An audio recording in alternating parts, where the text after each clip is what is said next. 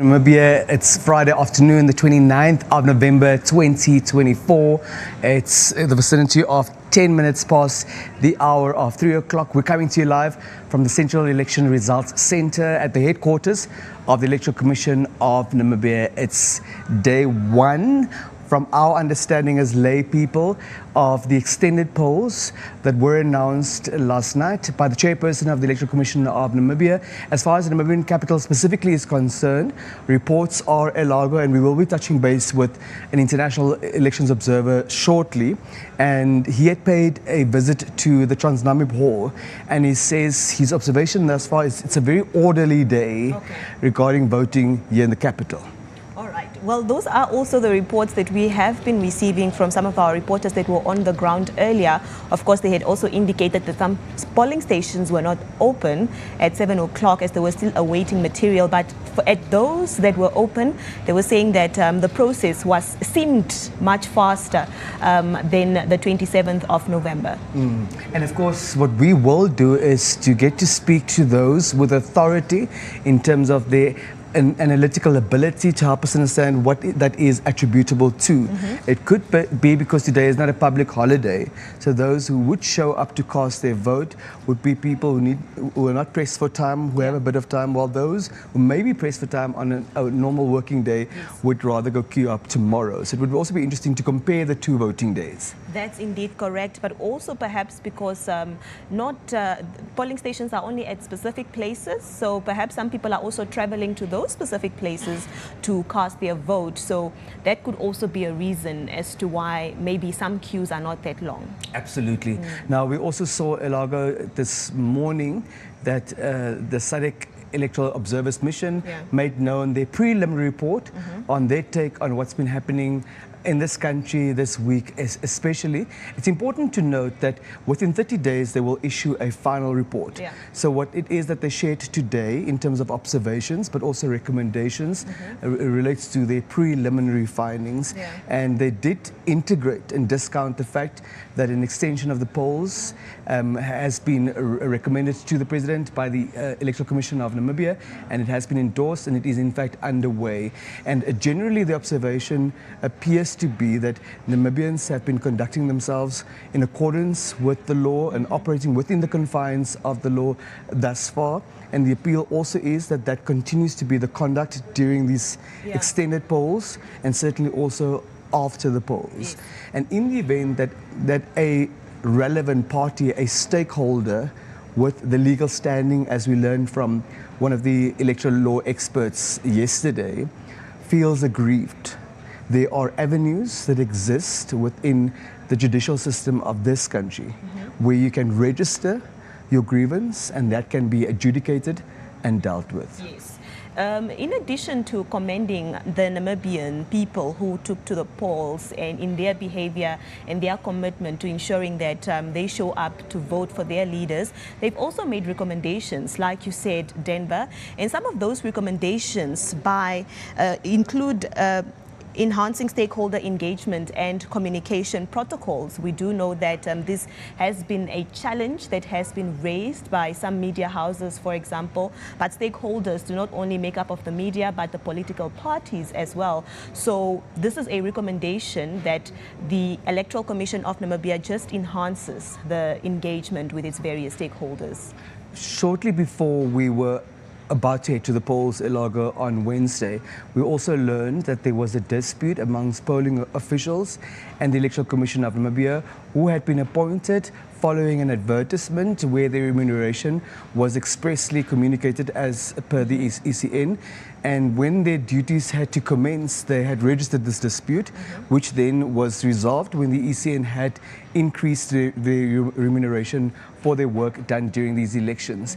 Now, the SADC Elections Observer Mission also says it's important to sort out contracts with such polling officials long before the time, so that it doesn't jeopardize the process when it's imminent. Which makes sense in terms of timelines if one knows where it is that you stand with a service provider, with a stakeholder, and it's documented and the terms and the conditions are clearly stipulated. Also that you as an entity such as the ECN would have recourse in the event that something is questioned or a grievance is registered. Now, another challenge that came out during these elections, Denver, that necessitated the extension of voting is the ballot papers running out at certain polling stations in some constituencies. Now, of course, this was brought about by the fact that Namibians can vote at any polling stations in any constituency of your choice. You are not restricted.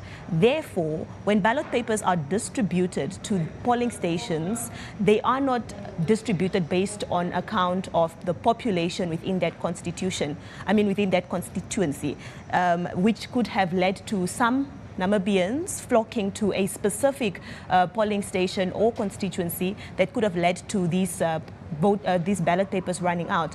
Now, the SADC's Elections Observer Mission thus recommends that perhaps Namibia then reforms its electoral system and changes it to the electorate to only be allowed to vote in the constituency in which they are registered, as this will allow them to have a figure in which they can budget for in terms of the ballot papers to be allocated to that polling station. Absolutely, Elago. So it's a matter that has been flagged by other analysts and authorities as well. So for purposes of voting, we are treated like one constituency, yes, and therefore you may vote at any place. But what they are saying, while that is still the case in terms of the law, preparing in terms of ballot papers must be a very rigorous process. We learned from the chairperson of the ECN last night that they are very meticulous in the manner in which they go about it. If a polling station runs out of ballot papers, before you can borrow from a polling station that has excess, you must follow due process. And that could be cumbersome. It certainly is time consuming. In the meantime, you have prospective voters standing in long queues and waiting longer whilst those processes are dealt with in terms of logistics and administration. So the Observer Mission is recommending that we rigorously manage the way we plan around ballot papers specifically, also for as long as the ballot paper system remains part of our voting regime. And we do know that in terms of the Supreme Court judgment of 2020, we may not use EVMs in this country for elections unless the existence of a verifiable paper trail can be guaranteed. Yes, and this also forms part of the recommendation for the Electoral Commission of Namibia to establish a crisis management framework. This will just outline how, when a crisis such as ballot papers running out, Denver, will be managed better, and this should be done in consultation with some of its stakeholders and the electorate as well, so that they are prepared in the future if an event of this kind does occur. Very well. What the SADC observers are also recommending, Elago, is that once these elections are dealt with, it's very important. They recommend that the ECN engages their stakeholders and hear from them what their take is on what transpired in the manner in which it was dealt with. And that would help re-establish or enhance the trust that these stakeholders have in the ECN. And I think if your mandate is to conduct, manage, supervise, run elections ultimately, it's important for stakeholders to have trust in you.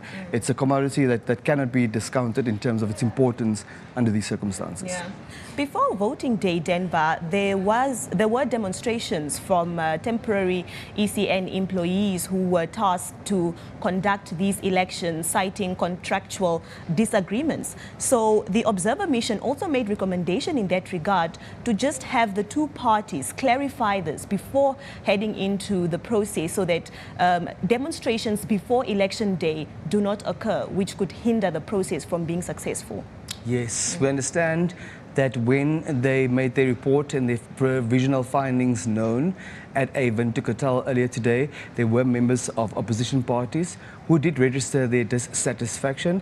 But in the meantime, they were clear that this is not the final report. The final report they will issue within 30 days. Yes, and the Observer Mission also strongly highlighted, given the presence of the political parties that were not happy, to use the channels that exist to air their grievances, as the Observer Mission is not able to do anything, but they are merely here to observe the elections and make recommendations of the elections. And document what they observe. right? And those avenues are in terms of the judicial system of this country. There are avenues that you can explore to seek recourse in the event that you are aggrieved. Elago, we are, of course, in the Central Elections Results Center, and verifiers are being prepared for a very important task that awaits them once the results that have been collated on constituency level from the polling stations where they were counted and displayed outside polling stations to be brought here to this centralized center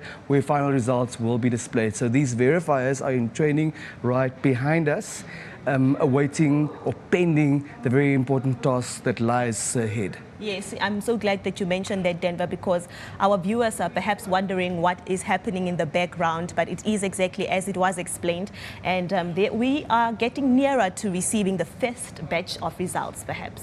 Yes, so what we do know is the ECN did indicate that the hope was to have the final results made available to Namibia by tomorrow, but because of the extended polls running today and tomorrow, that won't happen tomorrow. And as soon as they are able to give us an indication, they said they will do so, although the law does not prescribe a time frame within which results must be made known. We also this morning engaged a former chairperson of the Electoral Commission of Namibia, Dr. Victor Tonchi, who just walked us through how challenging the task is of hosting, conducting, managing, supervising elections. And certainly he concurred, Elago, that it's no walk in the park. There's so many factors that you have to be cognizant of with a lot of time pressure, and you have to make those decisions very quickly. And he also just appealed to Namibia, to Namibians, that we need to exercise patience and realize that because there may have been a lack of sleep over the last couple of days, that human errors will creep in. But it's important to draw a distinction between an administrative error and criminal conduct, and that an administrative error does not necessarily mean that a crime had been committed, and that we must allow the process to unfold and to take its course. Yes. Earlier on today, we had an engagement that is with Professor Piet Krookamp, who is a political expert and analyst from Northwest University in South Africa, but he is here in his duty as a observer from the Southern African region. Now, we were also talking about his observations during the voting process on the 27th of November and what his take is on the latest developments, given that voting has been extended right here in Namibia. And he shared that on the 27th of November, he noted the challenges that, of course, we all know that have been cited already, but he really commended Namibians for being very committed, regardless of the challenges, to ensure that they cast their vote. And I think there appears to be consensus across the board that Namibians really turned out in large numbers, braved the scorching sun during this summer in November to make sure that they participate in this process, and part of which gave rise to the challenge that on account of the numbers there was pressure on the system, and that is what the ECN says what motivated them to approach the president by virtue of a recommendation to have endorsed an extension of the polls, which we are witnessing unfolding as we speak. And in our program this afternoon, we do have more conversations lined up, which include observers who will be sharing their experiences and what it is that they have picked up during this election process.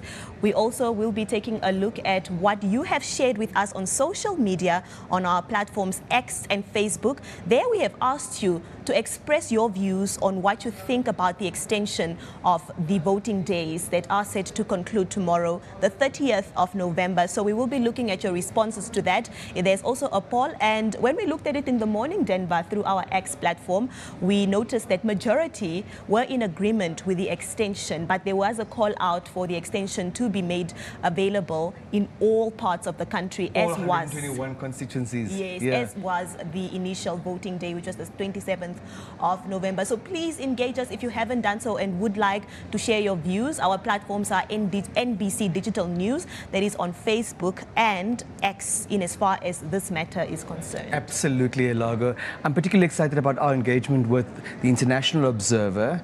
He's attached to the Hans Seidel Foundation. He's got experience over 3 election cycles. Okay. So it should be a nuanced take.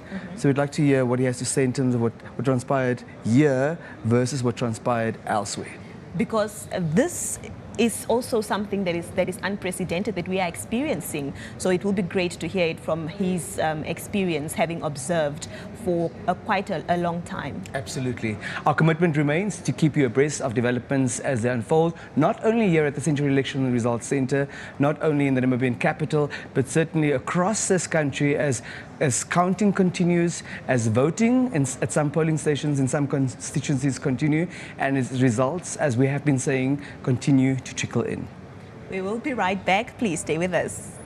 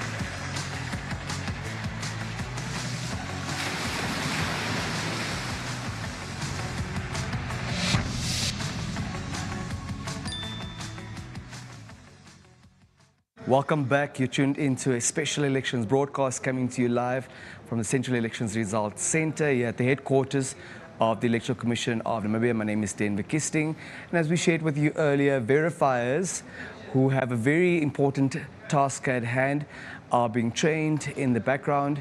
The anticipation is growing here at the Central Elections Results Centre, slowly but steadily, as we approach the ultimate announcement of the final results. But we have to be cognizant of the fact that the polls have been extended at some polling stations in some constituencies, so that certainly impacted the initial date of tomorrow.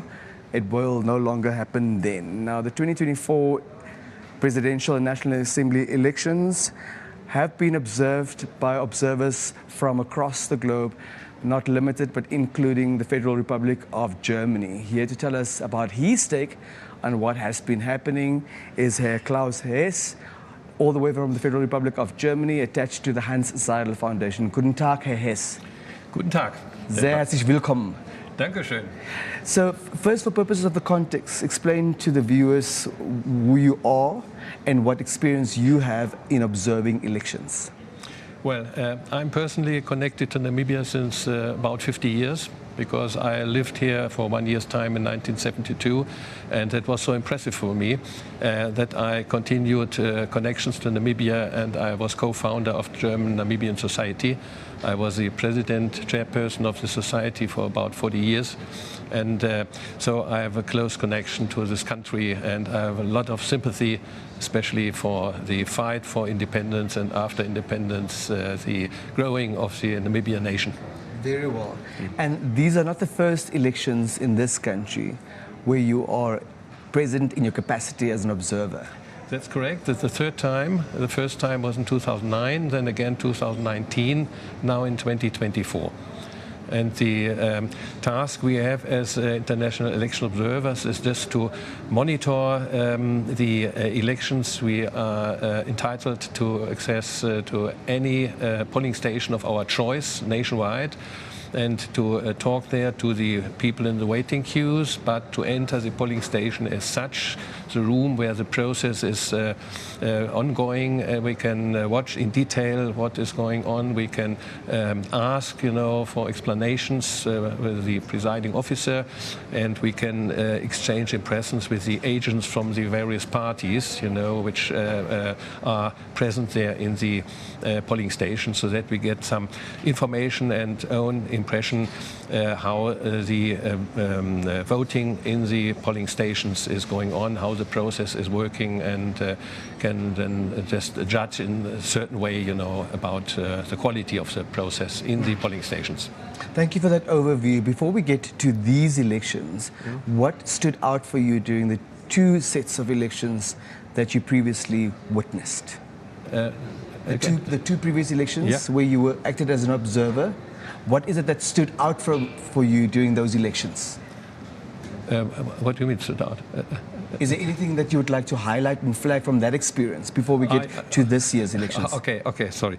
Yeah, well, one thing always impressing for me, it was even when the very first election I have watched, not monitored, was the election for independence 1989, you know, was a huge engagement of the voters, the huge time they were spending, you know, to queue up, you know, to wait, because I feel it's very important to vote, you know, and to be part of this process of independence, and also part of process of the political system about the power, you know, who will govern this country.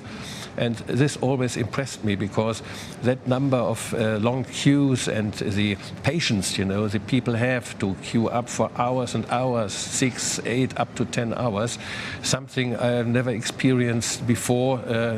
It was not to imagine in Europe, for instance, you know. So that's what you witnessed in 1989 already? Yeah. Albeit only as a witness, not as an observer? Yeah. No, I was here in the country, you know, at that time, and not as an official observer, but official observer I've been, as I said, you know, in the third year now. And now still is the patience, but the engagement that the people say, well, I want to give my vote, even if I have to wait for hours and hours and to stand in the sun and so. And this really, I have a really great respect for all these voters, and that they feel to be part of this democratic process is so important, you know, that everybody says, well, I face this challenge. Talk to us about your observations regarding the 2024 presidential and National Assembly elections. Yeah. Well, I had on the voting day, Wednesday, the possibility to visit 7 polling stations in Central Windhoek, in Klein Windhoek, in Kommersdal, and in Katutura. And the process as such, as we had seen, you know, the voters' verification process and this marking with the ink, you know, and then further on the process handing out of the ballot papers. And this process was, from my observation, okay in every polling station. And the problem, a certain bottleneck we have observed is if there's only one box, you know, where you can make your marks, you know, on the ballot papers, sometimes people take quite long time, you know. In the cubicle. In the cubicle, yeah. They give it some thought. They get the 2 ballot papers. They are shown that they are folded in a specific way, that on the outside there is a mark, a stamp, you know, that verifies later on, you know, that this is an original ballot paper and not a fake one, if they are counted later on, yeah. And then they are unfolded again, and the voter goes with these 2 ballot papers in this box, you know, and then he marks, you know, the person of choice for presidency and the party of choice for parliament. And this process, you know, that they have these ballot papers go in this box and to mark and then go out. That sometimes took about 1 or 2 minutes per person, you know, and this, of course, blocks the further process to channel through the following voters.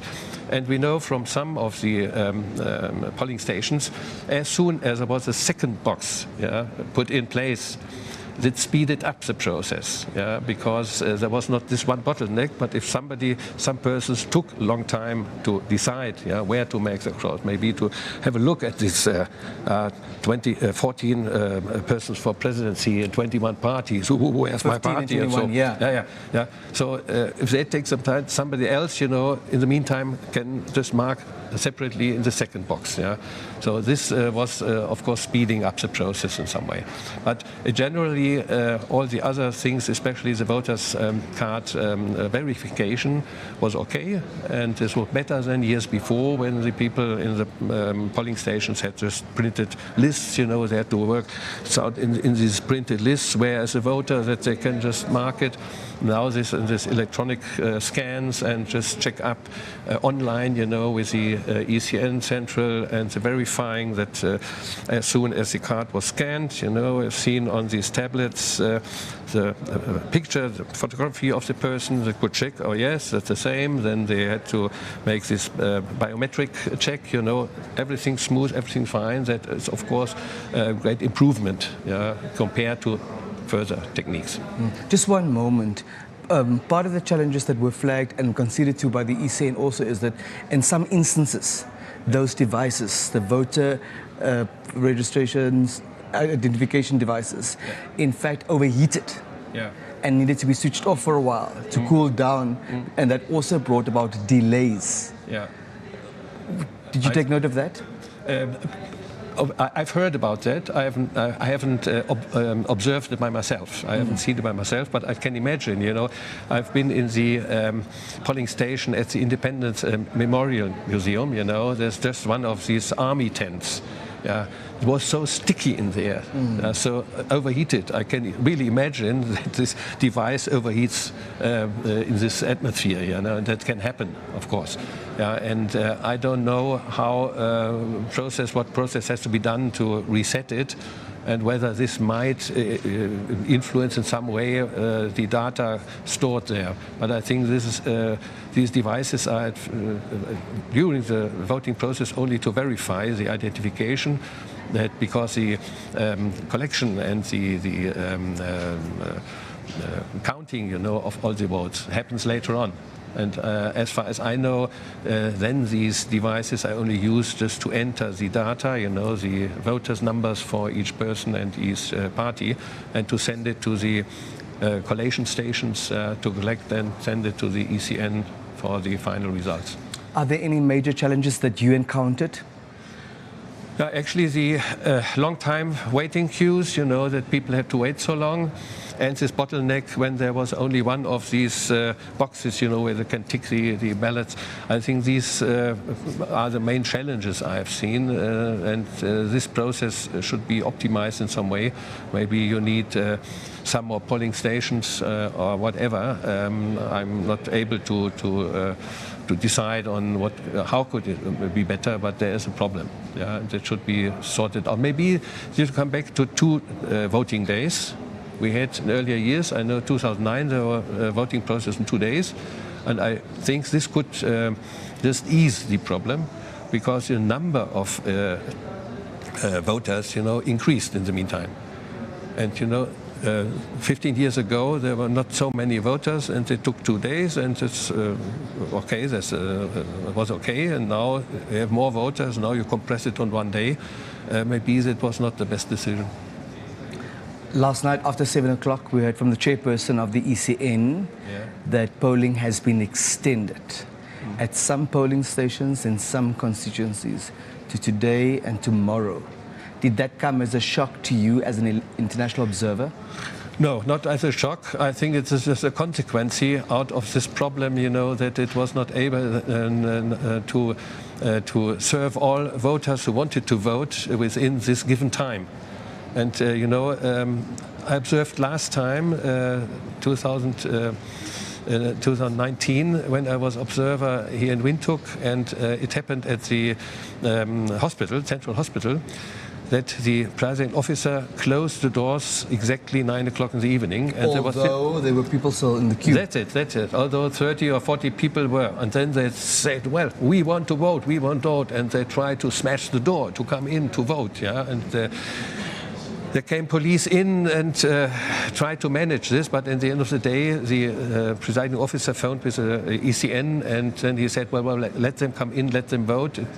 I think they voted until 11 o'clock, something like this. This year now, maybe they learned out of the process. This year now they said, well, everybody who is at 9 o'clock at the polling station will be able to vote, as however long it takes. Even if it's 1 million people in that queue at that moment. Yes. And at some polling stations, I think it was until midnight or even after midnight, you know, until the last voter had the possibility to vote. And then following that, the personnel at the polling stations had to count and had to do all the management following that. And right yesterday on Thursday, I visited some of the polling stations again, and there was still 6 o'clock in the afternoon. Still the same people I've met on Wednesday morning as presiding officer and staff. They were still sitting there, still finalizing counts, finalizing the documents. That means they are 36 hours plus on duty. And I have great respect for this. But one of the presiding officers, she had the problem to keep her eyes open, you know, and she always fell from the chair when I tried to speak to her. So I think does that give rise to concern? Actually, no concern, you know, because there is some control on the credibility, because the counting process was observed from agents from several parties. And I've seen that some of them, actually in every polling station, I've seen there were some, and they just noted every voter, you know, so that they at the end knew how many votes have been given in this specific polling station. And later on, and I've seen that in some polling station in Katutura and Komastal, that the results were displayed at the outside. Yeah? And I've made some pictures of them, so that is absolutely clear, and everybody can then check what the party agents had noted and can check it with what is on display and what is as numbers of votings goes into the ACN. And so this is quite open, everybody can check it, and even if you have people at every polling station, you can get these pictures, you can get information, you can add up, and you can make up your own result and check it against what the ECN just... You're talking about results that be displayed outside the polling stations by the presiding officer once counting has wrapped up. What impact does the pace at which results trickle in have on the voters' confidence in the process? Well, I don't, from my personal impression, it shouldn't make an impact on the confidence, on the trust, you know, in the result. Because, as I just explained, everybody can just collect all these data and can make up the result by himself. Very well. However, we also live in an era of social media where at times one witnesses misinformation and disinformation. Do you think the longer one takes as a country to make results of an election known, that you leave room for misinformation or disinformation to spread? I remember one of the previous elections I observed that it took some time until it was 2009, where they hadn't got this electronic, you know, checks with the voters' registration. So there was about 3 days it took until the first results were released. You know, there was some mistrust. You know, what is happening behind these closed doors? Why is it taking so long? Why does it take so long? You know, and as nobody really could look there, from the observers, what is going on there? How are they just? You were prohibited from entering. No. Behind the doors, you know, where all these data are collected and then added up and so on. There's this process we could not observe. So in this case now there will be some delay because you have these 2 additional days. For sure. Because ECN, I think, I do understand it. If they say, well, we want to have all data from all region, all constituencies before we hand out these, because this time it's quite sensible, more sensible about the result than the previous years, because from the informations in the last weeks might be the race between, the competition between the leading parties and the following up parties might be closer. And even for presidency. Has that been your observation? Obviously, and well, I've spoken to quite a number of people in Windhoek, I know, from the scientist field and other fields from media. And so, you know, there is the observation that the leading party might be might become not so many votes like before, and the competition between the candidates of the leading parties and some other parties might be quite closer. So it's a little bit sensible, about the outcome. And so although we don't know until we know. That's right. But the expectations and the opinions, it might be quite a close race this time, between for the parliament, who gets the majority and who will be the leading the official opposition, and even between the contestants for presidency. Any final thoughts, Herr Hess, this afternoon?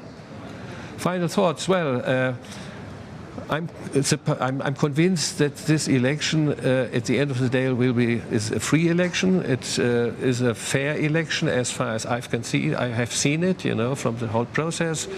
And my personal wish is for the future that every change here might happen in the parliament and our presidency will be a peaceful one, like as we have seen in Botswana, for instance, as we have seen in South Africa, and that the political future will be peaceful and the best for the whole population, the whole nation of Namibia. My best wishes. Is it not perhaps too early to make that pronouncement? We also saw that the SADC observers mission did indicate that despite some shortcomings, for which they had certain recommendations, that their overall sense that these elections were free and fair. When would be a more responsible, more appropriate moment during an election process to declare with conviction that an election was indeed free and fair? Well, that was my personal impression I've just told you, and well, that's only from these observations I could make, and my experience over the 34 years now of independence. I'm quite convinced that the further process, political process, and the election process now will be okay, and that we can say it is a free and fair election. Maybe a little bit of hope from my side. You did share with us how much you love Namibia. Yeah. Just for purposes of context for the viewer, you've also observed elections other than Namibian elections. Is that so? Yeah, I've observed 2 other elections in Europe, but it's quite a different situation because we have another organization in Europe. Every citizen, has a fixed address, a street and place, and we have some. In German, you say Einwohnermeldeamt, registration. The city where you are living, you are a citizen of that city or that town, and so you get a special invitation from your city for the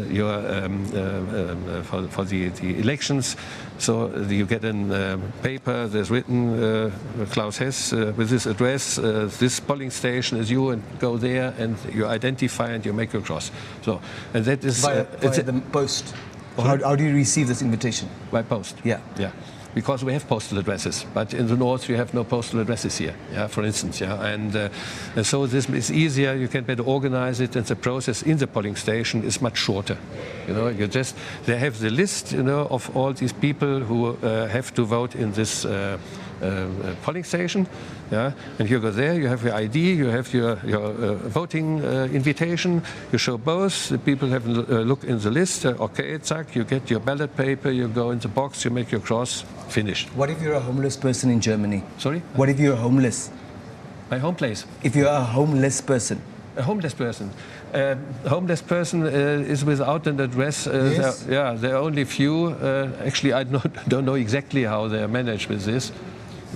And another aspect is we have the so-called Briefwahl.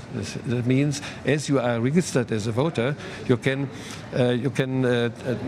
tell your city, well, I'm not at home not available that day. Then you get the special envelope and your ballot paper, and you can mark the ballot paper at home. You put it in this envelope and send it a week or 2 weeks before you send it to your polling station or to your city council.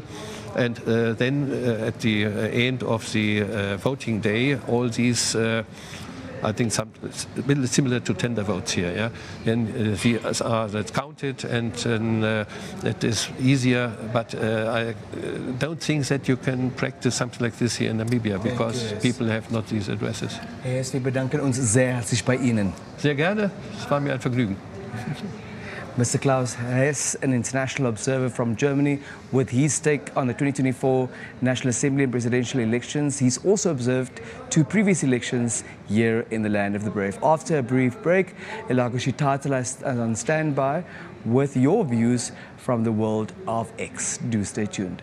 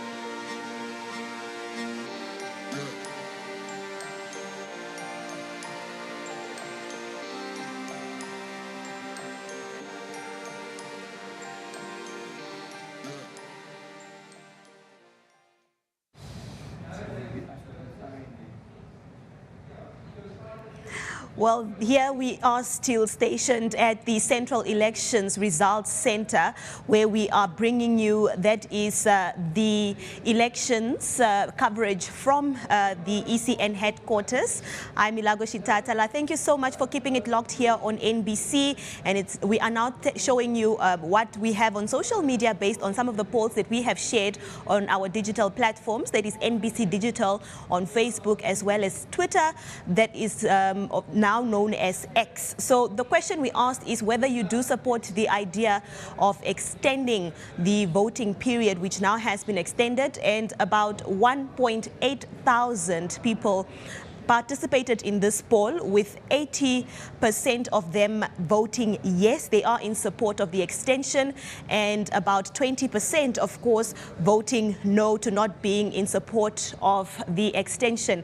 We further also engaged you on whether you do feel that young people have been turning up during these elections for the voting process, and about 791 people so far have participated in this poll. The poll was put up 6 hours ago, and 90% believe that indeed young people are turning up to vote, and that 10% believe that young people have not been turning up to vote. We also have a comment from Olivia Mwaluvala, who says, yes, let them go vote. That is, she is referring to the young people. And what we are also asking is whether you have participated in these elections, or perhaps you're still yet to go and participate. Well, 330 people have participated in this poll, and they have voted, 13% of them have voted for lack of information. They don't have enough information, and others have shared that they didn't feel that their vote mattered, and that makes up 26% of the 330 that took part in this poll. And the group of others who are citing other reasons for not participating in these elections are 61%. Now, that is what we have on Facebook. Let's take a look at what is displayed on X. We asked the same question on whether you feel an extension is necessary and you are in support of the idea of the extending voting day. And about 506 votes were cast in this one, and 70.4% indicated that yes, they have participated in this. They are in agreement with the idea of extending voting day, and 29.6% have voted no to not being in agreement or in support of the extension. Well, those are the polls that we currently have up on our social media platforms. That is NBC Digital News. Please engage with us on these platforms. We are still looking at the participation of young people, whether we feel like they are turning up adequately, and the result thereof is that 360 votes were cast, and 81.9% are saying yes, they do feel young people have been turning up adequately, and 18.1% do not feel that they are turning up adequately. The other question that we also asked is whether you participated in Wednesday's elections, and the results thereof are 118 total votes that were cast, with 28.8% of them saying that they have lack of information, 25.4% citing that they didn't feel that their vote mattered, and those with other reasons make up the 45.8%, also similar to that of the results that we have from Facebook. So please continue engaging us on our Facebook page as well as X under the handle NBC Digital News. We now hand over to the news highlights.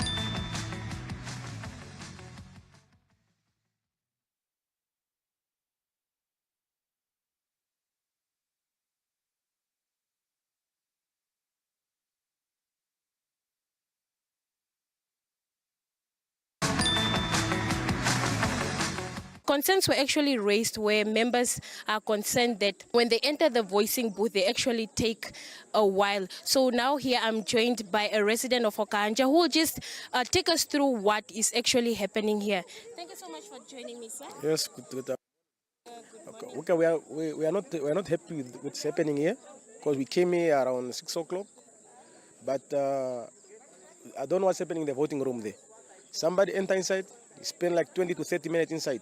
So if you check, there's a lot of people here. I don't know what time will they be able to vote, all of them, or not.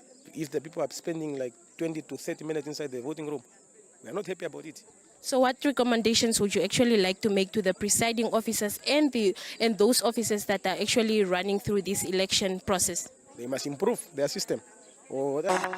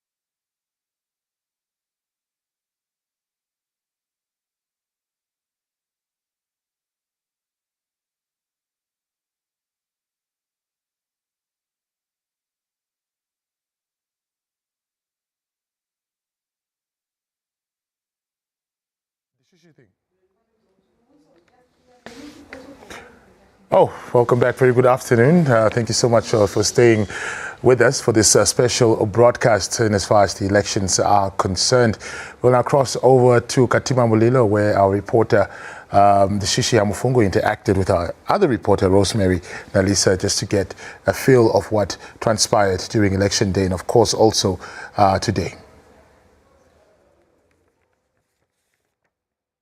That's right, we continue to provide you with coverage of the election as it unravels here from the Zambesi region. It's day 3, and of course, voting continues, as announced by the Electoral Commission of Namibia yesterday. I'm now joined by the NBC's reporter, that's Rosemary Nalisa, to provide us an update of what she's observed over the past few days since Wednesday, the initial date for election or voting day. Rosemary, a very good day. Good to see you. Good to have you with us. Good morning, and good to see you too, and good morning to the viewers. How are things going? How would you describe this electoral exercise since Wednesday? It was quite very, very intense, but enjoyable. We enjoyed the stress that came with it, and we tried to do our best. Yes. Very much indeed. Of course, we know that Wednesday, the 27th of November, was initially the date set aside for this election. We had a 14-hour period from 7 a.m. to 9 p.m. In the evening. But however, we saw major delays due to a lack of ballot papers at a number of polling stations. How was that situation here in the Zambezi region? I would say, starting from the polls started very early, on time at 7. Most of the polling stations opened at 7. Or if they were late, it was like 7:10. Okay. And the voting started, the queues were good, and the leaders came early, so we covered the leaders in the morning. And our teams now spread all over, and we had like more than 300 kilometers drive that day, crisscrossing, from here, Katima Rural, Katima Urban, Sibinda constituency, Linyanti, Judea, Liaboloma, and it was crazy. I can imagine. Yes, it was crazy. Yeah. Obviously, the issue of the ballot papers was quite an issue of concern. But when you look at the list of extended polling stations, the Zambezi region does not form part of that. None of the constituencies, none of the polling stations within those constituencies form part of that extended list.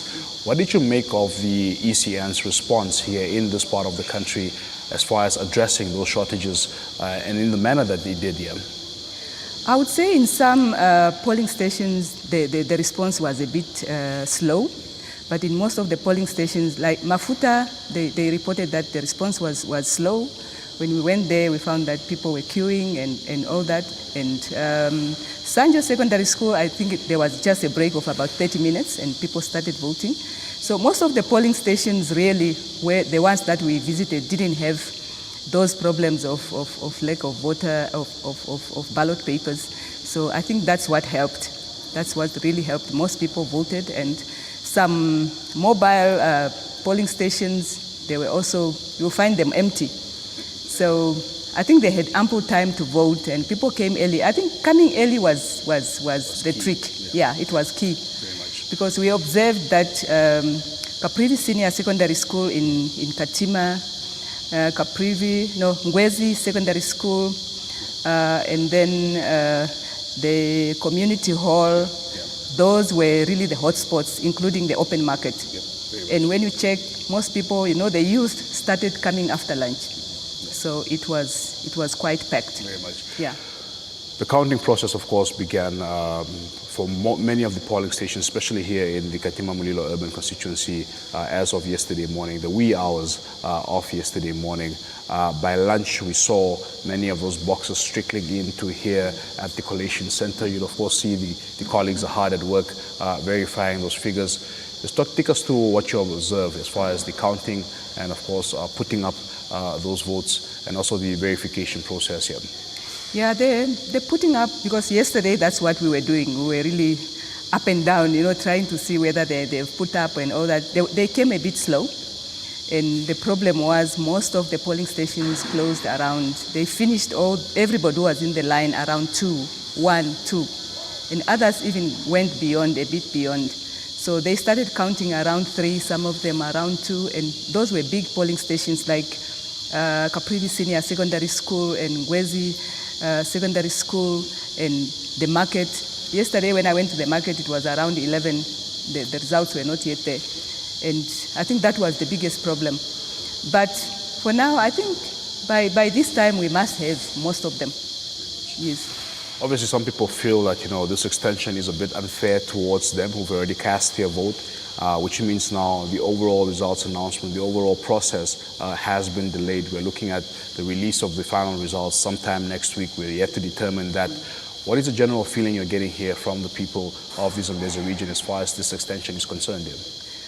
Yeah, a lot of people think they could have given all regions maybe a day or so extension, because there are some people who left, especially in those areas where the ballot papers got finished. So they left because they couldn't stay. We observed in one place, and when the ballot papers were finished, I hear some women said, let's go home and we'll come back later. So those might have come back and the queues are very long. So people feel they also needed a bit of an extension. Yeah, there are definitely people who didn't vote. Yeah, because of the long queues. Yeah. You also came across a mobile station, a mobile team. Obviously, they have to move around, and in that as well, they may miss out on some of these voters. Talk to us about that, Kim. Yes, there was a mobile team that we found, and by the time we came there, they were saying they were packing. So as we were now maneuvering in the village route and all the small roads in there, we found some groups of elderly women going there, heading to that same mobile polling station. So I don't know whether it was a matter of, communication breakdown, or were they told that they'll be there until 10 o'clock, because those ones said they were supposed to be there from 7 up to 10. And when we came there, it was like 10:30. Wow. So they were already going, and we were even discussing with my colleagues that, those are elderly women, and we see the next polling station is about 5 kilometers away. So we just hope they got somebody to take them there. Or they might not have, or they might not have, and gone back home. Yeah.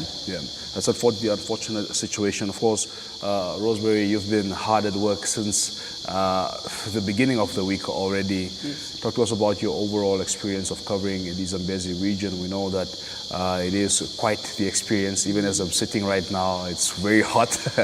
But also just looking at the very terrain of the Zambezi region. You have floodplains, you have wetlands, thick forest vegetation. How has it been for you as a journalist? Yeah, it's tough. You really have to adapt, especially with the terrain. The driving is hectic. Immediately you leave the tar road, you are in for a good bumpy road. So that was that. And the other issue is the connectivity. The network is so bad in other areas. You see that it's flat. Whoever calls you, it's just be not reachable. For hours, you'll be not reachable. So I think the challenges are there, especially the network. I fully understand when I hear most of the polling stations are failing to upload the results. Yeah, I fully understand. Talk to us about that. We know that, of course, we are in the verification phase of it. We've also seen a lot of polling officials, presiding officers coming from their stations to here, and with the assistance of the colleagues here, uploading those results.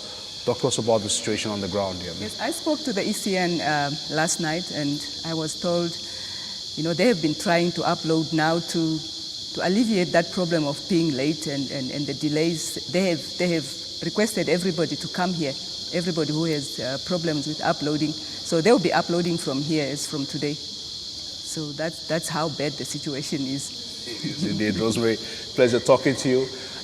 You will still be in the field for a number of days. Initially, your work was to conclude tomorrow, that is Saturday the 30th. Yes. But as things look now, you will be continuing up until next week. Yes. Are you ready? Are you ready for it? Yes, I am ready. Fantastic. Yes. All the best to you, and thank you so much for the fantastic work that you're doing. Thank you very much for having me.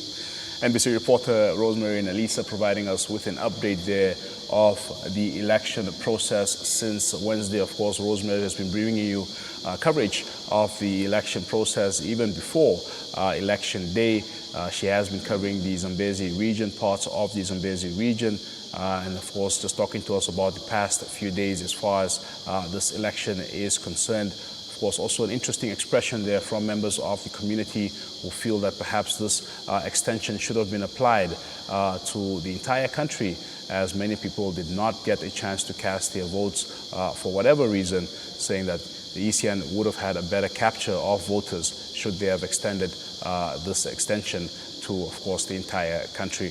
We'll continue to bring you updates here from the Zambezi region as they unravel.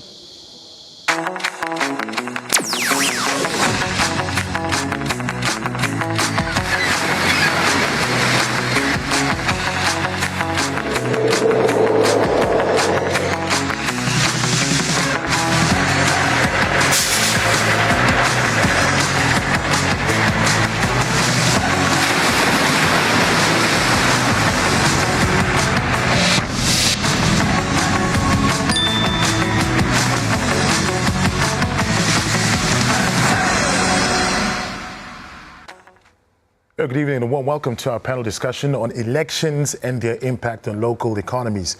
Elections are not just a political exercise, but an economic event driving activity and shaping futures. From campaign spending to policy implications, the impact runs deep. We are unpacking how elections influence businesses, communities, and Namibia's broader economy, while also exploring opportunities and challenges that comes with it. Joining us for this discussion, we have on my immediate left, Veripi Kandenge, president of the Namibia Informal Sector Organization, or NISO. And via Skype, we have Amalia Schmidt, who is a director at the NCCI. And last but not least, we have Shupura, a researcher at the Economic and Social Justice Trust. Gentlemen, lady, thank you so much for making time to join us for this very timely discussion at a very critical time. Thank you very much. Much obliged. Let's start off with the youngest man on the panel, Shupura. We just had elections, I'm sure, which you also went to go cast your vote. You are also involved in everything that relates to the socio-economic condition of Namibians. Talk to us about the importance of you going to cast your vote and the difference that you would want to see in connection with what you do. I think the importance is, number one, my democratic right or my democratic obligation, which is the first thing. And then secondly, also as an economic and social justice activist, it has to do a lot with, who we need to hold accountable or who we see as individuals that are, meeting the specific needs and wants of, those who we advocate for, those who we fight for at the end of the day. Mm-hmm. Yeah. But you are here representing the informal sector. It's a word that we commonly hear all the time, informal business, informal sector. But who exactly forms part of the informal sector? The informal economy is those people who are currently not recognized by law or by any legislation of the government. Currently, if I might give you some information on the informal economy, is that starting with the legislatory environment in our country, the informal economy is totally recognized. Meaning that, if you talk about the Labor Act, we are not recognized. If you talk about Social Security Act, you talk about Growth at Home. If you talk about Local Authority Act, we are absent in all these acts. And again, if I might also go further, the informal economy is not part of the government plans. When you talk about NDP 1, NDP 2, NDP 3, NDP 4, NDP 5, we are totally not part of the Vision 2030, meaning that, we are not part of the Namibian House. And currently, as you have been also seeing in the media and everywhere, is that, we are currently being harassed, evicted, and also Our goods are being impounded by the police, and even to the extent that we are receiving fines and sometimes ending up in jail. So that's a sector which is not currently recognized. And as a challenge, is that, we have been voting for the last maybe, say, 5 years or 6 years. We've been voting, but there is no change to us. But the informal economy, of course, represent close to plus minus, as they estimating, 600,000 or 500,000 people are operating in the informal economy. It's a big, very, very huge. That's right. It's very, very huge.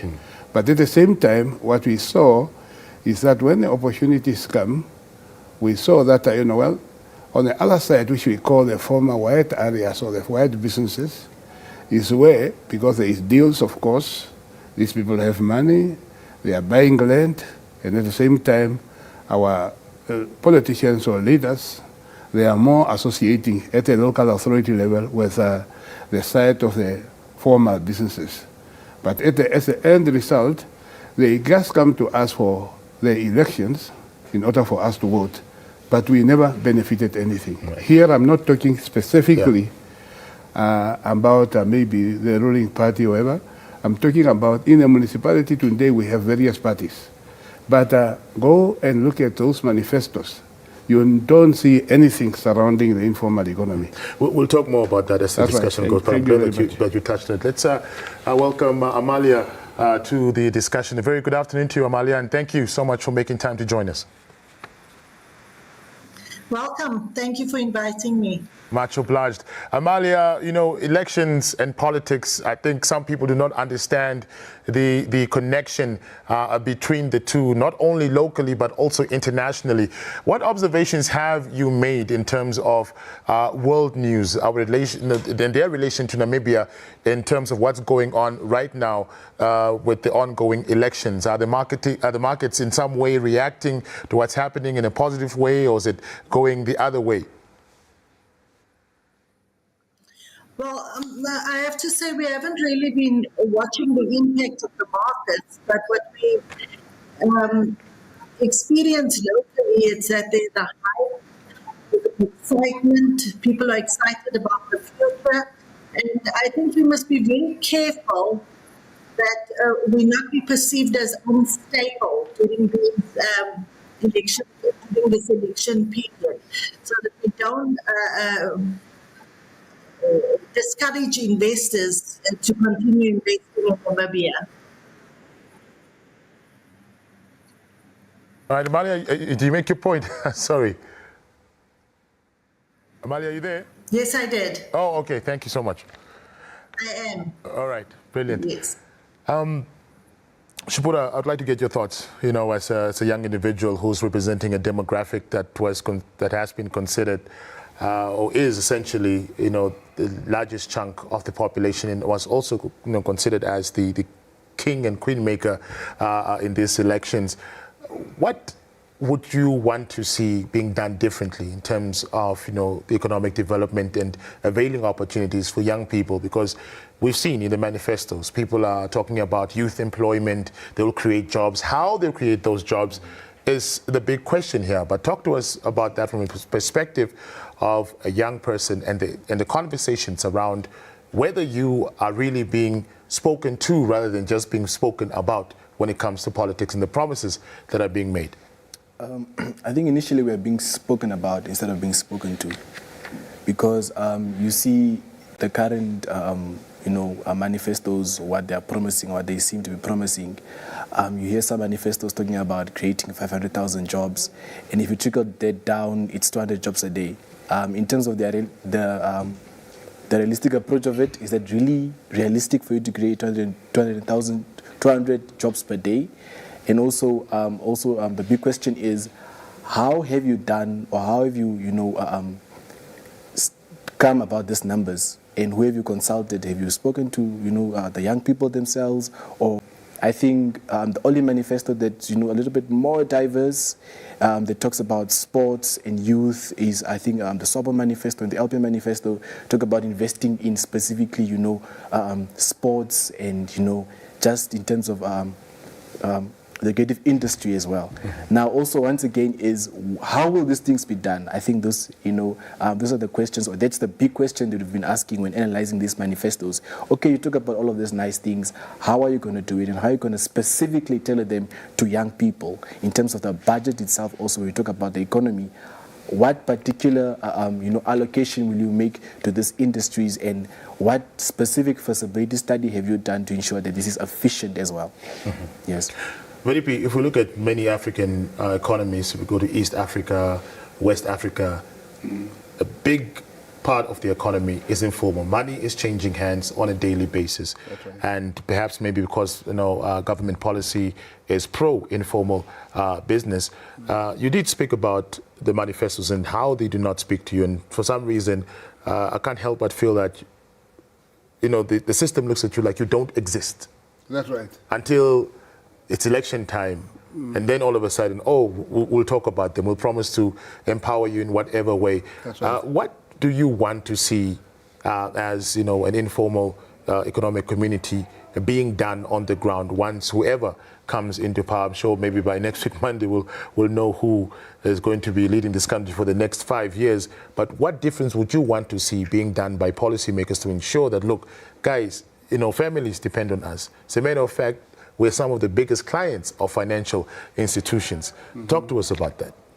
Yes, at first, we want to look at the regulatory environment in our country where the policy of the informal sector or the informal economy should be developed. Or, of course, through our negotiations, we put our own position paper where we also highlighted the issues which need to be addressed.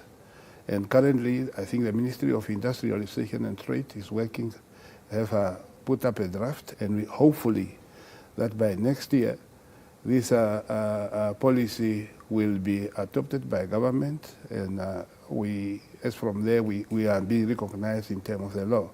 There is also things underway which have been happening this year, which was an extra year, because currently we are also working with the National Planning Commission. We are working with the Ministry of Trade, Labor, and all the others in terms of the part of the NDP6 to be included.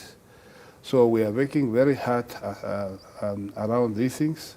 And what we would like to see, most importantly, we are business people. Of course, we would like to see to be included in the financial sector. Mostly when you talk about procurement, the law, the act on procurement, we must be included. And we must be included on things like loans, credit, and all these kind of things. We must be included so that we can also be protected and also grow our business. You cannot grow business without money. And the current trend, which have been there, which is that the job created is destroyed. Because we are creating jobs, and at the end of the day, the police or the law enforcement agencies are impounding our goods, they are closing our businesses. That is not what we want to see.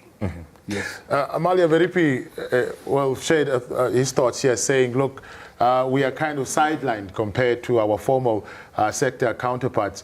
Do you agree with the sentiments? Do you feel that formal businesses enjoy more preference in terms of the ease of doing business and not having to have that fear of businesses just being shut down like we see the informal sector being treated? Well, I have to agree with him to a certain extent.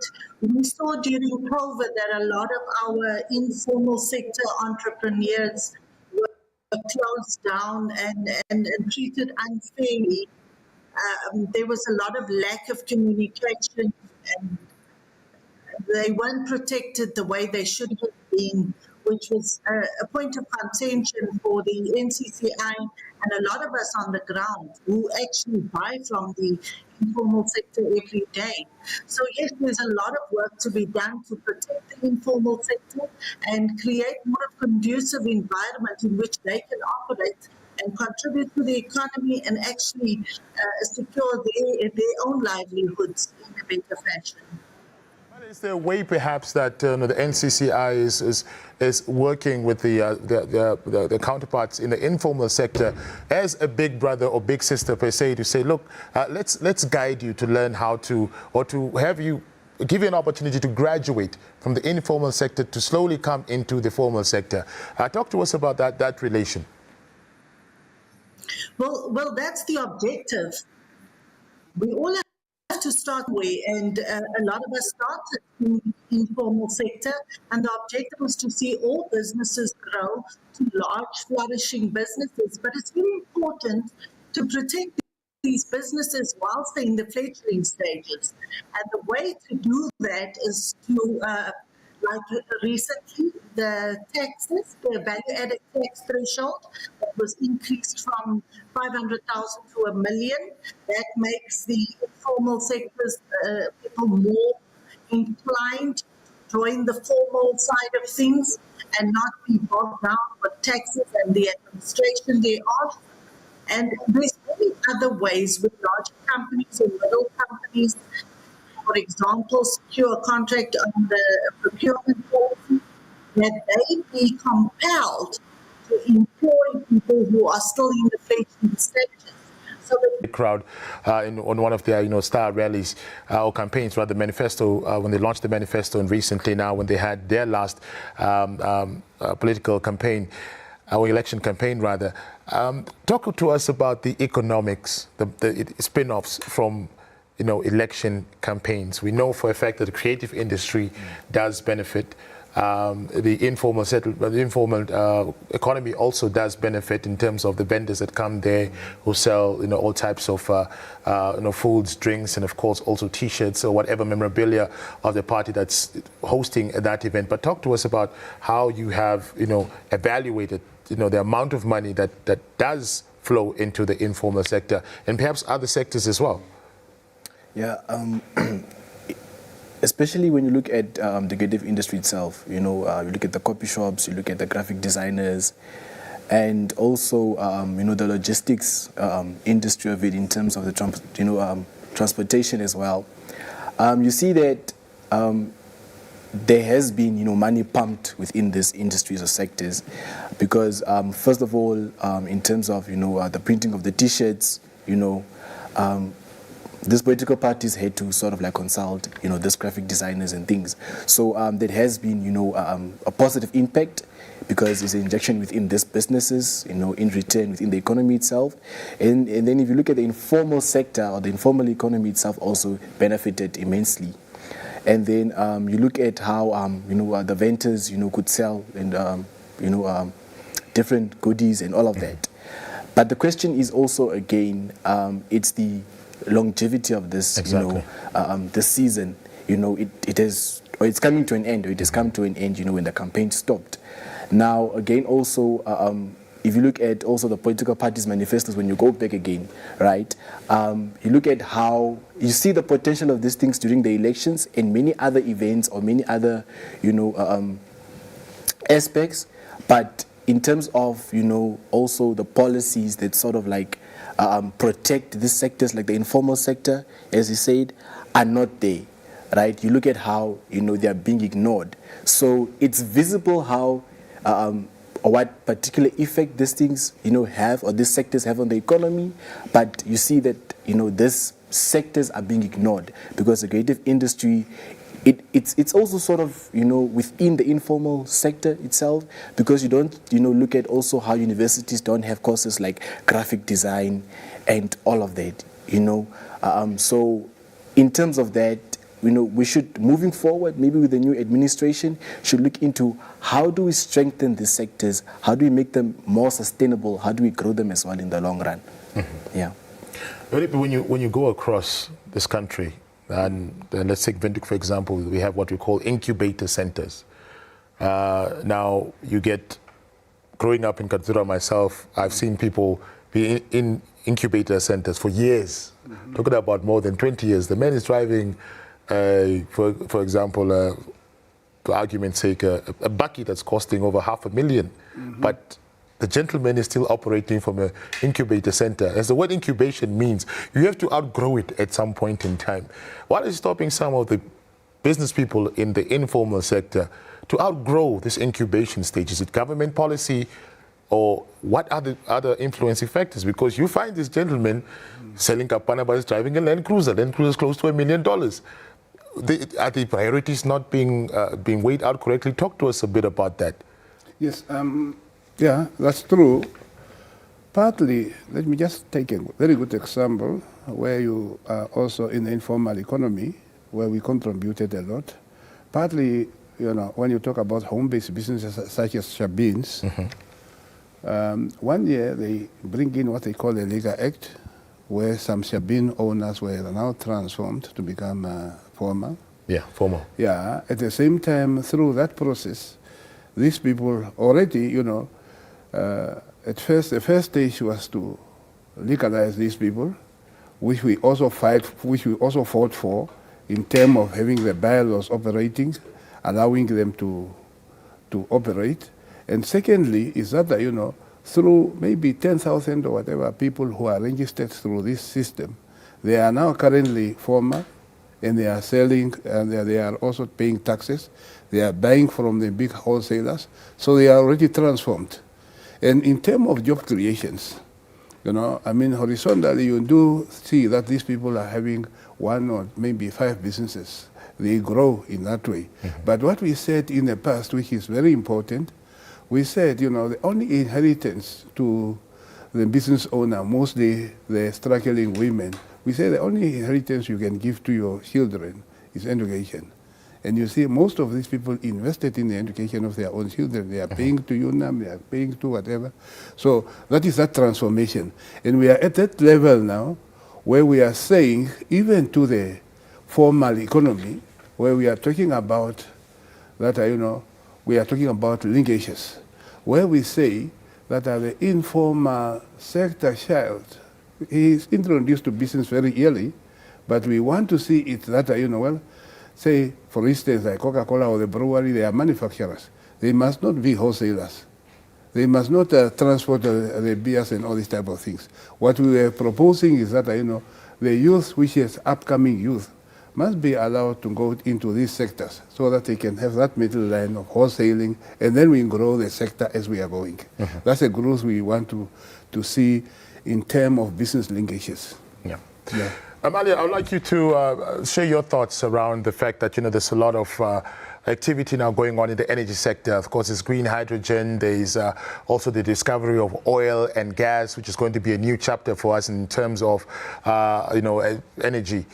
What type of political leadership are we looking at from a business perspective to ensure that we do not end up like other countries who have discovered what some people call Texas tea? Not many African countries have successful stories when it comes to the discovery of oil. There's a lot of conflict at the end of the day, or sometimes other sectors are neglected, and we end up having what they call Dutch disease. Talk to us about what the business community would like to see, especially in the energy sector, given this new ventures. Well, given the opportunity that Namibia has been blessed with, and I say blessed, we are on the brink of a great future, but it's very, very important how we maneuver ourselves from this point onwards. Our government and our people in support of the government and what the government should actually approach this with the knowledge that we have a value to add. We have a contribution to make, and we must not sell ourselves short or make deals that don't sustain our country or benefit our citizens in the long run. We must know our value. We must know that we've got a contribution to make. And when we go to the negotiating table, we must go as equals or even greater than equal as to how the ownership and development of our resources is going to take place, so that we can see that the lives of every Namibian is improved as a result of our oil discovery, our green hydrogen capacity. All this must filter down to every resident of our country, and that's where our leaders take center stage when they go to the negotiating table. Yeah. Thank you for that, Shipura. We need to rely on them to do the best for us. All right, thank you so much. Shipura, I saw you nodding your head to some of the points Mali was making. Of course, like I said, this is a new chapter that we're embarking on as a country, and how we will handle or manage these resources is entirely up to us, but most especially the leadership. What would you want to see, and in terms of the style of leadership in managing our resources adequately to ensure that each and every Namibian gets an opportunity to live a decent life? The country is rich anyways in terms of mineral resources, but some argue and say, look, we haven't adequately managed the resources that we already have. Why must we look optimistically towards this new chapter when we have not such a good track record in terms of the way these things have been managed over the years, given the fact that we are also considered as one of the most unequal societies in the world? Talk to us about that. I think looking at the elections themselves, looking at the choices we had in terms of the political parties and their manifestos, I think most people can attest to the fact that we had to vote for the worse, for the better evil, right? Because we've analyzed the manifestos, we've looked at, okay, who is advocating for social justice? Who wants to ensure that everybody gets a piece of the cake, right? We look at political parties like IPC wanting to privatize, land and, wanting to privatize certain, sectors of the government. But you look at how dangerous that is, right? For us not to be optimistic as well, we look at how dangerous that is, because already we can't sort of attain things like land.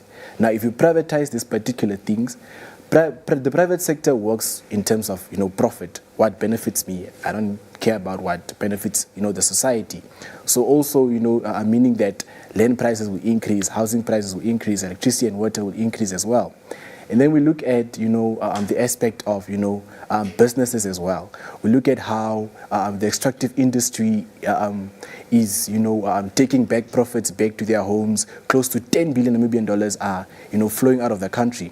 Now, what I was expecting from the manifestos was, how do we get that money back so that it benefits everyone, right? How do we equitably distribute these profits? Because yes, we are a country that is rich in minerals and rich in resources, and these minerals and resources do provide profit, but how do we ensure that this profit comes back and we all benefit, which is what I didn't see within these manifestos, right? Sopo speaks about, resource beneficiation. How do we do that? How do we benefit from our resources if in your previous administration you couldn't get back the 10 billion? Right? That's also a huge question again.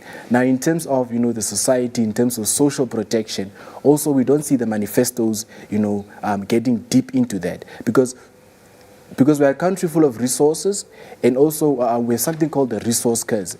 The oil and gas industry can cause a resource curse. The green hydrogen industry can cause a resource curse, because we can't sort of manage our resources efficiently. We can't ensure that these resources benefit people on the ground. And I think also moving forward with the new administration, I see it as a repetitive approach. I see it as a repeat.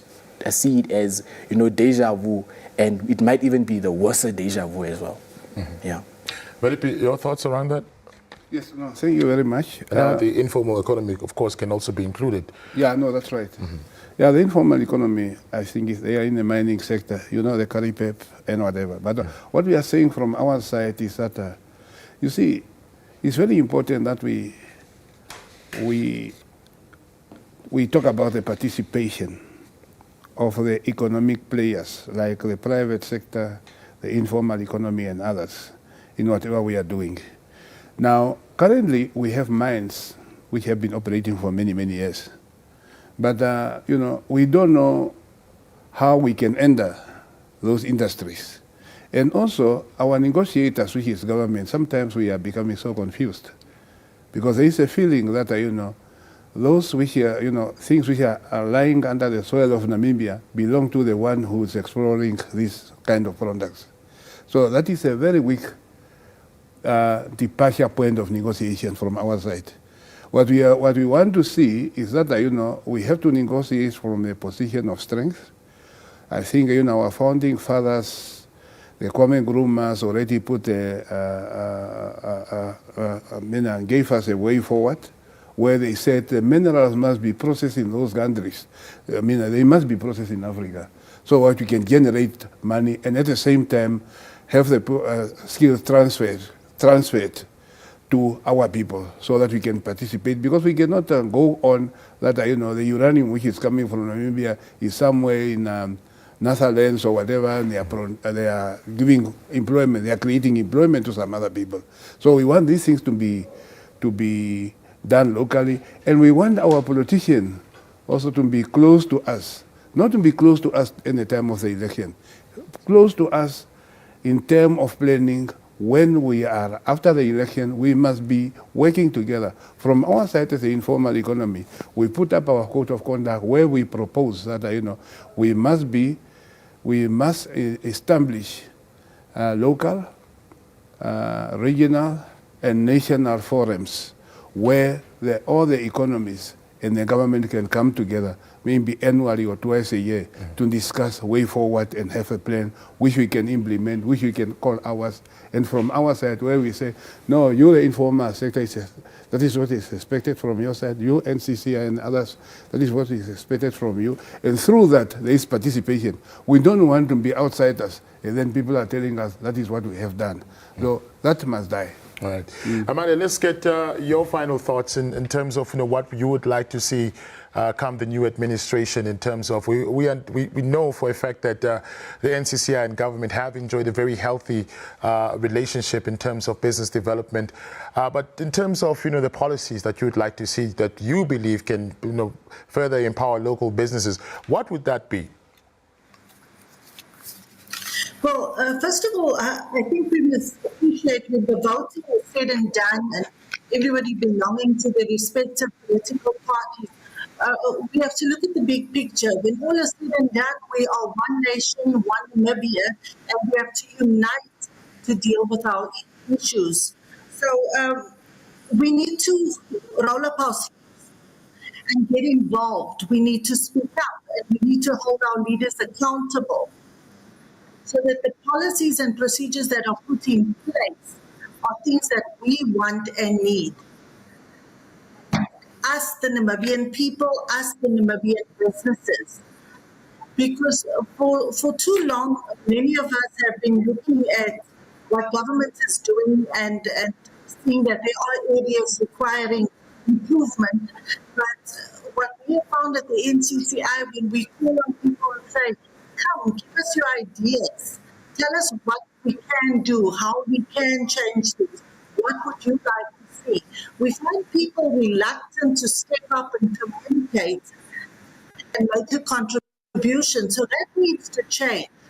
With the new government, new administration, us as a nation and us as the business people, we need to get involved and hold our leaders accountable, speak up, and be prepared to help and do the work. Thank you so much, Amalia. Shipura, your final thoughts regarding, come the new administration. And Amalia said something very profound, said we have to do the work, we have to roll up our sleeves, all hands on deck. What role can the youth play, in terms of proactively play? Yes, we understand that, in some instances the youth feels left out, but there are young people who are out there taking initiatives, trying all types of things, sourcing funding where they can. If that spirit can be relayed to the next young person, how do we do that to understand that the young people also have a much more bigger role to play? I think also, number one, we need to learn how we're going to hold our government accountable, because accountability and transparency in terms of governance is very important. Because you look at us, in March we're going to transition into NTB 6. But have we looked at whether NTB 5 has worked? Have we looked at whether it has reached its particular goals and objectives? We haven't done that. In terms of monitoring and evaluation, what particular tools were used to do that, and who was consulted in terms of, analyzing whether this thing was a success or not. And then also, secondly, young people need to know exactly what is going on around the country, because we can't hold our government accountable if we don't know what's going on. right? We see young people saying, I don't want to be involved in politics, right? I don't want to be, affiliated to a particular organization or a particular institute because it's politics, right? But politics administrates literally everything in this country. And then lastly, I think also as young people, we need to stand up and, fight for ourselves, right? Because I don't think anyone else is going to fight for us if we don't fight for ourselves. Yes, Amushelelo is doing what he's doing, and, an activist, and all the other activists can do what they're doing. But also, at the end of the day, it's useless if we don't unite as the youth, right? I'm not saying we should fight against government. We should fight with government, right? We should ensure that even as civil society organizations or as young people within civil society organizations, that we engage tirelessly with government, because we look at things like where there's a particular event where government needs to be held accountable, but you only see like a few young people. That brings in a new question as to what exactly do you want as a young person? How do you hold your government accountable, and how do you ensure that you tell your government what exactly you want as a young person as well? Right. Yeah. But if you have the last say, and I'd like you to share your final thoughts around the fact that you already have an organization in the form of NISO, but how do you believe, or how do you think the informal sector can come, can be more united and, be taken, as a force to be reckoned with when you stand together and address your issues instead of having, everybody else, doing their own thing? What do you think needs to be done in the informal sector amongst yourselves, in order to be taken as a force to be reckoned with? Yes. What I should say from the outset is that, as I said, that, we put up a code of conduct with its operation guidelines, with the assistance also of the Ministry of Trade, Ministry of Labor, and Ministry of Urban, and also various municipalities. That document is already on table, where we are saying that all of us, because this is a small child, the informal economy, it needs to be transformed, and all of us have to work together. But the first thing we have to talk about here is that, what we want, government policies. Government have very good policies. And if you look, one of them is that, we are fighting, we talk about poverty eradication, we talk about job creation, all these things we are talking about. When the informal economy, at least they are creating jobs. Those jobs are destroyed, as I said. So at the end of the day, what we would like to see is that, they have to stop the law enforcement agencies first. We are not a military state where we have police and armies and harassing our own people. That is a very embarrassing part. So we have to stop that part first and work on a strategy which can grow the informal economy.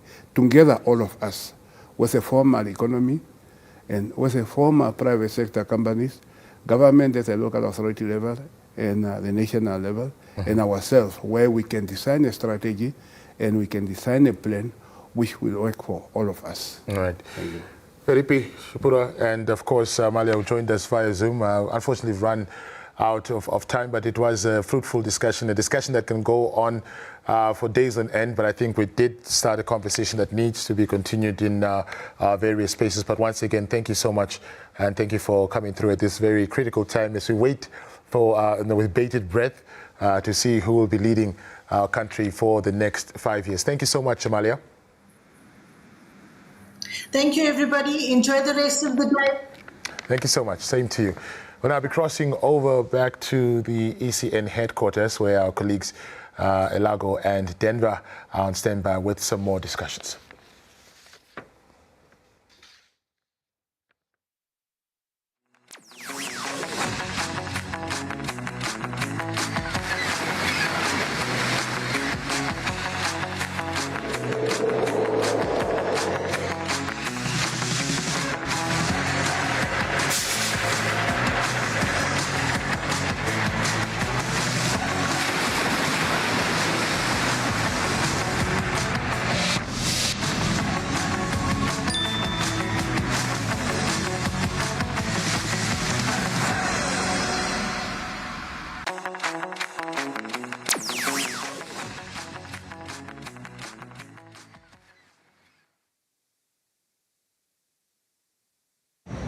Thank you so much, Jonas. We are still here at the Central Elections Results Center, that is at the headquarters of the Electoral Commission of Namibia, and we are continuing to bring you those conversations pertaining to Namibia taking to the polls during this period. Now, voting day one, that we now know, was on the 27th of November, which has now been extended as voters are allowed to take to the polls today, the 29th of November, up to tomorrow, the 30th of November, as polls are expected to close at 9 o'clock once the last person that is found in the queue has cast their vote. And this is for the purpose of electing a president and National Assembly leaders.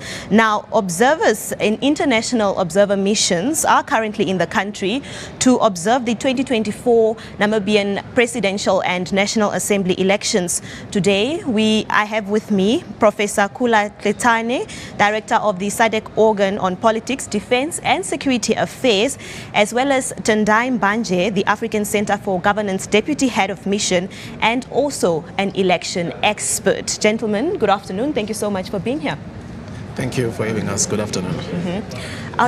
Good afternoon, Professor. I'd like to start with you, Professor. Please just give us an overall overview of your observations of the Namibian presidential and National Assembly elections, starting with before the voting began on Wednesday up to where we are today, knowing that now it has been extended. Thank you. Good afternoon, and good afternoon to the viewers at home. The elections, I think, in terms of preparations just before the elections on the 27th, from our observations, we observed a very peaceful environment. Everybody was determined to go and vote. Everybody was ready to go and vote. But unfortunately, during the day of the elections, quite a number of things were observed.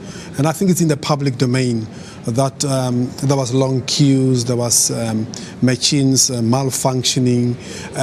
But the most important thing for the day was that despite all that, the Namibians still remained calm, they remained peaceful, and they were there on those long queues wanting to make a difference in their country. So I observed a country of people who are patient, a country of people who really want to make a difference. All right. Yes, ma'am. Mr. Mbanje, what were your observations? Thank you. For us, as the African Center for Governance Election Observation Mission, we've been engaging with electoral stakeholders in Namibia, particularly ECN and other stakeholders since August. We came here to do a pre-election assessment mission where we assessed the state of preparedness of ECN and stakeholders. We had a good sense that stakeholders were prepared to get into the election, and we received a very comprehensive feedback, a report from ECN about their preparedness and the measures that they put in place ahead of the election. We then received our invitation from ECN. They invited us to come and observe. Then we re-engaged the stakeholders. There was a sense of preparedness as well. But however, I must say that, of course, elections are not generally perfect. The ECN remember that they've recorded unprecedented voter registration. Numbers have grown up. And this is a trend across the continent where sometimes electoral commissions underplay to some extent because they work on the statistics of the previous elections in terms of their preparations. So we do have a sense that elections were conducted in a peaceful, like what Professor said, peaceful manner. Namibians are very exemplary people. Polling officials were professional, so as the citizens. But however, the logistical challenges first, which to some extent show inadequate preparedness of ECN to some extent. Was this not picked up during your observations pre-election time? We did not pick that up. We received a very comprehensive. We're convinced that things were going to swiftly go well in the election. But however, I do not know in terms of their preparedness towards the E-Day, what was going on, because it was very busy for us to fully engage. But we had a sense that they were prepared. But despite the fact that there were long queues, there were huge numbers and so forth, there was a sense also of them being proactive in addressing the issues. I mean, you saw that the extension itself shows the proactive aspect of them wanting people to, the citizens to exercise the right to vote, and also the fact that they also reached out to polling stations that had run out of ballot papers, for example, to ensure that they provide. Well, those are good efforts to some extent, I would say, yeah. I want us to now talk about the extension itself in perhaps in a more complex manner. Would you say the decision to extend voting day is one that you are in support of? Was it done in an appropriate manner? Would you term it as that, Professor? I support the decision. I support the decision for one simple reason, because you want to give all the Namibians a chance to vote. The question as to whether it was done in an appropriate manner is very difficult for me. Only the courts can determine that. This needs to be taken to court, and the court will need to test it. There must be evidence. You must go take it through a group of lawyers to make a determination. But even if I was the president of Namibia, I would have made the same call, because whether you say you are extending the number of days for people to vote or you don't do it, you'll ultimately still be wrong. But for the president to do that, it was to say, I want all Namibians to exercise their democratic right. I support the decision. Well, let's talk about the time that this decision was made. Was it timely enough? From my point of view, speaking in my personal capacity as an election expert, Namibia is a very small population. Have 1.4 registered voters, eligible voters, registered as it were. I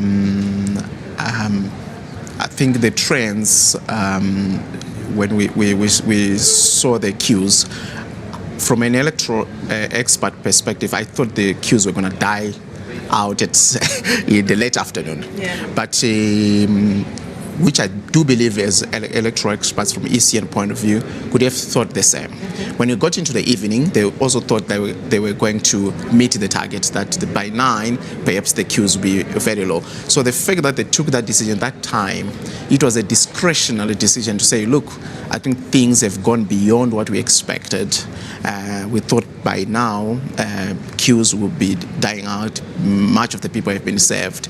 So the decision to be taken at that particular time, obviously it's in the interest of the people. The reason why there's any extension, I would say that it's simply because it's trying to accommodate, it's trying to be inclusive. Sometimes stakeholders like political parties do not agree with how things have been done, but at the heart of this, the intention is to be much inclusive. The intention is to ensure that citizens have gotten this opportunity, which comes once in 5 years, you know. That is my response. An opportunity has now been provided for those who have not voted to do so, given the extension. But at the same time, some of those polling stations that closed on the 27th of November successfully have started counting, and results are being released. Do these in any way influence those taking to the polls during this extension period? Professor? I don't think so. In my view, I don't think so. If your question is based on whether influencing in who you are going to vote for, I do not think so. I think once you make a determination that you are going to vote a party A, you will still go and vote party A. I don't think so. And coming back to your question, if I may, as to whether the announcement of the extension was on time, what one needs to understand is that the president acts on the advice of the technocrats, and the technocrats in this instance being the ECN. In my view, the ECN should have advised the president the evening of the 27th, when they saw that the queues are unacceptably long. They should have made a call and then advised the president. But be as it may, they made a decision. And I think it is in the right course to address the challenge that they experience on the 27th. But coming back to your question, I don't think it will influence how they vote in the next 2 days or so. Yes, ma'am. Do you share the same sentiments on influence? What this decision could do, generally, I do share the same sentiments, but the flip side also of it is that if there is a sensation out there of voter frustration, it could make voters feel frustrated. It depends how the message is transmitted. I hope the ECN has communicated sufficient to say we are extending the voting process because of these reasons. I hope it's well explained, so that it's not come across as something that is negative. But I do share the same sentiments that generally people who belong to movements will not abandon movements because of certain small glitches in administration of elections. Let's talk about how this decision and this unprecedented times for Namibia compares to other elections that are held on the African continent. We know that there are differences in the different countries, especially those that took to the polls this year.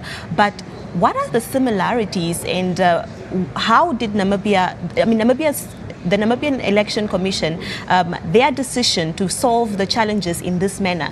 Is it something that has been done before on the continent, and is this decision one that should be emulated by other countries who face challenges of this nature but do not address them in this way, Professor? Yes, ma'am. Since last year, July, I've observed 10 elections, and this is the second time I see it happening. So yes, I think in future in other countries, but they need to act a bit earlier enough than they did here. If they see a challenge like this, I think they need to go back to the drawing board, advise their principal, and extend the date for the elections, or look at the number of people who voted, look at the polling stations, and make a determination. I was in Mauritius just before I came here observing elections. The rule was you will not have more than 500 voters per. If you go to a school, they will have about 10-15 classes, depending on the number of registered voters, and you will not have more than 500 people per classroom. And the queues, they could manage the queues that way. So either have more polling stations or have more rooms per polling stations. All right, sir. Yes, I do share the same sentiments. It's a practice that has happened before, where electoral commissions elsewhere are trying to accommodate voters. But in instances where the challenges that are faced are of a severe magnitude, it can impact how voters react to the outcome of the election. In an instance where in the pre-election phase there were several issues, discontentment, lack of engagement, or so many other things, it could, if such a scenario was there, it can then lead people to react in a negative way when such happens, to say we are extending, because humans are always after fault finding, but not also understanding that this country is very, not to be on the defense of ECN, but it's very big. Yeah. So just logistical part of it is just it's just a nightmare. Yeah, because it's vast. It's vast. Yes. So it's geography that beats ECN in terms of it also becomes expensive. Transporting materials in a vast piece of land, it's not an easy thing. It's expensive, and it has a lot of implications from a logistical point of view. I think going ahead, the ECN needs to really, really upskill in terms of preparedness ahead of time, and also in terms of ensuring that what has happened in the previous election doesn't recur, because if it recurs, it's not also good for their own perception, how citizens view them and how they trust them. The extension, how does it speak to the engagement and the consideration of ECN to its election, to its stakeholders' thoughts and also some of the challenges that they have raised? Does this speak in any way to ECN taking into consideration of their stakeholders? In my view, yes, certainly. The fact that there is 30 36 polling stations, if my numbers are correct, that have been considered to say they have to exercise, they being afforded this opportunity to vote. I think it's a good thing. If you are to then make, not sure how many numbers will be in those polling stations, I think it's a huge consideration for the stakeholders participating in this election.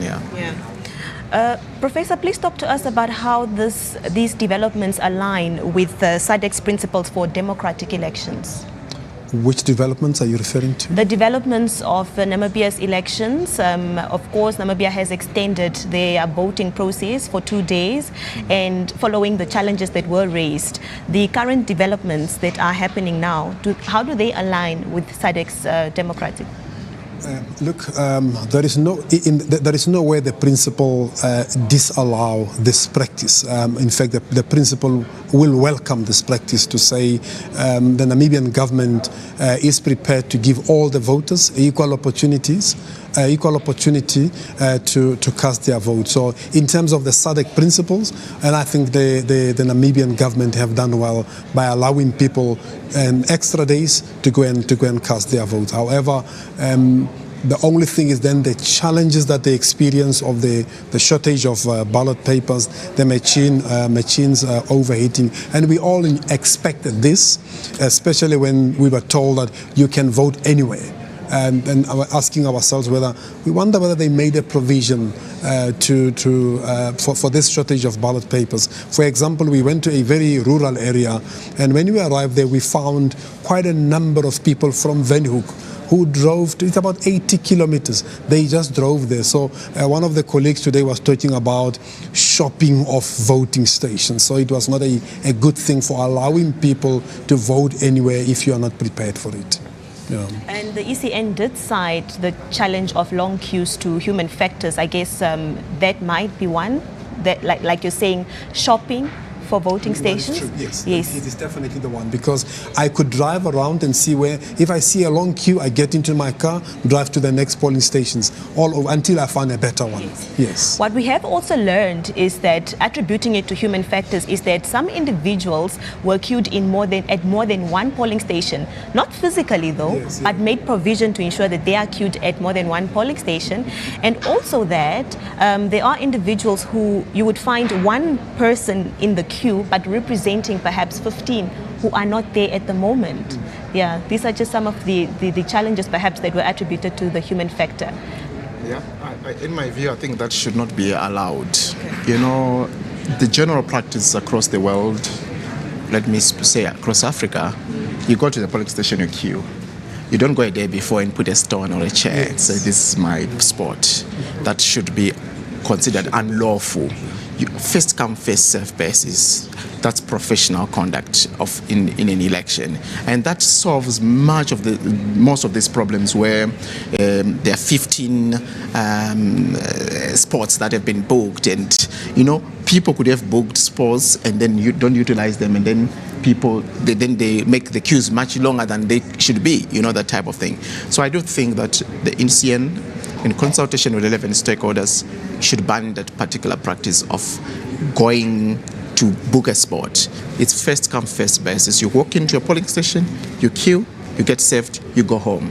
You don't establish a tent or a thing a day before. I mean, if it's hot, if you come to in the line, you can put an umbrella or a tent. But to say a day before you go and put a stone, and what the videos that we're seeing, I don't think that disadvantages other voters. Okay.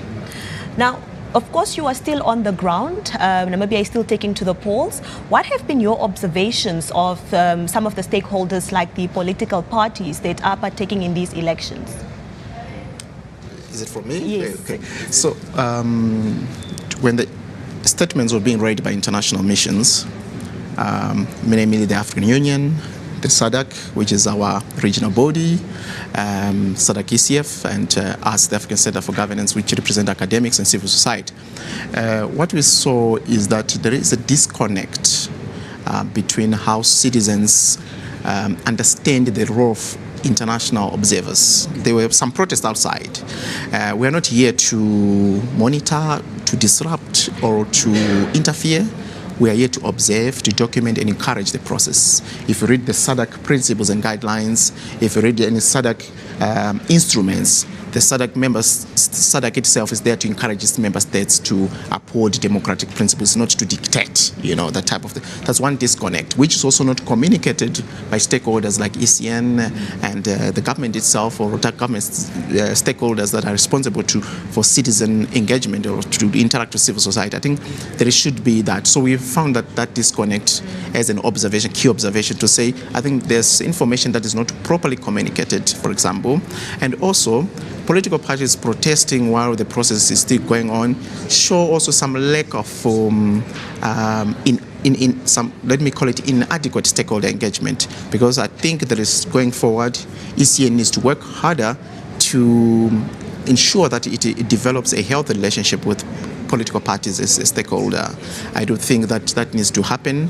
They should find ways to neutralize tensions. It's not good for Namibians. Namibians are known for good exemplary as African citizens, It's known as a stable democracy for many years, They need to work hard to ensure that that trust, that bond that existed many years is restored. Yeah. As you've termed it, it could have been a lack of awareness, of course, on the body's role here. So what approach should have been taken then for these parties that, for example, went out today to demonstrate, to have their plights or their cries heard? I think parties knows what to do. For me, for you to go to a venue where observation bodies are going to release their statements, and you want to air your frustration, and at the same time you are a party that want to convince the people that you want to run the government. You want to convince the Namibians that you can run this country better than anyone else, but you don't even understand how government function. Because for me, if you want to air your grievances, you know where ECN offices are, you know where the office of the president is, you know where government departments are. And that is the machinery of government that they should have gone to, not coming to the political parties. And I think people make a mistake, and I want to talk about the disconnect that he was talking about, and not only in Namibia. I've seen it in many countries I've been to. They think they can tell, or they think we can tell the government what to do. They think we can tell the government, you need to stop the elections now, you are not ready. And that is not our role.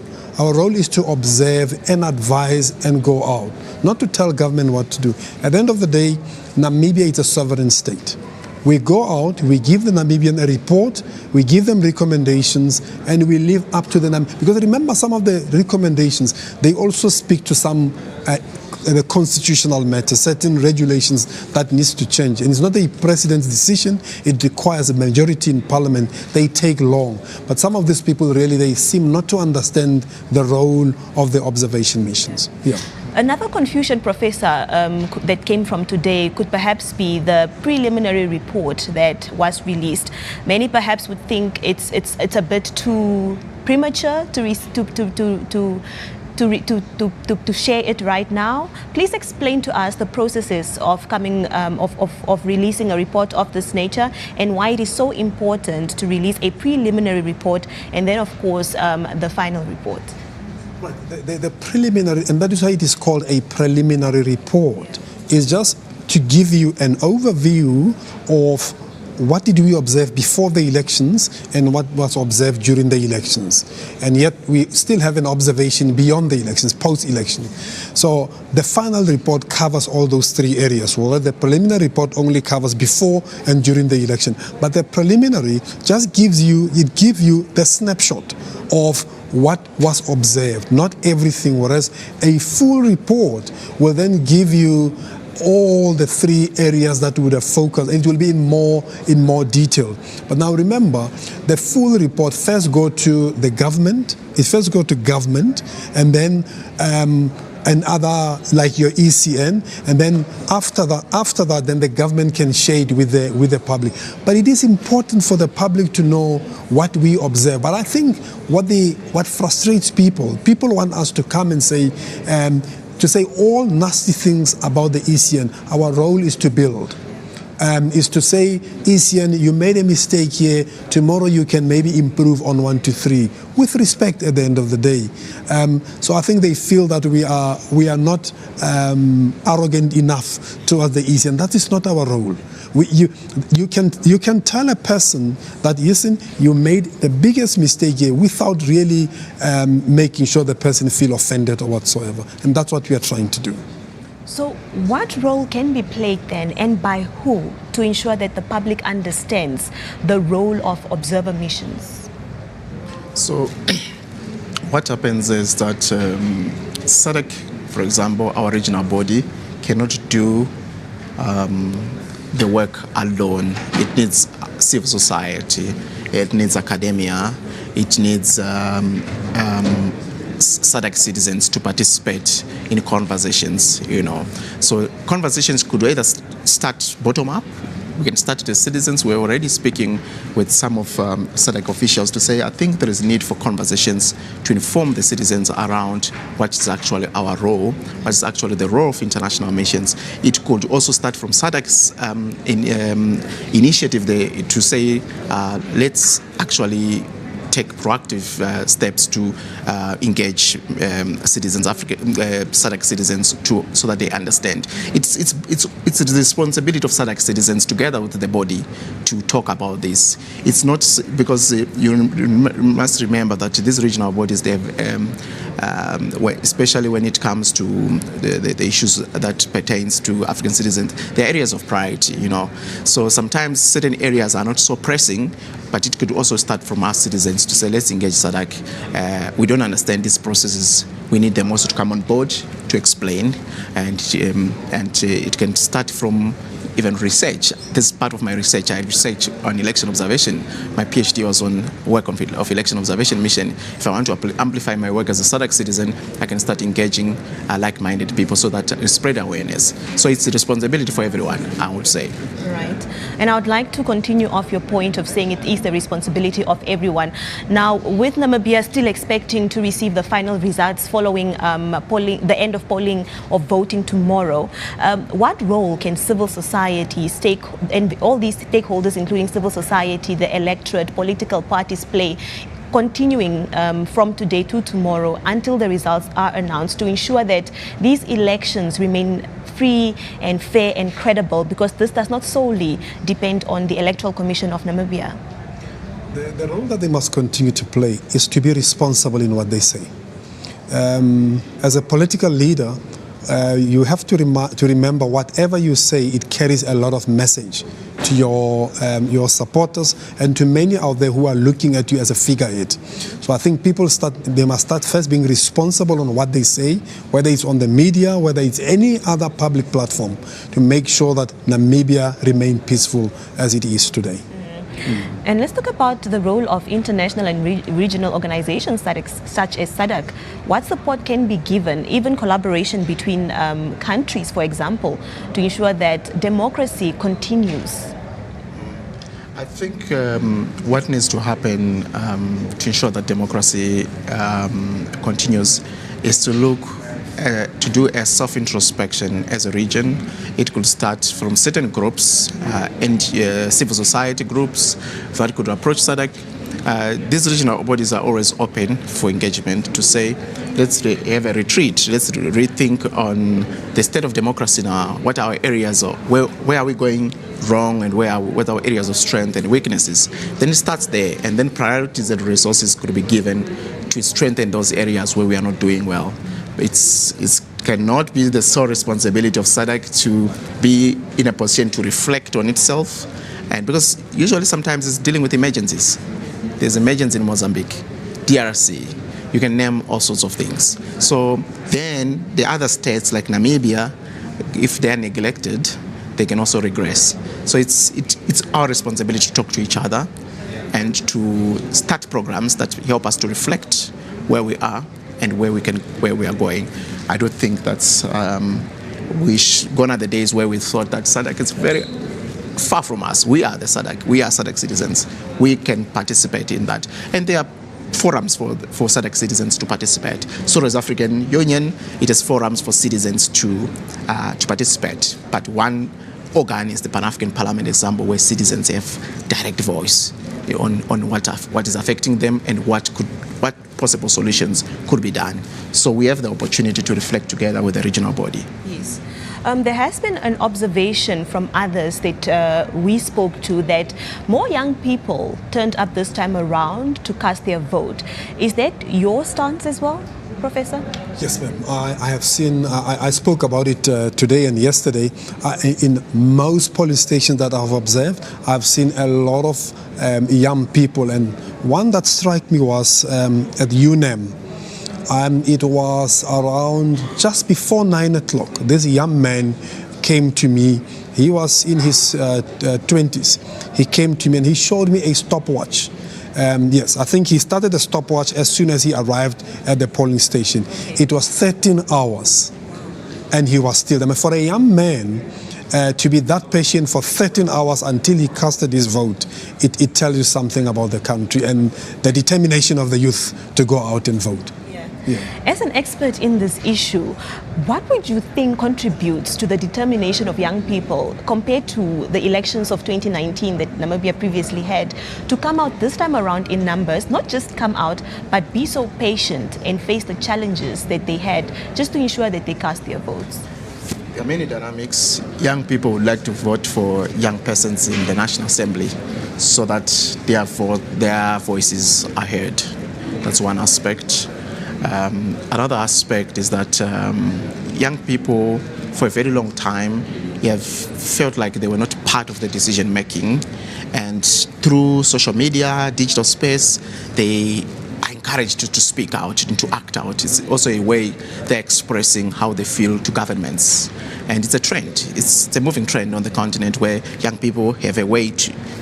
One way they've realized that we can express how we feel is through the ballot box, one of the many ways. And then also another way is that voting processes, not only in Namibia, but across the continent, have become issues of economic issues. They want to go and speak how that casting vote can change their lives. That is why those numbers. So when the person is casting, speak to young people, I've spoken to many, they will tell them, I hope what I've done will change my life to the better. We don't know what that means, depending on their decision, who they voted for, but when they are casting, they are making a contract with that particular movement or political party or person to say, I'm voting you with the hope that this will change my life to the better in one way or the other. Whether my voice will be heard in the National Assembly or whether you will provide my needs in creating opportunities and spaces for me to grow as a young person. I think those are kind of issues. Elections are bread and butter issues. That's the underlying factor around them. We cannot lie. I think that is what we are noticing. And research confirms that. Yeah. Now, this has not always been the case, though. Young people have not always had an interest in elections. So are we expecting this to be a trend going forward? Certainly, we are going to experience it as a trend, especially where there are economic challenges, where there are socio-economic ills, drug and substance abuse, perhaps that seem to be neglected and so forth. If the trend of challenges, social challenges continue, we are going to, especially if they have a direct impact on young people, we're going to experience it. I don't know if Prof shares the same. No, I agree. There is one country, I won't mention it, that I've observed elections and I've seen the same.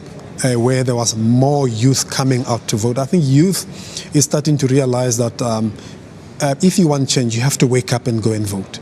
You cannot see change by just lying down and hoping that somebody will go and vote and make a difference. So, and rightfully so, they can see youth want to go to school, they want employment, they are looking at all those things. And when they wake up and see, but if I want change, if I want to go to school, I would rather go and vote for somebody that I think will make all these things possible for me.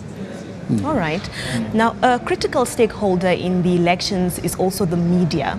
So what have your observations been in the coverage of these elections? Media plays a critical role in elections.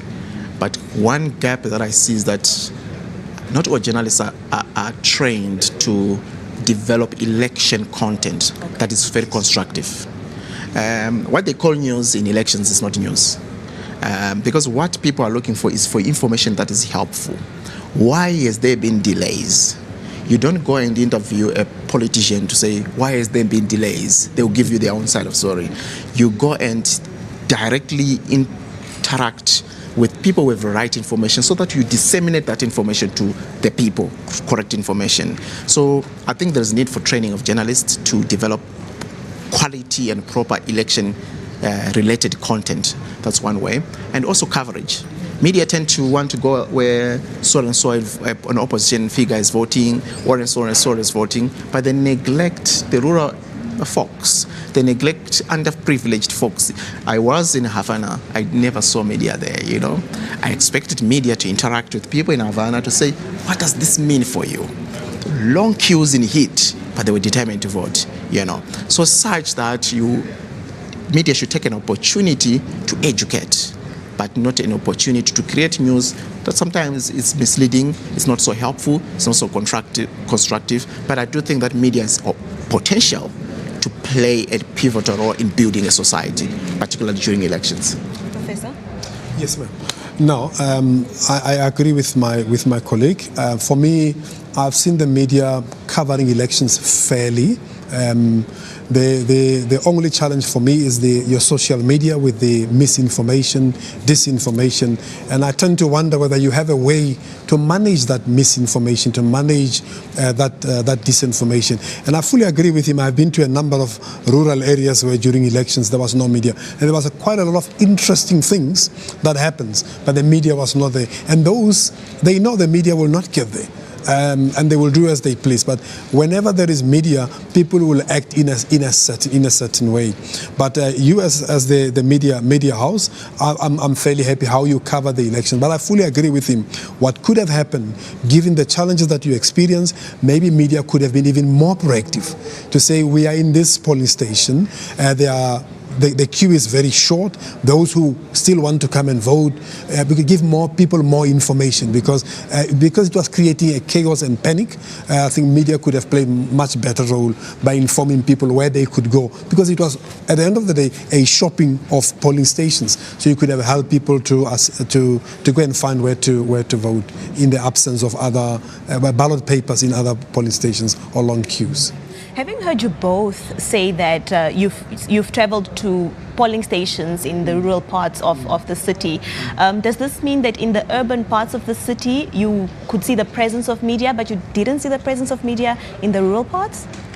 I would say, to be fair, we say under coverage in rural areas, whereas there is broader coverage in urban cities. Maybe because young journalists, vibrant, and they live in cities, but it's also media is a calling. Yeah. When you're called to share information, be prepared to be in that dirty court and run into the dusty areas and places that are remote. I think we should encourage each other to do so that everyone, ultimately it's about equality, treatment of all persons as people. The voices of urban people matters, so as the voices of the rural folks, and those we consider marginalized or in the outskirts of the beyond on the periphery, but we need to be more inclusive in coverage. Yeah. All voices matter. Indeed. I just want to take you back to your statement when you mentioned that, you know, the media perhaps is not skilled enough to know who to interview about what, as the example you made of them asking individuals on why there are delays, and not asking the stakeholders, for example, such as the Electoral Commission of Namibia, for example. But the media could cite perhaps a delay in response to their questions? To ECN? Yes. That is a fair point, but a delay in, if they're experiencing a delay, then you are going to interview people in the queue. You will say, well, we are waiting for a response from ECN so that we can hear their side of story. What you do like ECN to know, that's perhaps how you develop content, you know, so that at the end of the day, when ECN hears what the voters are thinking when they're in those queues, they can also react quickly. Not to say I'm defending them, but it's all about trying to be constructive in dissemination of information because at the end of the day, this electoral process is about nation building. Peace is expensive. Once you lose it, you lose it. Ask people who are in the conflict related, even our neighbors in Mozambique, they don't like the situation. So we need to jealously guard the peace that Namibians have experienced. All you have is Namibia. So the role you can play as a citizen in your line of work is by default to be positive before you are negative. It should be beyond reasonable doubt that actually ECN is incompetent to communicate, that you then perhaps share the message that we reached the whole day we did not receive, and you provide the proof. Then people may perhaps see that there is a problem that needs to be addressed. Yes, all right. Now, as we are about to conclude our conversation, the statement and the recommendations by the missions, or the SADC elections observer missions today were released. Perhaps can we touch on that, just so that Namibia can also learn to better their elections and the role that the electorate and all the stakeholders can play to ensure that the elections remain credible, free and fair?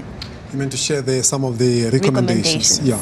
Look, there's quite a number of recommendations. I think most of them were similar, cutting across all the observation, the missions that were there today. And one of them being that perhaps in future, you need to create more streams in polling stations, like I was telling you, where you could get to a polling station and divide people and say the surnames from A to F, you will vote in this classroom, and from G to the other letter in that classroom. And that will reduce the number of queues that you see. Either that, or you have more polling stations, or you also have saying people will only vote in areas where they are registered to avoid. So because once you do that, you know there are 400 people registered here. I can maybe have only 420 ballot papers, considering there might be some spoiled, somebody might ask an extra ballot paper. But the system that they were using, it was very difficult for one to determine how many voters are going to show up. So there were quite a number of, I don't remember a lot of them, but there was quite a number of recommendations that I think they will assist the ECN going forward. The only challenge though is that when you look at recommendations and you look at previous, maybe the past elections, and you realize, but these recommendations were made. And we are making them again today. But those recommendations, I need to defend many countries. You will find they have, they touch on constitutions, they touch on Electoral Act, which I mentioned earlier on. It will take time for them to really change those laws. You need majority in parliament. Those are not easy. But there are others that are very easy that ECN is within their powers just to go and implement. The other issue for me is employ more staff. When we arrive in one of the rural areas, I found these young people working there and saying, we have been working since this morning. It was late in the afternoon. There's no food. It's a rural area. You can't go and buy food. No one can go and buy. We cannot abandon our duty station to go and buy food. They need to accommodate, especially if you employ those who are not employed. I think they need to make some considerations with regard to that. Would you like to add to that, sir? Yeah. So maybe I put it thematically. Election preparedness is one aspect that all missions say that ECN needs to intensify its efforts towards election preparedness. Technology, voter management devices, machines were overheating, causing delays in that. It's part of that they need to test those machines more and more and strengthen the technology around it. On election preparedness, also, like he said, about shortage of ballot papers and staff, overworking staff, fatigue and so forth, those needs to be addressed. Then we come to issue of political liaison committee, saying that there's a platform for political parties and ECN to speak. That needs to be strengthened because there's a disconnect. That's why there is tensions that we see. We cannot deny tensions that are in the country. That platform, I think, needs to be effectively used, And also there's a gap between communication, ECN media. I think ECN could do better in terms of its engagements, its stakeholder relations with media to ensure that there's strengthened and constructive and healthy relationship going ahead. And also, this issue that Professor has mentioned, that you cannot just throw a dice saying, I want to go to that polling station. Let's things be streamlined to say you are designated to vote there, so that you are able to resource each polling station adequately, so that people you don't overwork certain polling, because you see that there was variations in how polling staff worked. Some were overworked because there were thousands in the polling station, whereas some in a very unknown polling station, they just worked and they closed nightly and stuff. So those kind of things needs to be addressed, yeah. And one last thing, training is very important. And when you talk about training, not training just before the elections, you need to identify your ECN officials who are going to run elections well in advance, take them through various training and not a crash course, because elections are very serious. They can take a country into a civil war. So you need to take them through training well in advance. And one other thing that I forgot to mention was that when I was observing, I picked up in certain area when the machine overheat, I could see the presiding officer will revert to a manual system. But in others, they wait. So it appears that when I ask, why not reverting to a manual system? No, I will have to ask the headquarters. So it looks like they were really not sure what to do. Training is very important because you are running a very serious business. Elections are very serious. Yeah. Well, speak to us about your duties for the next few days and how it will be going. So for the next few days, we are going to observe how these 2 days of voting are going to go. And we're going to document, and we keep engaging ECN and encouraging ECN to live to its mandate. And also we're going to engage political parties, say, let's remain calm, let's wait. That's professional conduct. They've exhibited good conduct until now, so they need to we're almost there. And also good messaging to citizens to say, let's remain calm, constructive message, because this is about Namibia. Africa is watching. The integrity and the reputation of the country matters. Let's build this legacy that has been built since independence. So we're going to observe the post-election and also to make necessary interventions, but not that are very disruptive or interference, but in the advisory to stakeholders to say we observe this, we encourage this when it's appropriate. Yeah. Very well. Your final thoughts, Professor? Ma'am, we are going to finalize our report and of course observing the next 2 days post results. We will leave here on the 4th of December. But my last message to the Namibian people, I've observed elections to many countries. I've seen countries that are torn by conflicts. Namibia is the only thing you have. You have nothing else. You need to guard against this democracy and make sure this country remains peaceful. Because if you want to turn this country into chaos, you want to go into civil war, wherever you go, you are going to be a second-class citizen.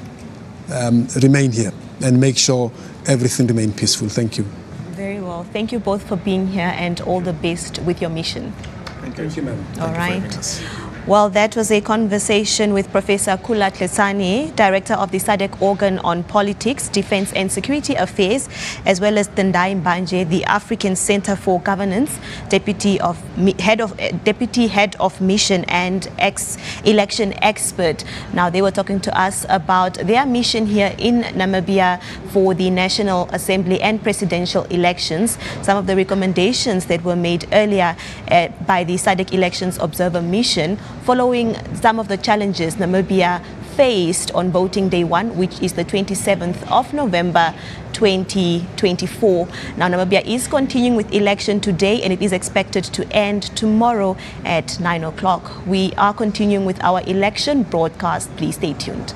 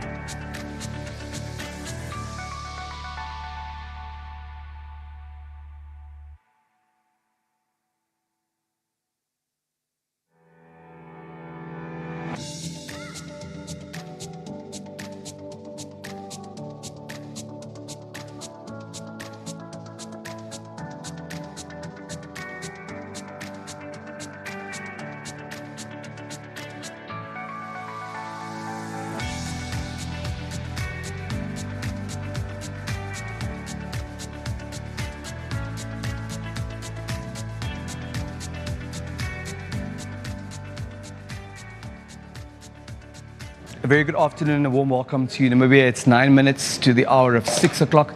My name is Denver Kisting. We're coming to you live from the Central Elections Results Center here at the headquarters of the Electoral Commission of Namibia. You just saw some visuals of those verifiers who were in training earlier, who are now hard at work verifying results as they reach the Central Elections Results Center from the constituency level, where they would have been collated after having been sent to the constituency office to the returning officer by the presiding officers from the polling stations. And they are doing what they are doing best in terms of verifying the results that come in as we prepare to make an announcement once all the counting has happened across all constituencies and eventually sent here to the Central Elections Results Center. Now, as we are slowly gearing towards a post-election period with 2 more days of voting underway before the results will be announced, we are starting to take a closer look at how Project Democracy has been unfolding, what the implications are of the process for our nation, not limited to, but including our young people. And here with insights is Student Representative Council member of the University of Namibia, as well as political science student, Leslie Shetukana, joining us for his take. Good afternoon, Leslie, and welcome to this special broadcast. Thank you so much. Firstly, can you show us your thumb? Your left thumb? Yes. That means you participated in the process either on Wednesday or today? On Wednesday. All right. 7 o'clock in the morning, done and dusted. Where did you go cast your vote? I casted at UNAM. At the university? Yes, at the university. What was the experience like for you? The experience was quite fun because we went there 12 a.m. Initially, we wanted to go there around 2 o'clock, but when I was moving around, I saw one person already in the queue, and I was like, there's no way I'm going to be in a long queue. So I was number 4 in the queue when I had returned. It was really lovely. It was quick, very fast in and out. Were those the sentiments of young people you encountered there as well, or were those only your experiences? I think those were my experiences with the young people that had come earlier, but as the day went, feelings began to change, the system began to fail, but it was quite smooth by the university, but not young people across the country.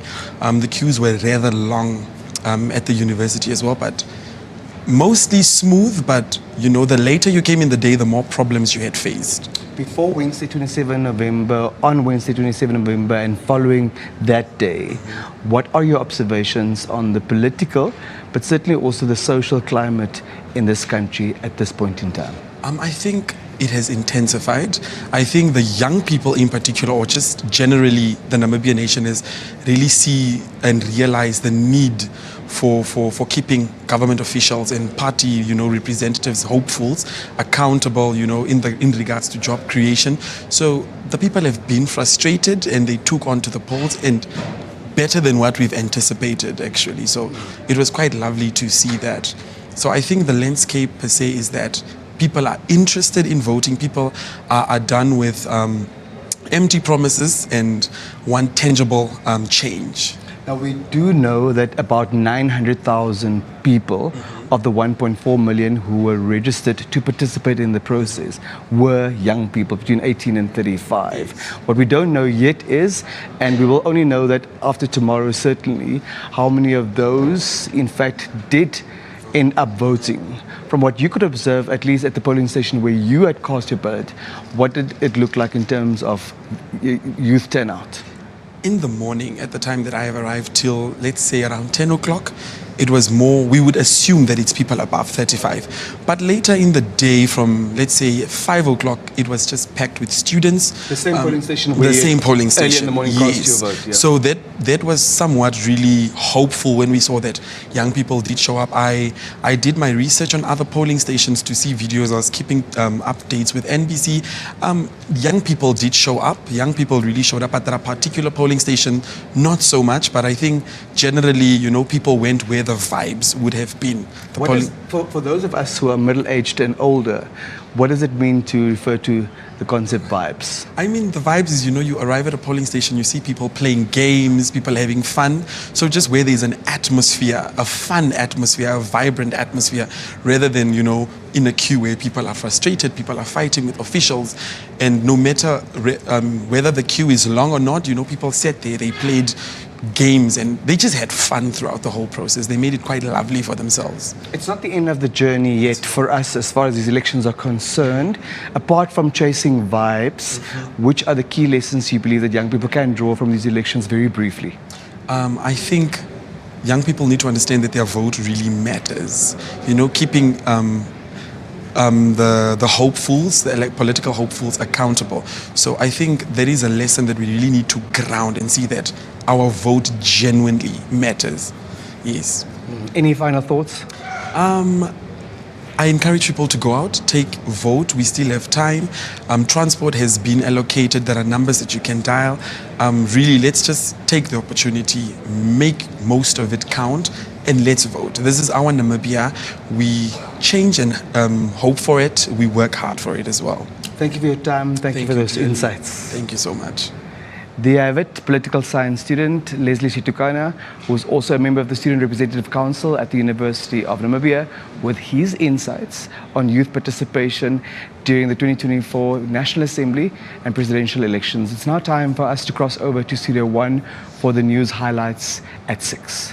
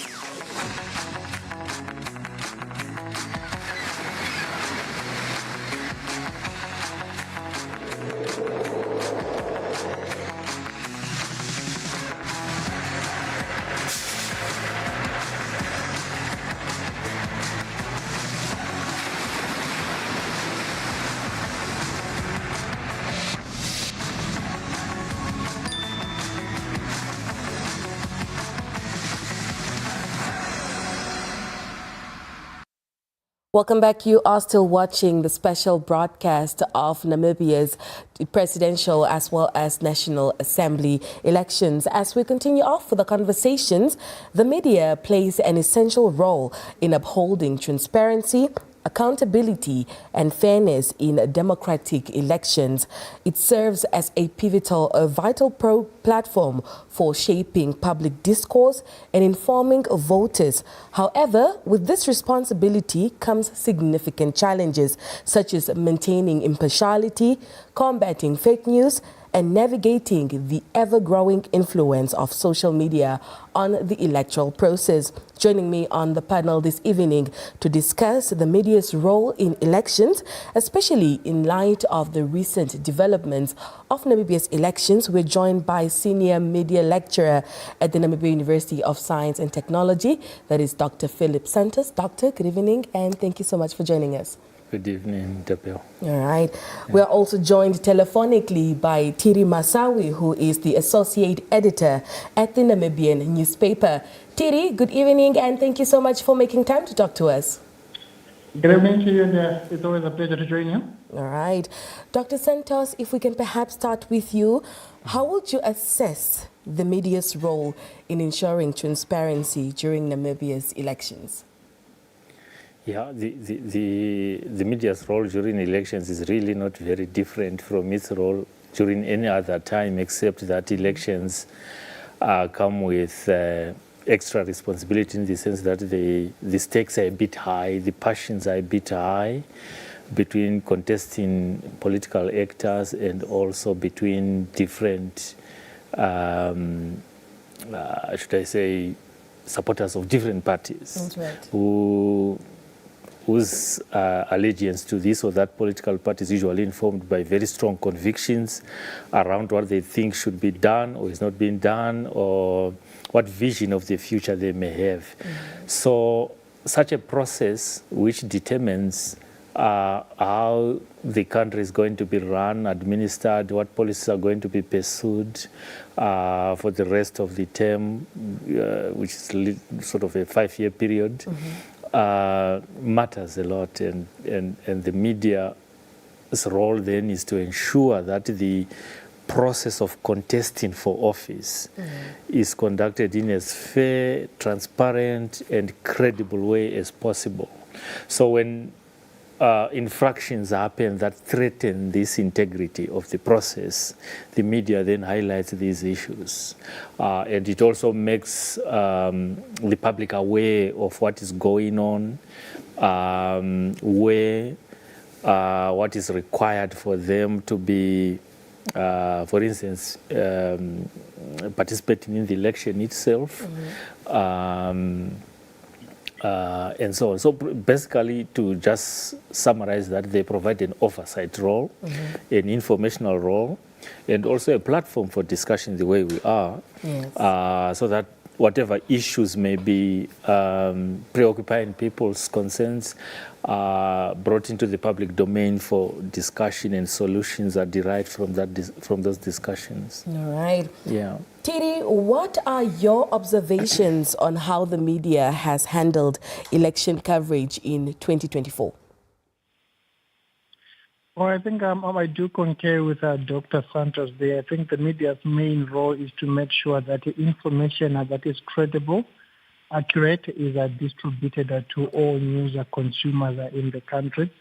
Primarily for this election, I think I must give kudos to members of the media across the spectrum, both for state-owned media and also for independent media. They've done quite an exceptional job. I think if you were following from the get-go, about 2 days ago when the elections started, I think right from as early as 5 a.m. you could easily get information from different media platforms, from all social media platforms, from both, if you were on NBC or following on the Namibian era, you name them. I think they did very well to start transmitting information that is important to the public to be able to decide their vote. It was also very important that the media played a very critical role in making sure that the public do understand the voting processes and the issues at hand.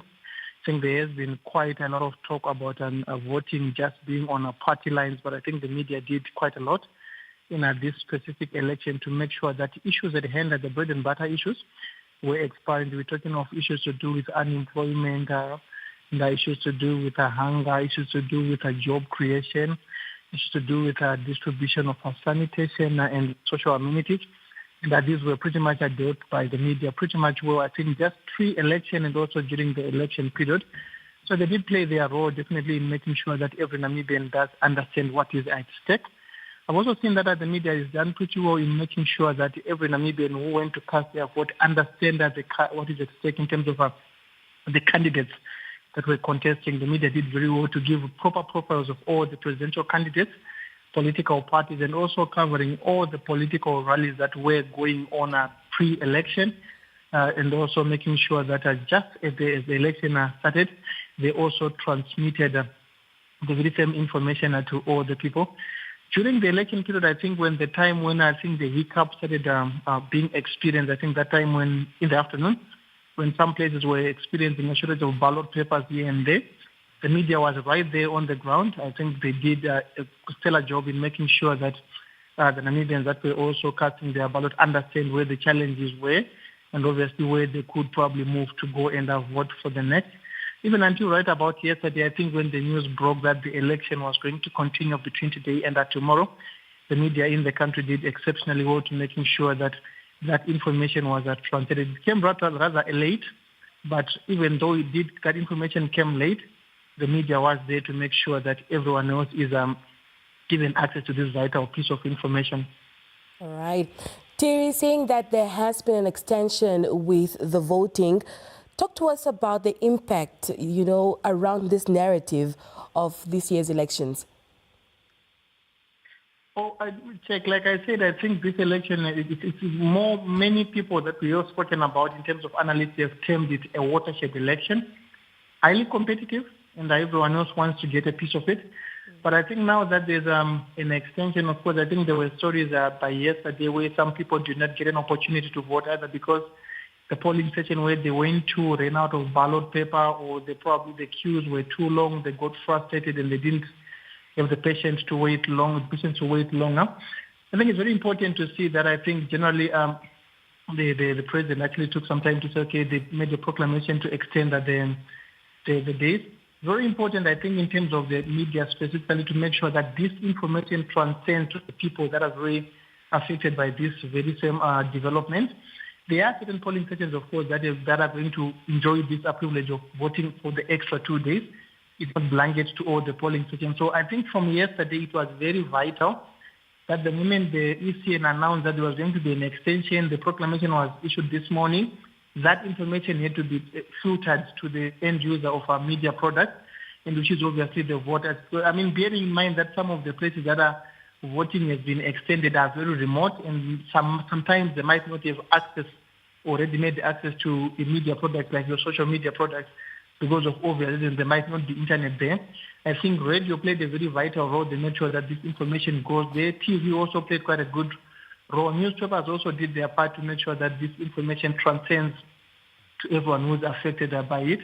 So I think it's very, very vital that I think in Namibia for the very first time, in as much as there are challenges with most media houses where you don't have as many seasoned or senior journalists as possible, I think most newsrooms have sort of juniorized because obviously for the usually that most journalists that are senior are moving to corporate.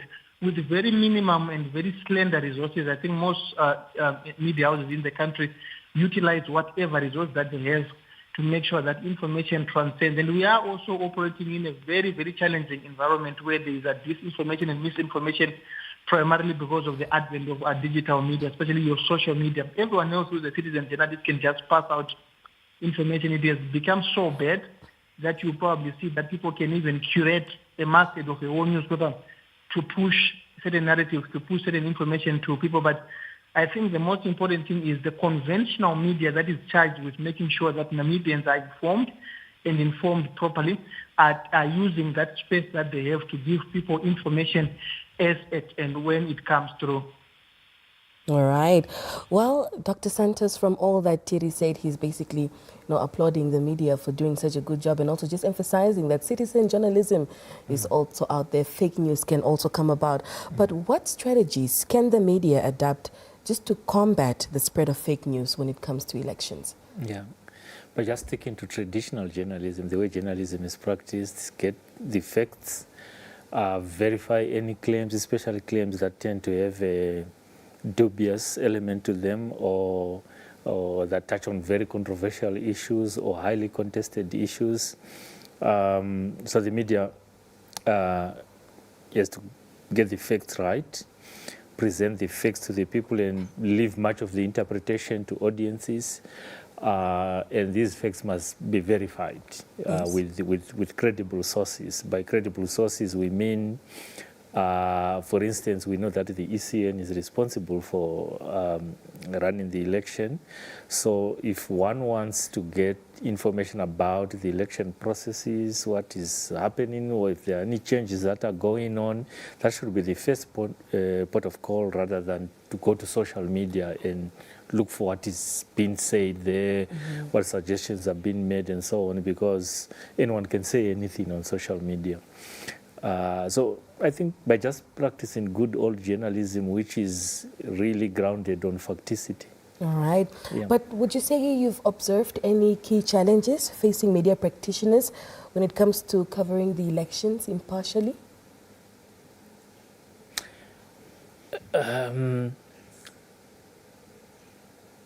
It's a complicated question. It sounds simple, but it's very complicated in many ways. The first complication is the assumption that the media must be impartial,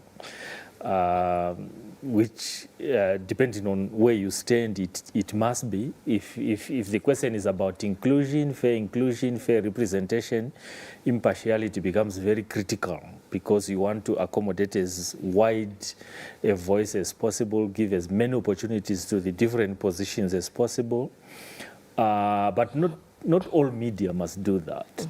It is also permissible, in fact normal, for media to also take positions on political issues, advocate for particular positions on political issues, but this must be made very clear to the audience. It must not come across as impartial, when in fact it's partial. Yeah.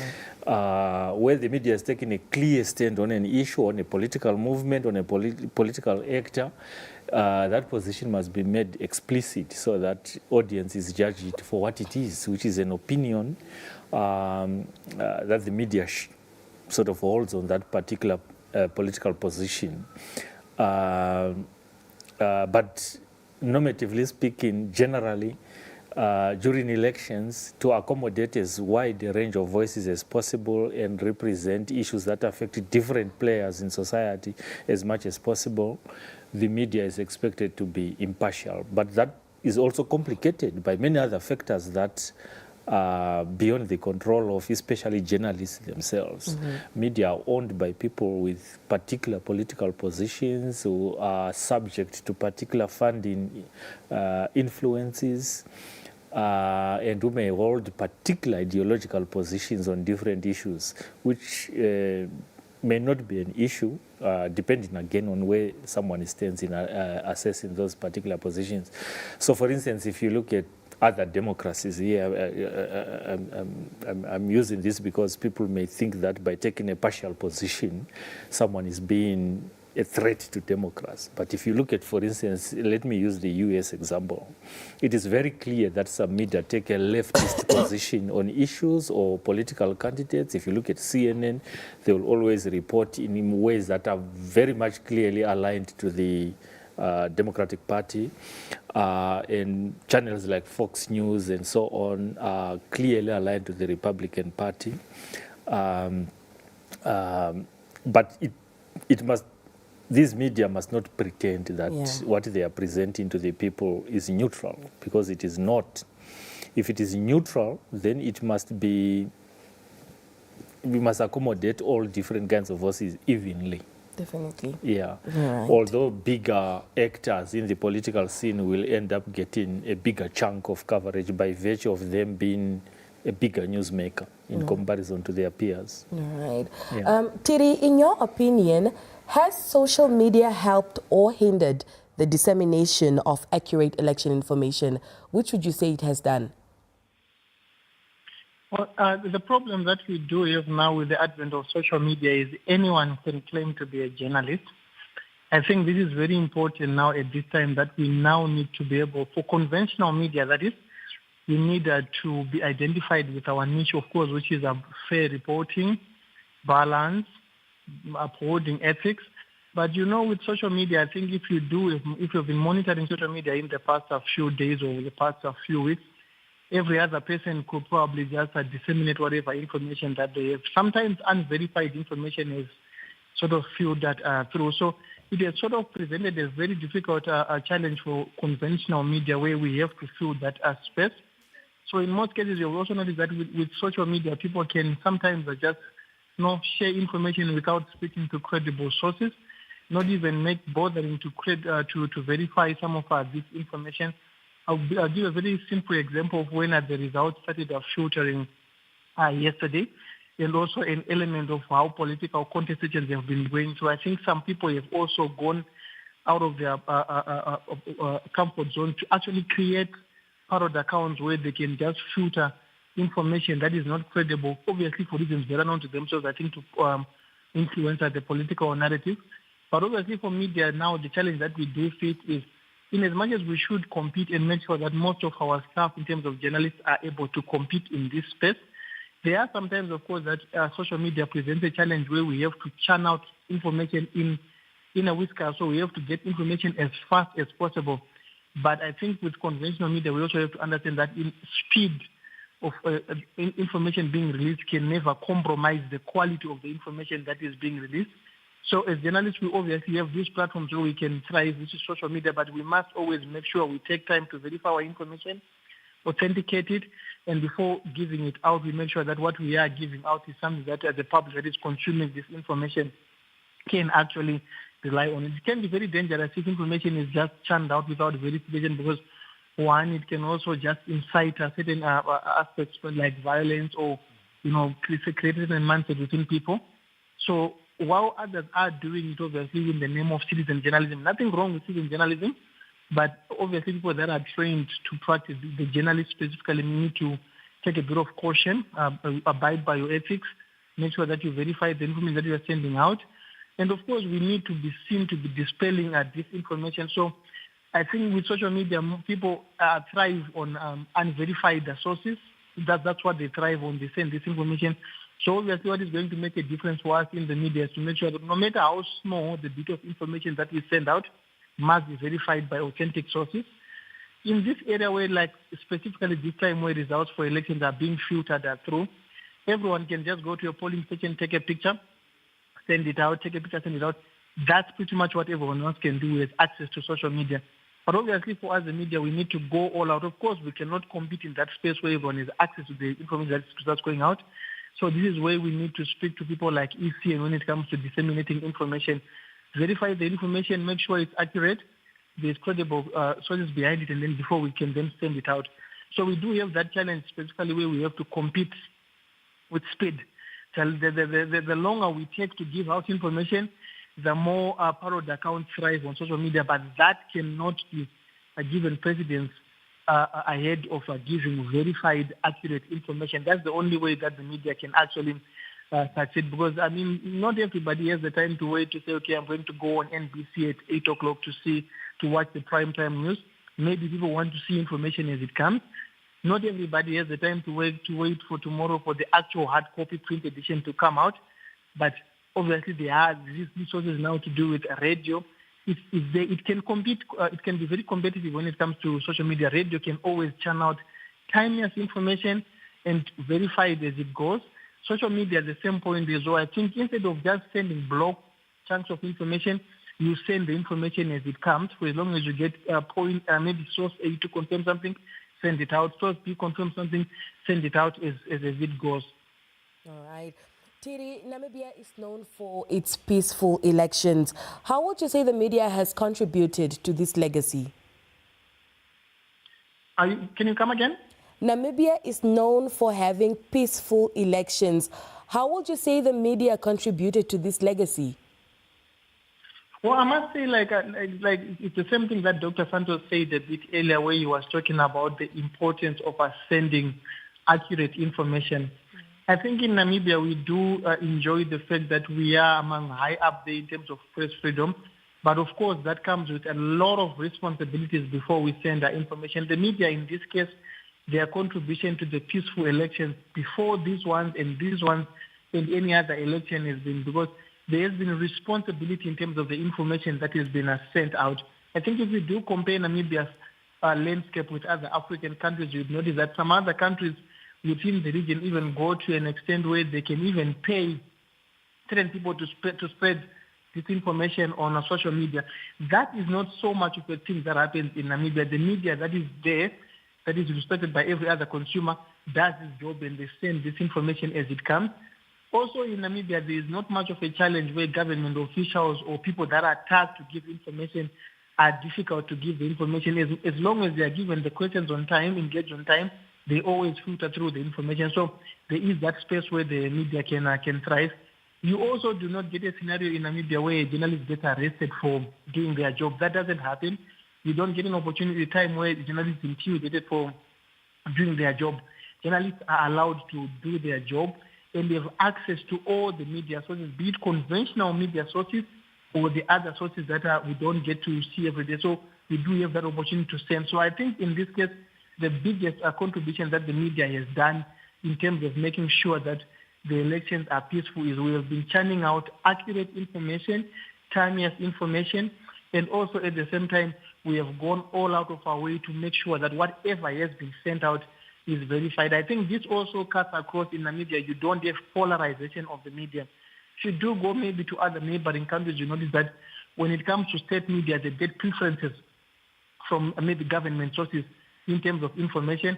You don't get in Namibia where you probably say Minister A prefers to speak to maybe NBC or New Era. They speak to everyone else, and when they give that information, they give it at one go.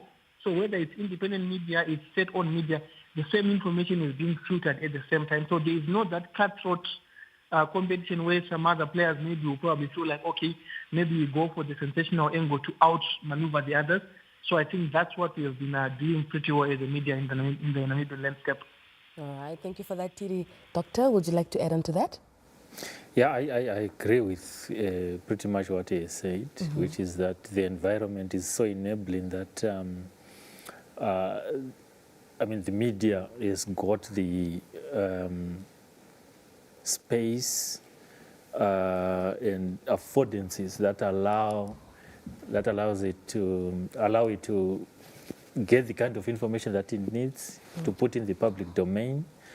And with that freedom, it means there are no significant information gaps, which usually are the source of conflict.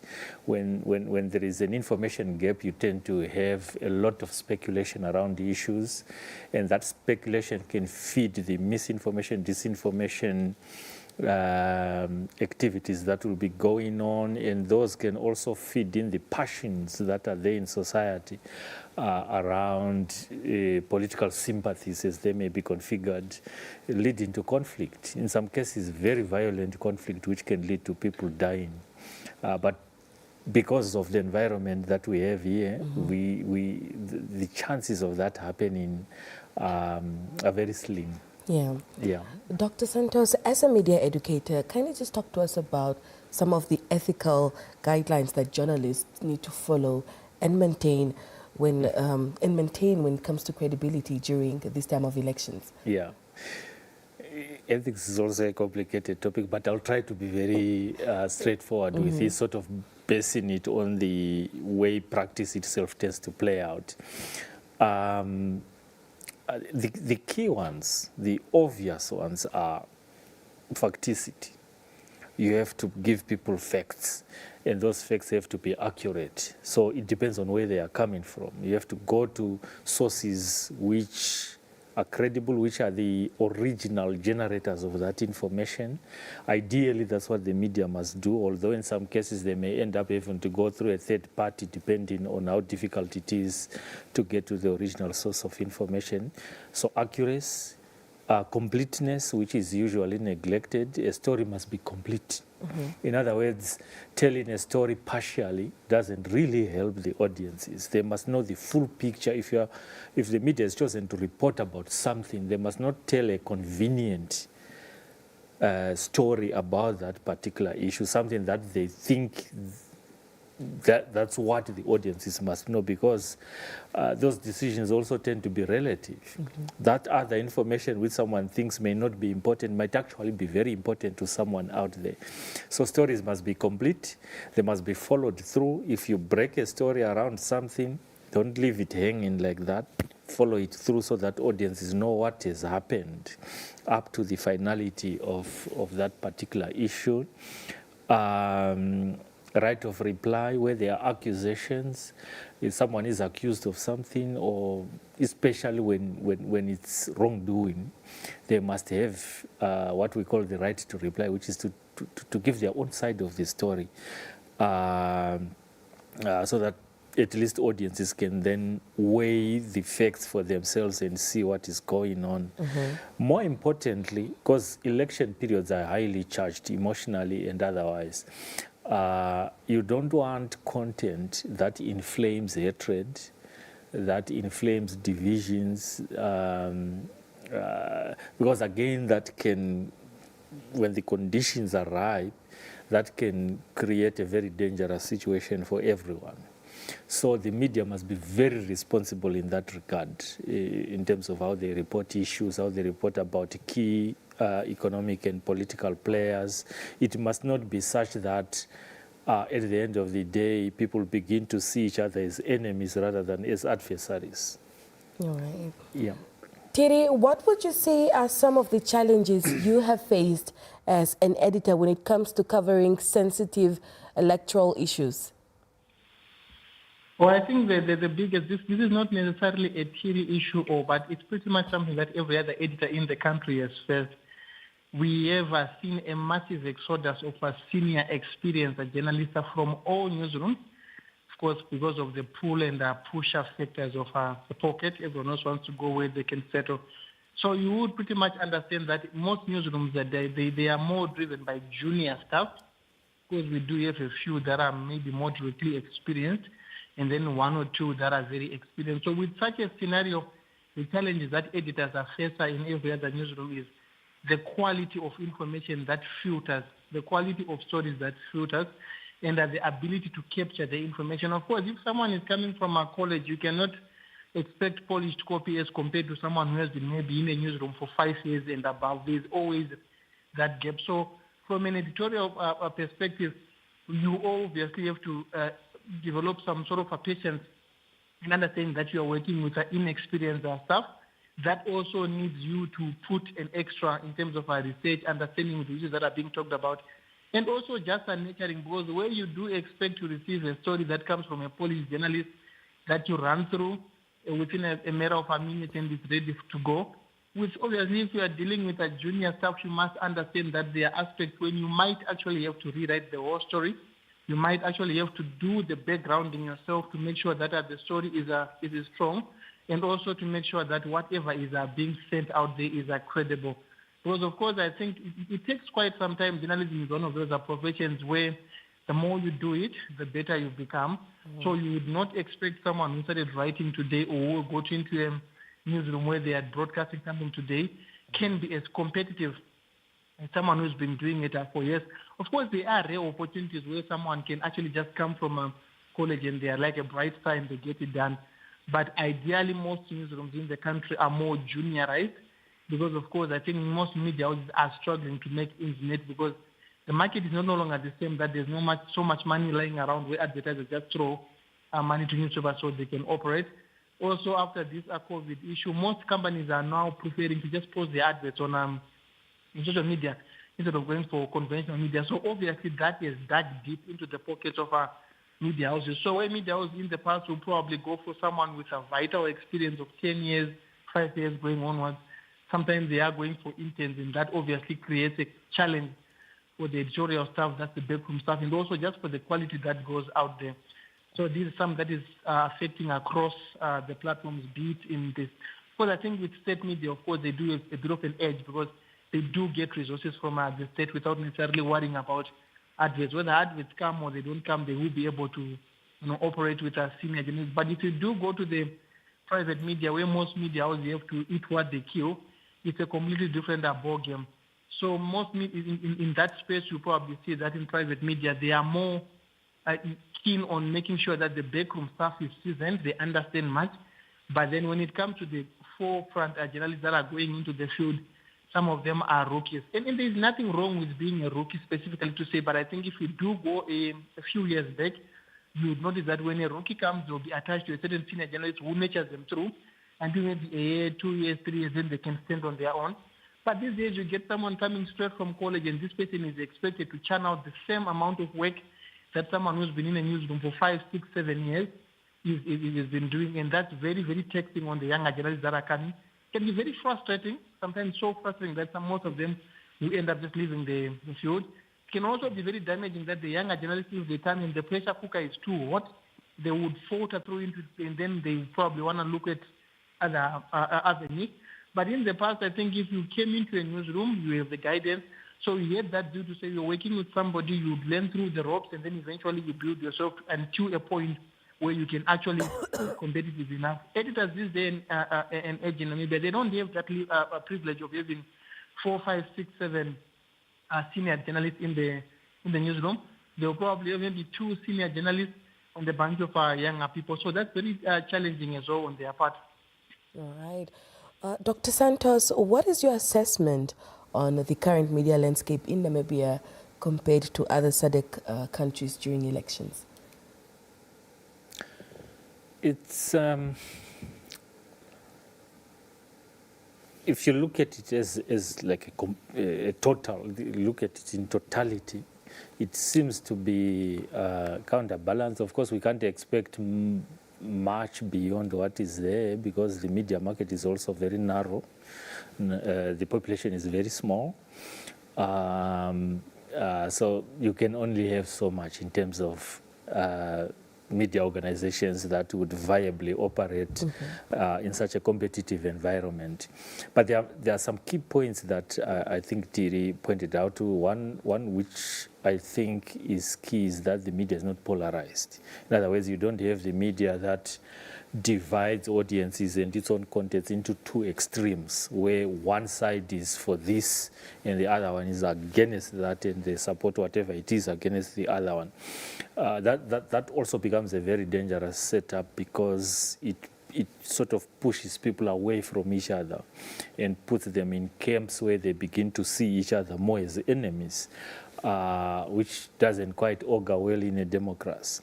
But if we look at the structure of the media in Namibia, we have state media, we have private media, which are generally businesses, and they obviously prioritize their survival as businesses first and foremost, although they play a critical role in filling in the gap that is left by public media. And then there are media which are civically funded, which means they sort of tend to take a grassroots approach to the news. So then you also have national media, community media, some broadcast, some print, and so on. So that, if you look at that ecosystem of the media, it tends to fill in gaps that are left by these different types of media. So public media tend to look at issues that are not really of interest to profit-oriented media. Profit-oriented media tend to look at issues that tend to be less attractive to private media. Community media tend to look at issues that are often ignored by media which have a national orientation, and so on and so on. All right. So it's a good balance. Oh, it's a good balance. But what are some of the lessons we can learn from SADC in terms of covering elections? Well, there are two kinds of lessons that you can learn. One lesson is how to do things. The other lesson is how not to do things. I would use South Africa as an example of how to do things because the media is very diverse and very huge. Again, because of the economy there, it can support a massive media industry. So you have such a massive industry that it's very difficult for any issue to remain in the fringes uncovered. Most of the issues tend to find themselves in the public domain via these different types of media that are that constitute the South African media ecosystem. But then you also have other media environments which are challenging, like the Zimbabwean environment, where the media is highly polarized. Some media are mainly for the status quo, some are against. And this type of media, as I said earlier on, they tend to push people into extremes to a point where it becomes very difficult to have civil conversation between people who are on the opposite side of the political contestations that are going on. And that is not good. Whether people agree or disagree on issues, they still must be able to talk to each other in a civil manner, because at the end of the day, some issues are national, they're of a national nature, and require people to approach them as issues of common interest rather than as their issues, isn't it? All right. Tere, talk to us about some of your expectations for the media's role as Namibia is still in the post-election period, perhaps when we, transist from it. Well, I think expectations are very simple. So far, so good. I think the media has played a very exceptional role in making sure that we inform, and accurately so. So I think we need to continue in that same vein within the next few days. Let's make sure that we do inform the public, verify our sources, be as ethical as possible, stay away, I think, from all the deviations that will probably would come, and also make sure that we do not send out information that divides society, but rather information that educates. And I mean, a more educated society, or in a society with information, would decide better. Of course, we will face our challenges and difficulties here in terms of our finances, depending on where you are coming from in terms of our media setup. But I think we just expectations are that we need to continue. So far, it's been very robust, very competitive. And at the end of the day, the products that are being turned out, whether you check state media or you check private media, the standards that are being turned out are very, very, very high. So we need to continue on that. Of course, there are going to be bumps here and there, but I think that should not move us away from our goal, which is to inform the public and make sure that we give information that is verified and also that is accurate. We also need, I think, to keep our noses and eyes on the ground and make sure that whatever, in as much as we probably feel that this bit of information is not relevant, it might actually be relevant to the next person. So whatever information filters through in terms of election that is going on through now, we need to make sure that it goes through. Of course, the expectations also, I think, for the media industry is that we need to move as far away as possible from ghost sources. Let's not have that habit of just sending stories, quoting ghost sources. I think there is nothing that is as easy these days as getting information from anywhere. You do have access to all the sources in Namibia, and we should use them to make sure that information that goes out is credible. Very different ballgame if you go to other countries where government officials don't speak to journalists. People that are supposed to give information bypass, and sometimes use other means. We do have access to everybody who's supposed to give us this information. So we need to be very, very responsible and continue giving the information that we have been giving. And also understand that as media ourselves, we are not immune of criticism. So we must understand that whatever bit of information we send there, whatever work we do, the public also is a mirror image of exactly what we send out there. Sometimes they are not passive consumers of information. They actually have a mind to criticize and see where there's no fairness, where there's no balance, where there's no credibility. They can see these things and they can judge us very, very harshly. So we need to deviate from there. Of course, where we make mistakes, I think it's very, very important for the media going forward, especially within this election period. Where we have made mistakes, we must just own up and correct. There really is no shame in running a retraction if a mistake has been made. There really is no shame in going back to the source and clarifying issues if mistakes have been made. But the biggest or the worst situations that the media can ever create in Namibia is where we make mistakes and we don't own up to them and rectify to them. We are all human beings like everyone else. So where we make mistakes, we own up to them. Where we are doing a good job, we must aim to do better. Where we are not capacitated, we must always grow and target to be capacitated and do better. All right. Doctor, your expectations, perhaps also your advice to young journalists who are covering elections for the first time? Okay. My advice would be to be responsible.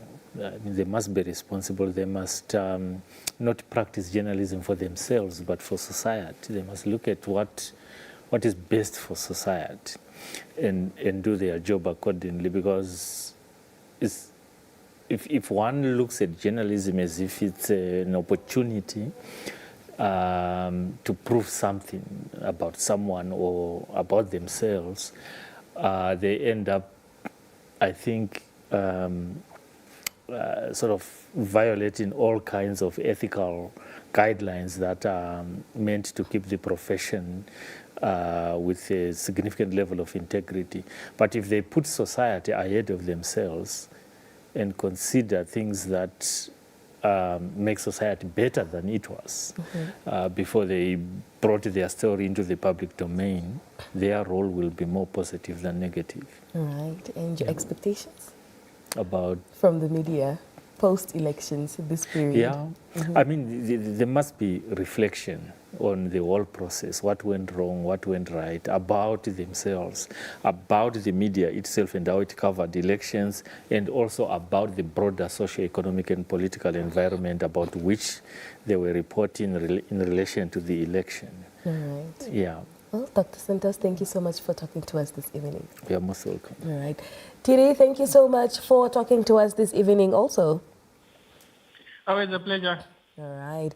That was Tiri Masawi, who is the associate editor of the Namibian newspaper, as well as Dr. Philip Santos, who is a senior media lecturer pardon me, at the Namibia University of Science and Technology, engaging us in a panel discussion discussing the media's role when it comes to the elections, and also just applauding the media so far for the good job that they have been doing, and also just informing them that they should continue being factual and also just practicing credibility when it comes to their source. Well, if you want news that is news that you do not basically have to go anywhere else to see if it's factual, NBC Digital News is the page that you go to on any social media platform. We have got you covered, bringing you fast-paced news that is very much factual during this period of election. Don't go anywhere.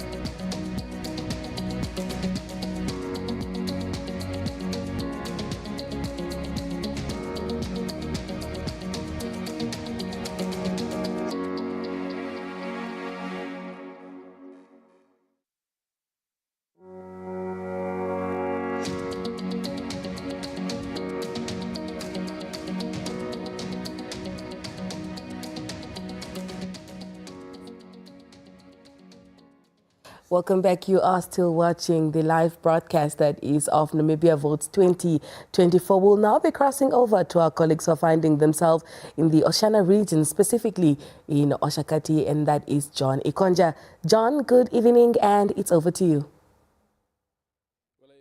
Good evening, Dapewa and the entire team in the capital, as well as all our reporters and presenters scattered around the length and breadth of this beautiful country, of course, covering the much anticipated 2024 National Assembly and presidential elections. My name is Johnny Konja, and we're coming to you live from Oshakati East constituency in Oshana region, where we have observed the second round, if you like, of the elections unfolding. We have been here early this morning, as early as 7 o'clock, where we've observed a very sort of not too long of a queue that was outside the Okanjegedi polling station, and we've observed quite a challenge that has been experienced here. We have noticed that the election material was not readily available until only 12 o'clock. We have heard it under good authority by the presiding officer of this polling station that only at around 12 o'clock is when the polling station started operating, even though the members of the community have been here as early as 6 o'clock in the morning, or some even as early as that, just to make sure that they actually get a chance to vote as early as possible. To give us an update on that, I am joined by Loide Elu. She is the presiding officer of the Okanjegedi polling station. A very good evening to you. Thank you so much for joining us once again. Good evening, sir. Thanks for visiting again. Absolutely.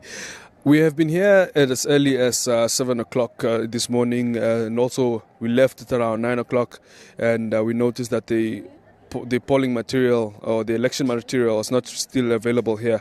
Give us an update on what actually happened during the day, and when exactly the polling material arrived, and what happened after that.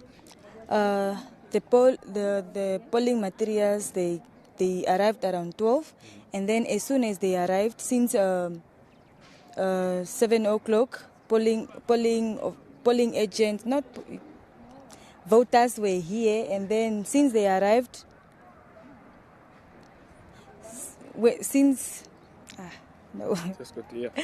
when they arrived, we just started with the process, and then we did not even have any delayment after then, and we managed to finish everyone who came early at 7 o'clock. Yeah, we are seeing that it's actually by past 7 o'clock now. We saw a long queue earlier this morning, but now everyone who's coming can easily get inside. There is no queue outside. How does this make you feel, and how is the process actually going for your team?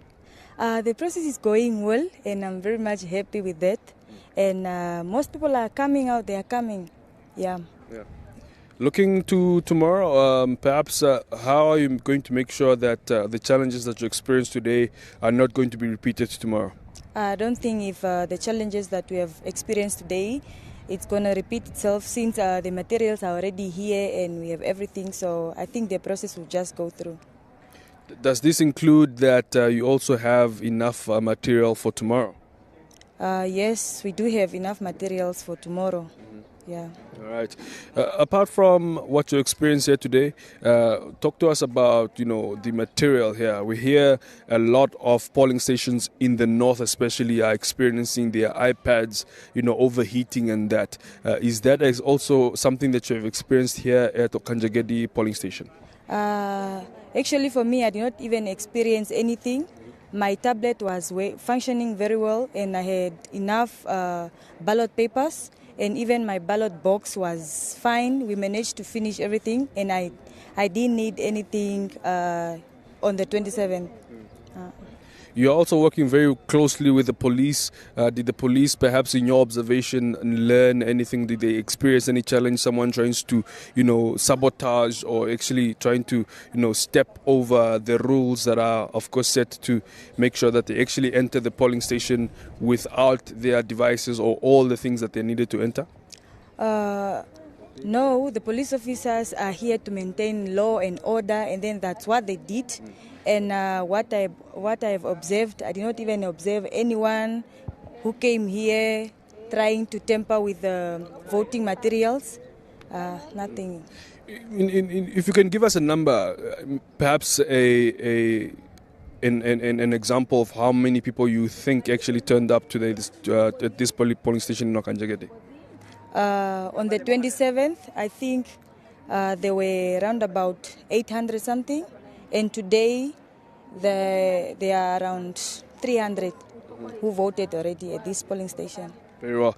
Well, thank you so much for making the time to talk to us. We, of course, will be engaging you again on the last day of the elections. Thank you so much for talking to us, and of course, we wish you all the best. Yeah. Okay, thank you, sir. There are about 4 polling stations in the Oshakati East constituency, one of them being Okanjegede, where we are finding ourselves. We also know of Onawa Kindergarten, and we also know of Ehenya Public Place, and we also know of the 4th place, which is Evululoko Place also, which is also the time where this is also going to be taking place. We are also looking forward to be hearing more about what's happening. We have not seen a queue as far as the time that we have been here at this very venue.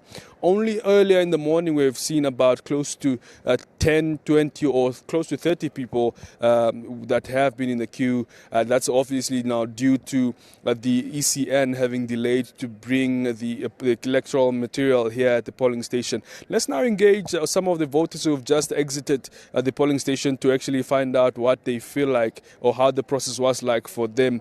Very good evening to you. We just saw you entering the polling station a few minutes ago, and just after that you are out already. How does this make you feel? No, for now I'm feeling very much excited and very much happy for that. Thank you. You didn't find a queue outside. You just came and then you went inside. Was this good enough? Or how different was it when you came at the polling station on the 27th of November? No, that shows to me that it was very excellent and marvelous. That because we have not spent much time, just 1 minute, and I'm already done. So that was very, very excellent for that. Yeah. There are still some people who are at home still thinking if they should still come and vote after the second chance given to them. What is your message to them? No, I'm calling my colleagues, those who have been left out for the first election, but for now, please make it 10. There's no disturbance, there's no disruption, so everything is working as much as they are doing. It's very excellent, so you will not be delayed. They will help you as soon as possible you arrive at the place. Absolutely. Okay. And your name, sir? My name is Martin. Martin, thank you so much for making the time to talk to us. Of course, thank you so much for voting as well. We wish you all the best. Yeah. Okay, thank you so very much for your it. Martin was just one of the residents around the Oshakati East area who was just here a couple of minutes ago. And as we see, of course, still more people who are arriving at the Okanjegede polling station who are still very, very adamant to cast their vote thanks to the second chance that has been granted to them. And you can see, of course, a part of the gentlemen who are possibly just knocking off from their jobs and now making the time to join the not so long queue outside the polling station. Also have it under good authority that the presiding officer of the Okanjegede polling station is working quite very well with that is the presiding officer as well as the political observers that are also here at the polling stations to make sure that everything goes very, very well with the votes. Apart from what you have observed from the 27th of November, looking at now the 29th the 29th of November, everything has been going quite smooth. The whole entire Oshana region has not reported any crime report that has happened at any polling station. Rather, no results have yet been, presented to us as the media by the ECN, still waiting to get those results as the evening progresses. We will be bringing you more updates from the Oshana region as the day progresses, but also for making sure that there are still other offices that are still open for voting around the Oshakati East and West constituency, that now being in here in the Oshana region. So we'll bring you those updates in Dapewa as the evening progresses. For now, it's back to you in studio.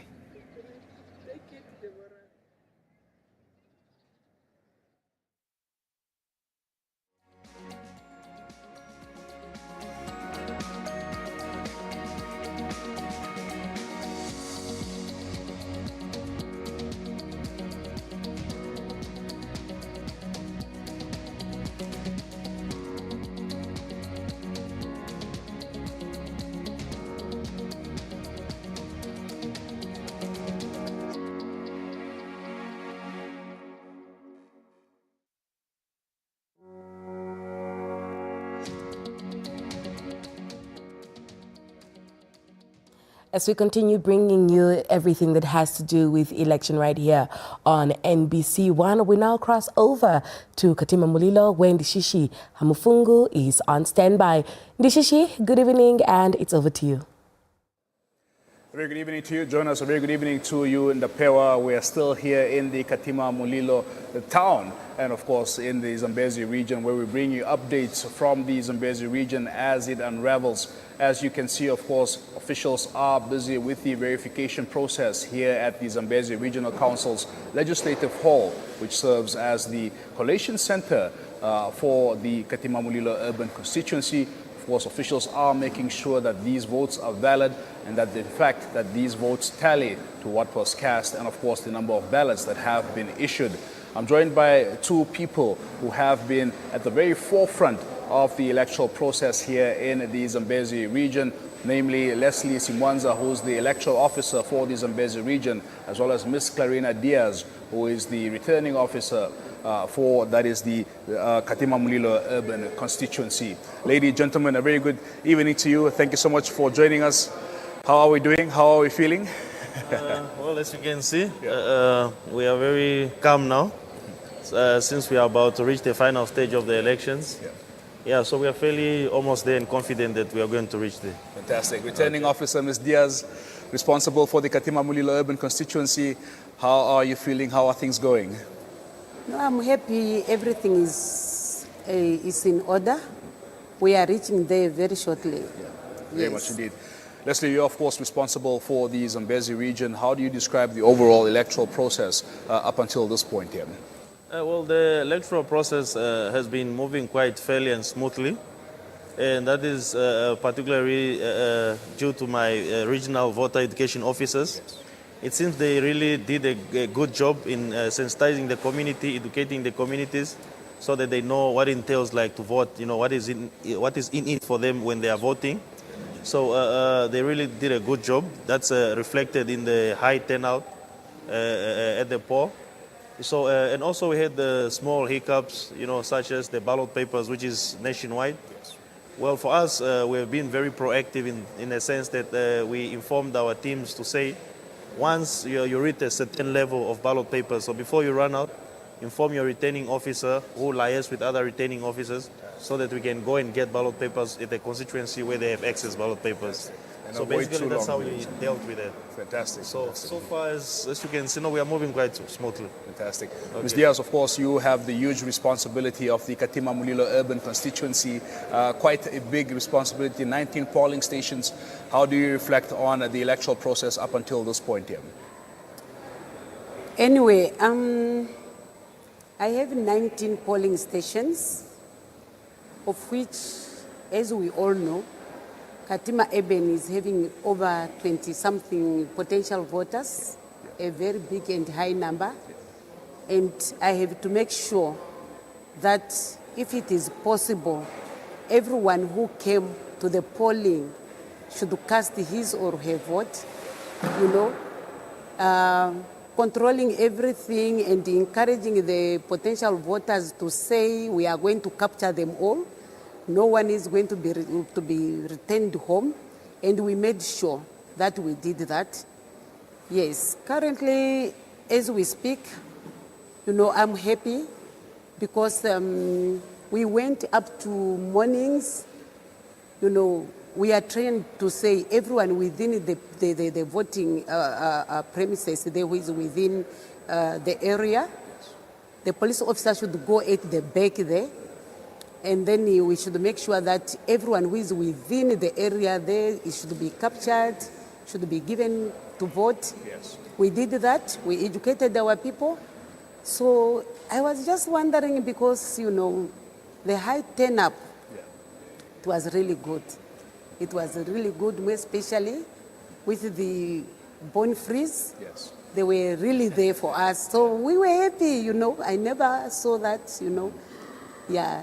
As our REO is indicating, it seems as if our voter education, they really did their work. Yeah. Absolutely. Of course, the issue of the ballot papers was quite a concern. Also, that late directive to continue keeping the polls open, that came at evening hours already. Just how did you deal with that here in the Katima Mulilo urban constituency? I would say, like in my constituency, like the other colleagues, we were communicating. We were like crazy, you know. So we told our presiding officer, immediately you see that you have got 1 or 2 ballot books left. And we also monitor the situation of the people who are outside. We communicate from one returning officer to another, more especially the mobiles which are maybe outside. We were communicating, you know. I never ran in short of ballot papers because I could run and get ballot papers from the other teams who, at least they are not having so many people. We controlled that situation. Katima, we did not have such kind of problems. Fantastic. Yes. Just to amplify on what my returning officer for Katima Eben is saying, I think the issue of the directive, I've been observing, and it's like the directive, we were told that we should keep the polls open. No. What happens, what the directive was, whoever is in the queue, irregardless of how long that queue is, that person must be saved. So the only way you can save that person is through taking a police officer exactly 9 o'clock. You put a police at the end of the queue so that no one comes in. It's not like to say whoever is in the vicinity can come. And the Electoral Act is very clear on that. Yes. Very much. So I just wanted to make clarity on that one, on that directive. Very much indeed. Okay. Were there perhaps any successes that you can pinpoint? Of course, you did highlight, your quick response to address those ballot shortages, etc. But we know that also there was some issues experienced across the country with the verification machines, machines freezing, machines heating up, etc. Talk to us about the situation here in the Zambezi region. Well, from the Zambezi point, number one, I have to commend my returning officers. These are highly qualified and trained returning officers who made sure that they worked tirelessly, and they are still working tirelessly to make sure that the elections continue and without hiccups. So obviously we did experience 1, 2 machines which were probably heating up and stuff like that. But then it did not hinder us. We used to switch them off for some time, then they switch on again. Then they assisted us in that regard. Yes. So, but basically, no, from the Zambezi point of view, I think we're moving smoothly. Fantastic. Yes. Yes, of course, we've reached the critical period of the verification process. As you can see right now, the colleagues are hard at work verifying those votes, making sure everything balances. Describe to us the process so far. How's that going? Anyway, it is going well.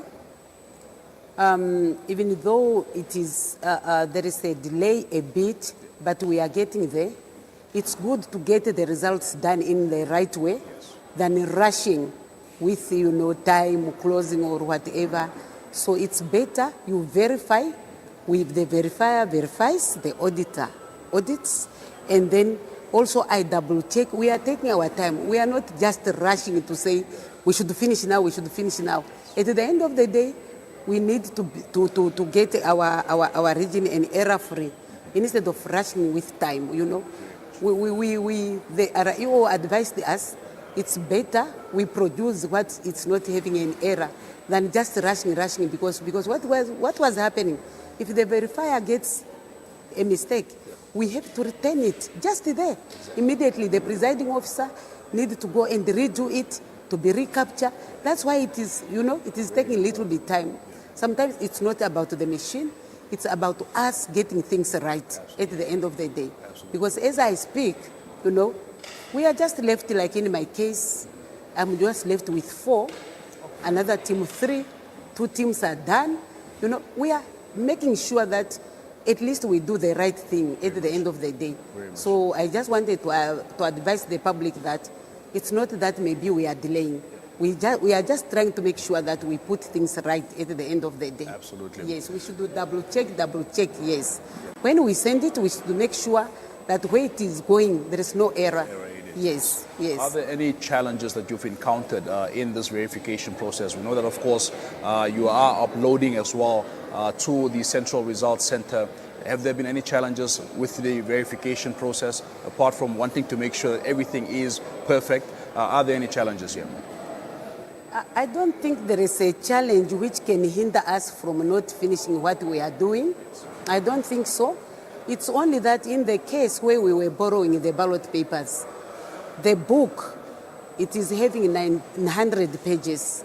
And then maybe the one we borrowed, it was used half. And then, yeah. So the system will show that that book it was supposed to have 100.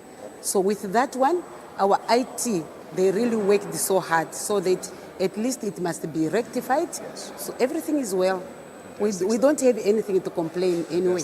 Yes. Yeah. Just to amplify on the system that she's talking about, the system was designed to only capture 100 pages. Okay. So, in an event where you have to go and borrow maybe a ballot paper or something, maybe 50 or 70. So if you come and put that in the system will not recognize that. So the only way you have to do is to go manual now.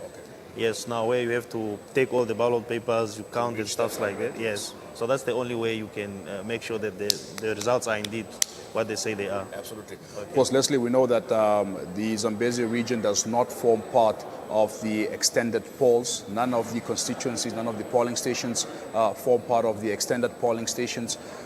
Is that an indication of just how well you've done as far as executing this election? I think from the Zambezi point of view, like I said, first and foremost, my returning officers were trained extensively on how to conduct elections. So even before that, they have vast experience in terms of elections. So and that experience and that knowledge was transferred to the polling officials. And I used to personally do spot checks when they were conducting training. So I was highly sufficient to say that and satisfied to say that my polling officials were ready. So I would say the training played a major role. And number two, also the voter and education officers, they had a program where they had to go and visit the community, educate the communities. They even places where you think they won't reach, they reached.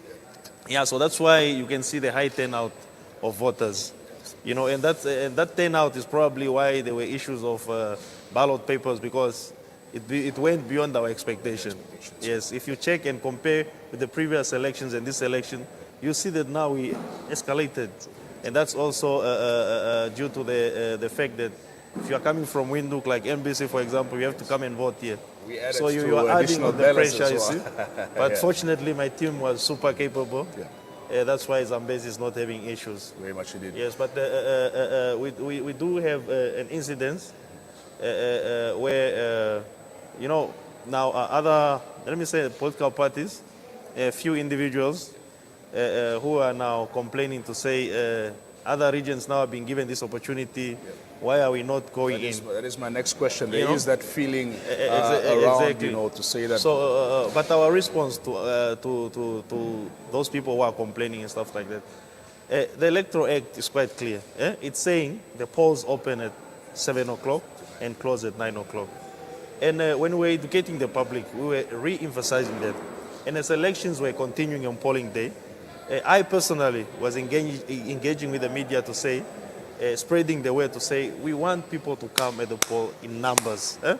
Let us face a situation where we are done with ballot papers. People are in the queue. You understand? So now these are some of the individuals who probably thought, I cannot stand in a queue, or probably go at 10 o'clock. Hello? So there's no room for that. It's their own doing, so to say. Yes, so it's not from the ECN's point of sight. Ms. Diaz, when do you anticipate to conclude the verification process? When will the results from your constituency be ready? Okay, I'll say it can be any time, any minute. Yeah, because I'm only left with four. Only with four polling stations. 4 polling stations. Okay. And these 4, you will see that National Assembly is done. This one is left. We only with presidential. This one presidential is done. Is only left. We are just, you know, finishing up here and there. So we are, sometimes it's very difficult, to say the time while we are not yet there. Because it's a bit difficult. But we are working tirelessly to make sure that, if possible, we should go through this today. Yes. Friday, Friday. We will possibly, unless otherwise. Okay, fantastic. But latest tomorrow, Saturday, latest you will be tomorrow, latest. Great stuff. But I'm happy to say that all of us, all returning officers, all constituencies, we are only left with two, three, So, yeah. Great stuff. Leslie, what are you hearing from the other returning officers in the other 7 constituencies? Are they also on track like Ms. Diaz? I'm a person who likes engaging people, and whenever I take a decision, I don't just take it alone as a dictator. So I consult with my returning officers. So, and I make it a point to make sure that every minute, every second, they have to update me to say, this is where we are at, and this is where we are at, these are the shortcomings, this is where we are going. So as far as of now, I don't know about a few seconds later, but as of now, they are in the same situation like with Ms. Diaz. There are only one, two teams, and I understand is that Kabe Ruau, Kabe South and Katima Ruau, I understand those constituencies are done. Okay, wow. Yeah, so it's just, I think they've even sent it already to the server. Fantastic. Yes, so this is Zambezi, and we are doing it the Zambezi way. Great stuff. Yes. As of course, electoral officer for the Zambezi region, when do you anticipate the entire region to be done here? When do I anticipate the entire region to be done with the verification process? Well, it's kind of a little bit tricky when you are working. If it was just manual, where we just put on paper and then dash. Yes. But now there's a system in play also. So now it depends how fast and how slow that system is. Yeah. At this minute it might be fast, at that minute it might be slow. So it's very difficult for me to say, with certainty to say by 5 o'clock we'll be done. But what I can assure you is my team are working tirelessly to make sure that the nation is updated. Very much indeed. Yes. Ms. Diaz, you've been part of the electoral, very interestingly, you've been part of the electoral process since 1989 here in the Zambezi region.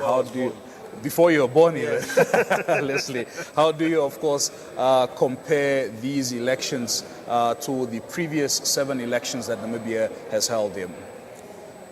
Anyway, each and every election, it is coming in its own way. Its own way, yes. Yeah, so you cannot expect everything to be the same at the end of the day, depending on everything, how the preparedness, it's very difficult. Sometimes, like now, we were not anticipating that we are going to have a high turn-up, all of a sudden it is happening. So you will see that each and every election, it is having its own. It's very difficult sometimes to compare, But as a country, as a region, are we making progress in our electoral exercise? If you compare the past 7 elections that we've had and you look at this one right now, of course, problems aside, challenges aside, are we progressing as a country, as a region? We are very much progressing in the right direction because like us in Namibia, it's democracy, If something is going wrong, maybe political parties, they will come and say, no, we should not use this system, we should use this system. As you can know, when we started, it was like, even the cards, they were somehow, but every time ECN is upgrading, and it is not doing that alone. In consultation with the political parties, it's upgrading. Like the last time I remember, we were using EVM, and then now we are using the other system. So every time we learn, and if let's say the political parties, they know that, no, this system may be, then maybe they recommend this, we move also to that. Yes. So I see that, step by step we are going. Yeah, step by step we are going. Very much indeed. Yes, and I'll say, sometimes things, they can just be possible if you work as a team. Absolutely. Like now, the way our region was congested with voters.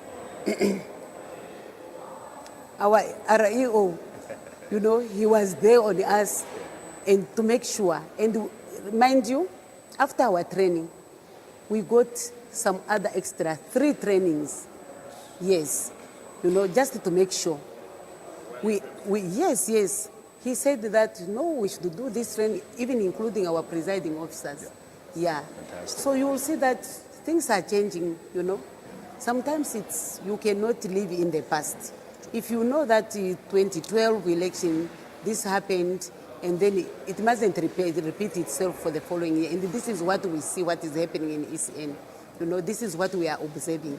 To say that, yeah, there is some changes. Every time there is some changes, yeah. Of course, Leslie, you would agree with me that right now there may be a bit of tension in the country, of course, due to these challenges, but not really, you know, the doing of the ECN, so to say. I mean, it's just a matter of you anticipated this, but something else happened. It's like hosting a party and people not RSVPing and more people turning up than what you catered for.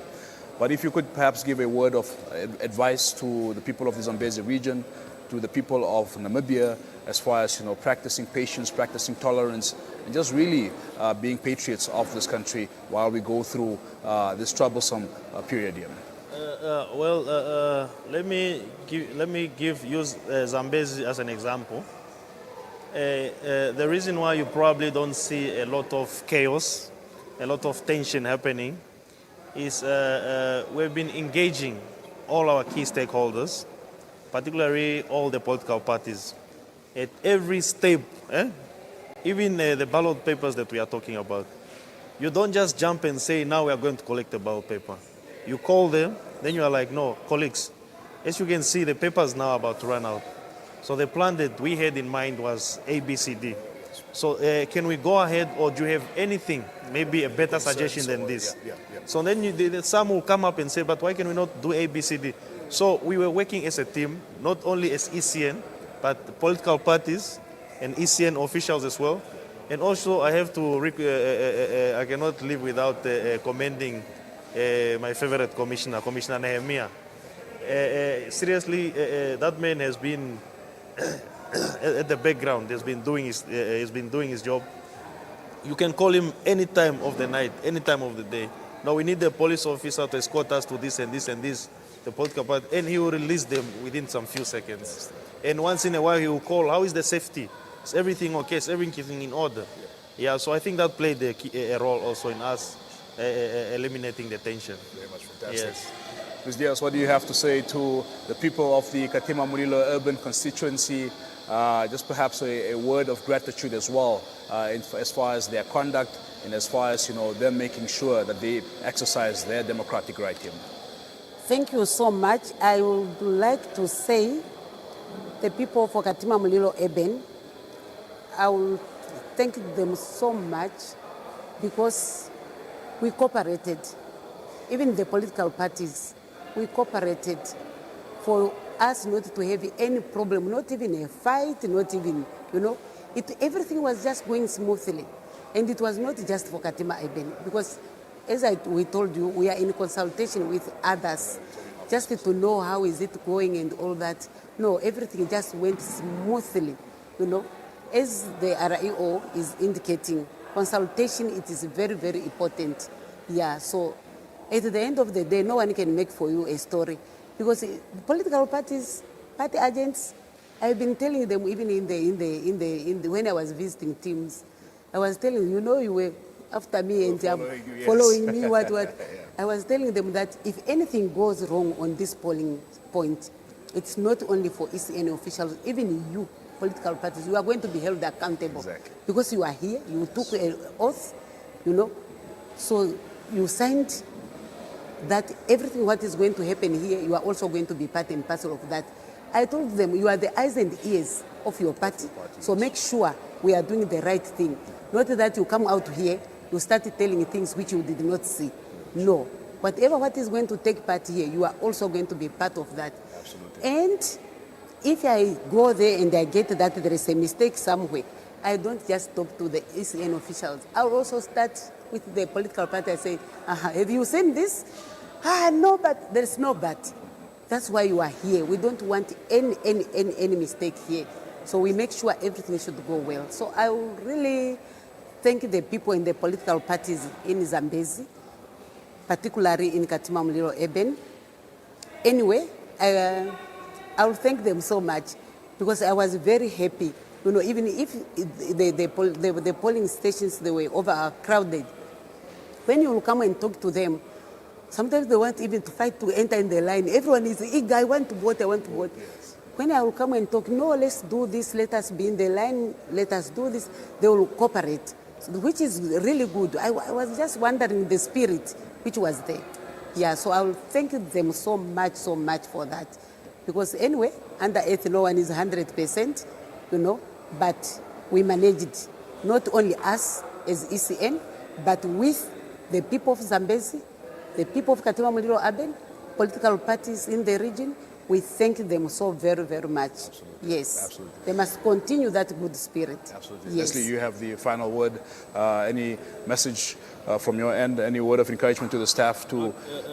Well, for me, I'd just like to urge all the key stakeholders involved. I know we are eager. Even myself, I want to know what happened, who got who, how, what party got what. So I'm eager also to know.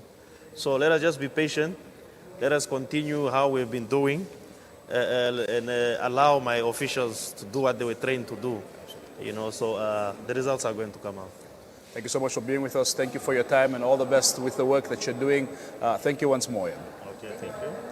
There you have it. That was Ms. Karina Diaz. She is the returning officer for the Katima Mulilo Urban Constituency alongside Leslie Simwanza, the electoral officer responsible for the Zambezi region. Of course, they are describing the overall elective process as executed very well, here in the Zambezi region. Of course, you would note that the Zambezi region does not form part of the extended polls, an indication that this process went relatively well here in this part of the country. Of course, they were quick to react to the shortages of ballot papers, etc. They were quick to react to any issues regarding IT, and as you heard there from them, that they are anticipating to conclude, that is the overall electoral process here in the Zambezi region by tomorrow, that is Saturday, the 30th of November 2024. Thank you so much for being with us.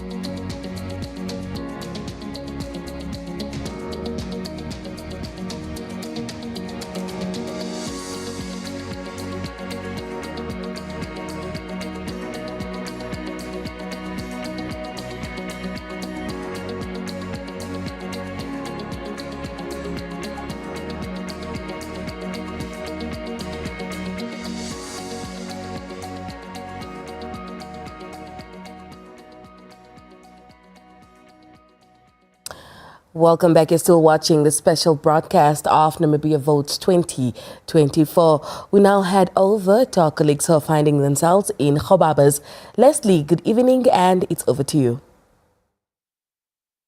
Well, welcome back to Khobabas, where we are at the Coalition Center on just 2 days after the election has taken place. But the election is, of course, still taking place in some of those constituencies in those 4 regions that was announced by the Electoral Commission of Namibia. I just wanted to give you some brief update that earlier this morning, obviously, we had an interview with the returning officer for the Khobabas constituency, Hedwig Wanivi, and she said that she was really working hard to make sure that they double check and triple check those results so that they do not have them wrong. Everything has been uploaded and has been sent to that system that they're using in Windhoek Sark, and then as soon as they're done, she's told us that in about an hour's time the Khobabas constituency could and possibly should be announcing. And while we're on election talk, obviously, I'm not alone today. I'm joined by a political analyst and a community activist. Let's start on my immediate left or in my immediate right, Veronia Kudeko, the political analyst right here in the Namibia region. Hello and welcome to our show. Thank you very much, Leslie. Good evening, viewers. Okay. Yeah, as introduced, I'm Veronia Kudeko. Okay. And next to Veronia, a community activist, Venant Lucas. Hello, Venant. Good evening, Leslie. Thank you for having me. Good evening, viewers.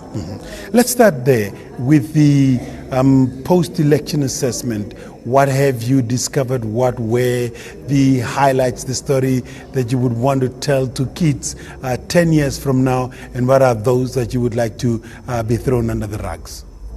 Let's start with you. Lucas. For me, one of the highlights for the post-election is that people were excited, people were mobilized, people were ready, and excitement is still high. That we can say. People are still ready to vote. They were busy making sure that there is a change. So people are eager to bring about change in Namibia. And that is it. What I can tell anyone is that everyone was mobilized and ready to be part or to participate in these elections, 2024. And then the election came, they voted. What is your post-election assessment?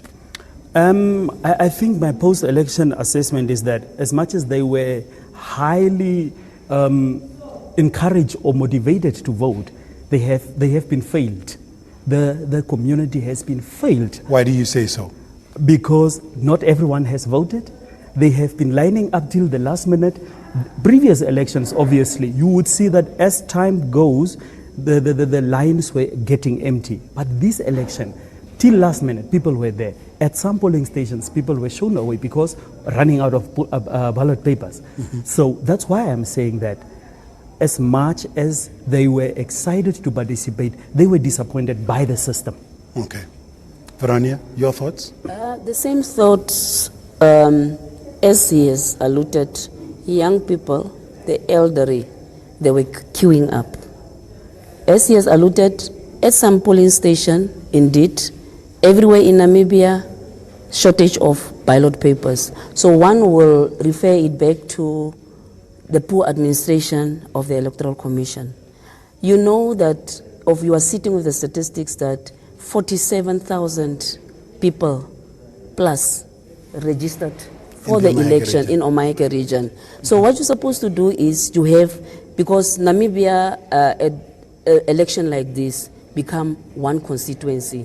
One can vote everywhere. And being in Omaheke, you know that people will be moving from Windhoek on weekends or even, especially it was declared a holiday. People will be moving from Windhoek to make sure that they come to vote at the nearest police station next to their farms. So you will make a provision of at least plus 10,000 or 5,000 more ballot papers. So I will not take it as an excuse. But also, if you have to give it to the ECN, it would have been very difficult for them to be able to predict as to where would the people be moving to.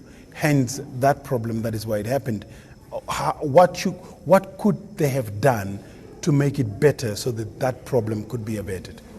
For me, I will say, according to the news of information that we are sitting with, they have printed 3 million ballot papers plus additional 400,000 additionally. So for me, it was supposed to be enough for distribution, equal distribution. So for each and every constituency where people have registered, you would have wanted it to sort of like be double the amount. Exactly. Because if 1.4 million people are registered and you have printed 3 million ballot papers plus additional 400, my analysis are saying that they were supposed to have enough ballot papers across all 121 constituencies in Namibia.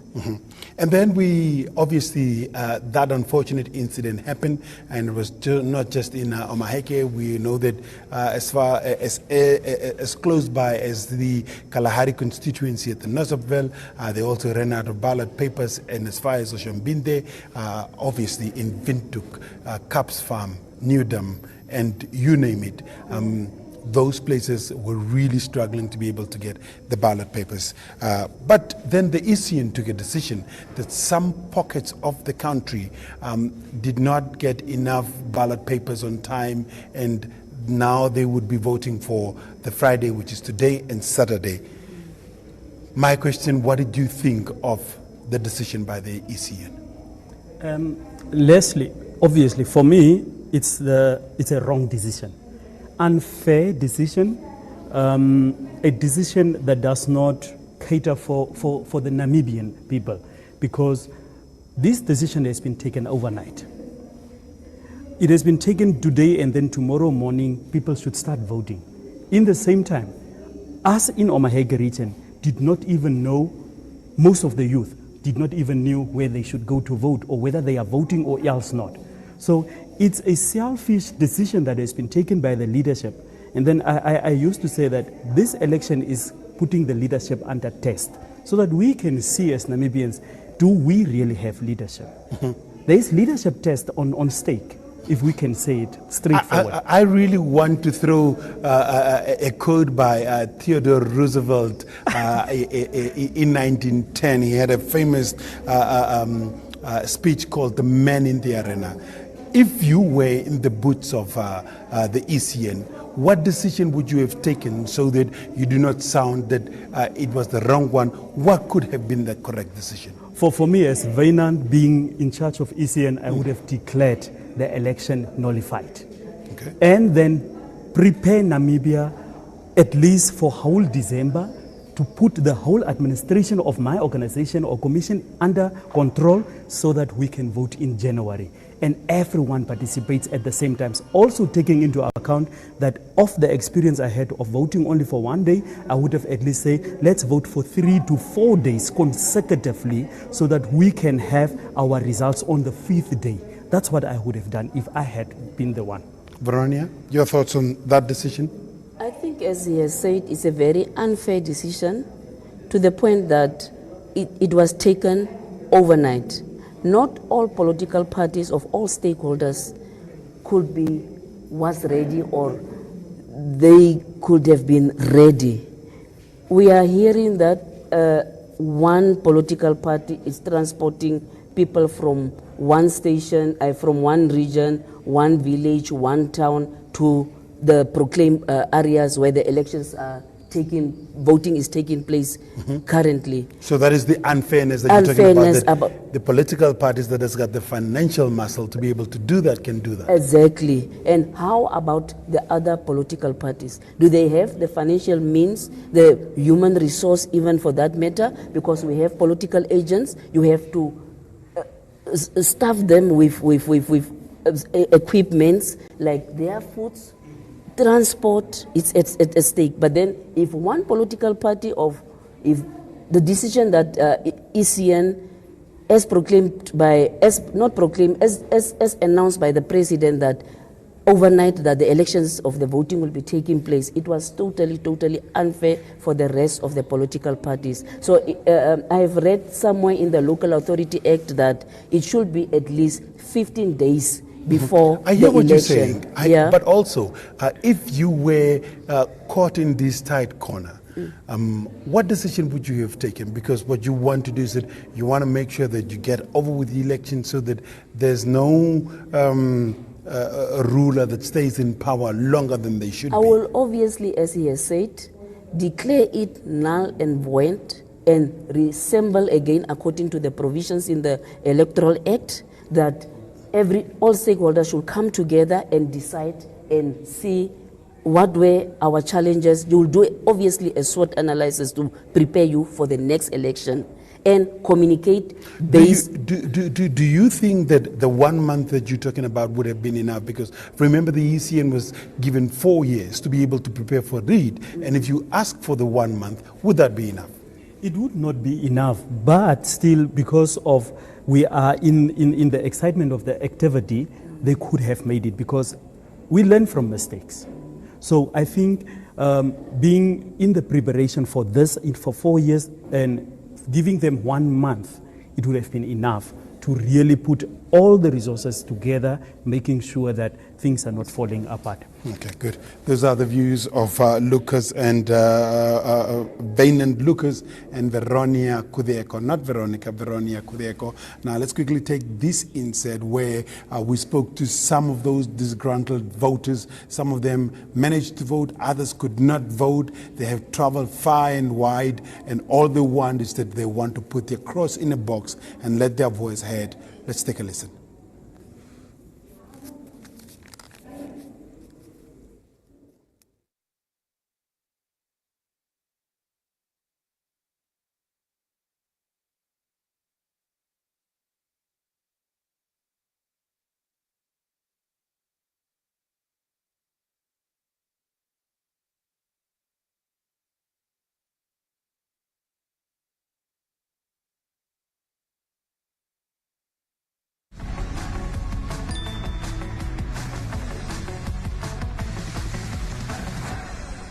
I am ready for Wednesday. I'm ready to go cast my vote, because as they say that your vote is your voice, so we are ready to make change, and I encourage the rest of the Namibian community and the youth to go vote, to make sure that they secure a better future for their children and the mighty people of the Namibian. I'm here representing the fellow heroes. What we can do, what a message I would like to proceed to you guys is, let's vote. I am ready. Are you guys ready? Did you get your vote? Well, thank you so much, and we are here still in Khobabes, trying to break down one story at a time and trying to get into the intricacies of every.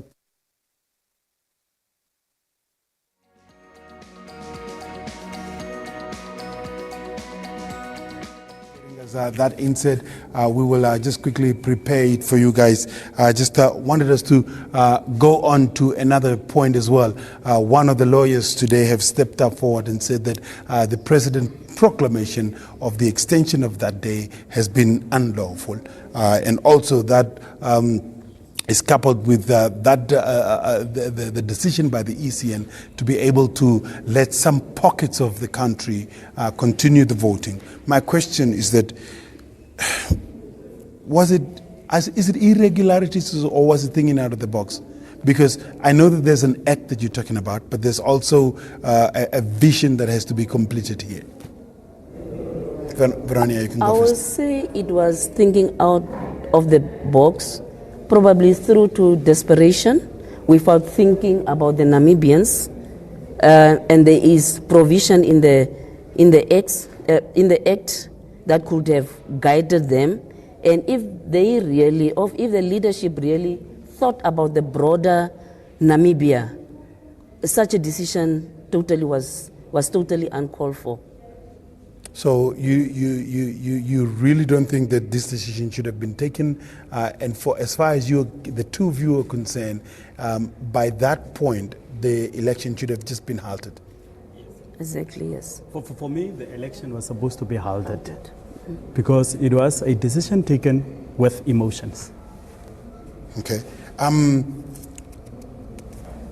Also, there were other issues that were raised, especially as far as the commissioners are concerned, the hitting of the tablets and so on. What other intervention should one go for? And I'm talking about the future now.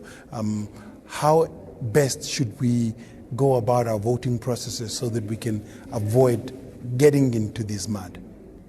Yeah, I think technology plays a critical role, and then to facilitate such and very important elections only with tablets is for me very wrong, because you need to have the laptop as a standby or any other device, be it the laptop or, because the tablets were warming up, some of them were charging and then the battery was going down while it's charging.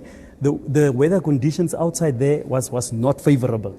So it was a matter of not only concentrating on having one sort of device, technology that can facilitate the process, but to have the technology and then still have the means of manually as well. so that in the event that our technology has failed us, we are still able to continue without interruption. Yeah.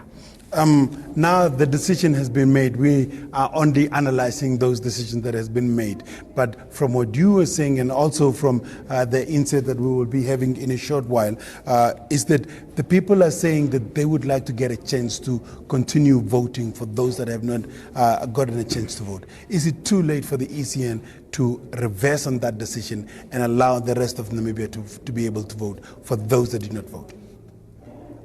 Obvious answer from me is it is not too late.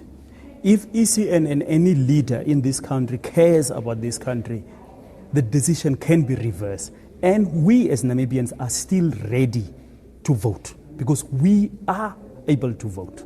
Okay. Lucas there, Venant Lucas saying that the rest of Namibia are ready to vote. I promised you that insight earlier on. I really want you to be able to hear the voice of the Omaheke residents as to what they went through and what they would like to see. Let's take a listen.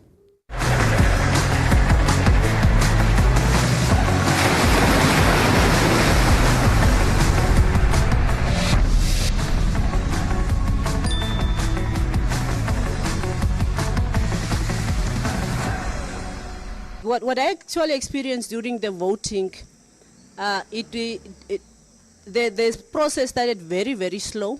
There were long queues. First, there was one queue. Later, people were divided, like the pensioner on one side, and then the rest of the people on one side. But it was still very, very slow.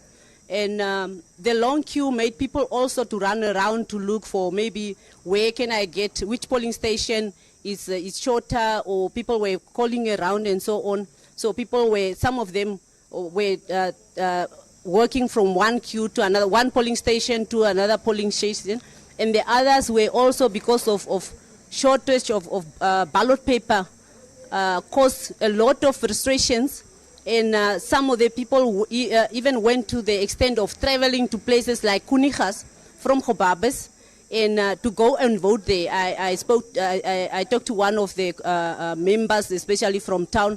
They traveled. He took his whole family to Kunihas because he at Nosopville B, where he wanted to go and vote, he was referred back because of shortage of ballot paper.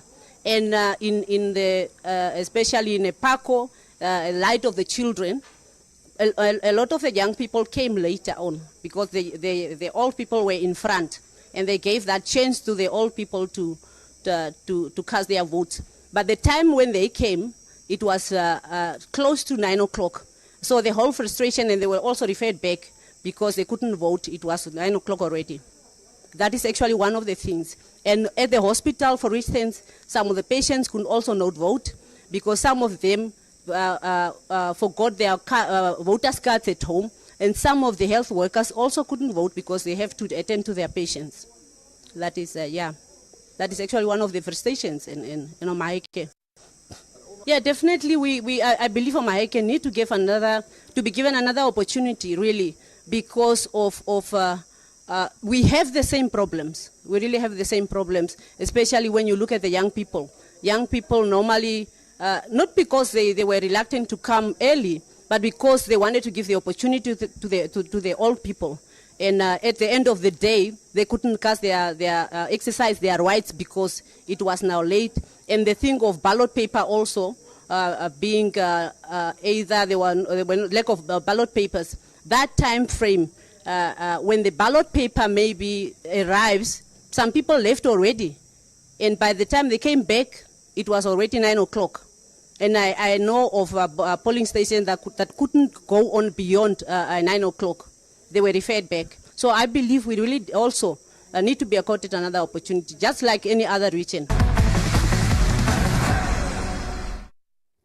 And those are the views of some of the residents here of Maheke region saying that they went to the polling station, and some of the polling stations, the ballot papers had run out, and apparently some of them had been turned away, and all they want is really just to vote, because after all, this is what people have been waiting for in the longest of time. We don't have much time. I just wanted you to give me your parting words before we cross over for our 8 o'clock news.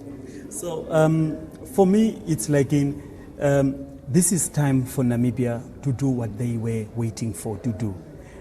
My fervent wish is that they are allowed to do so. And as the political parties are, I saw it yesterday, they are united. So if whatever is dividing them can stop, then we have a peaceful country and we will have peaceful elections. Veronia? Exactly my point.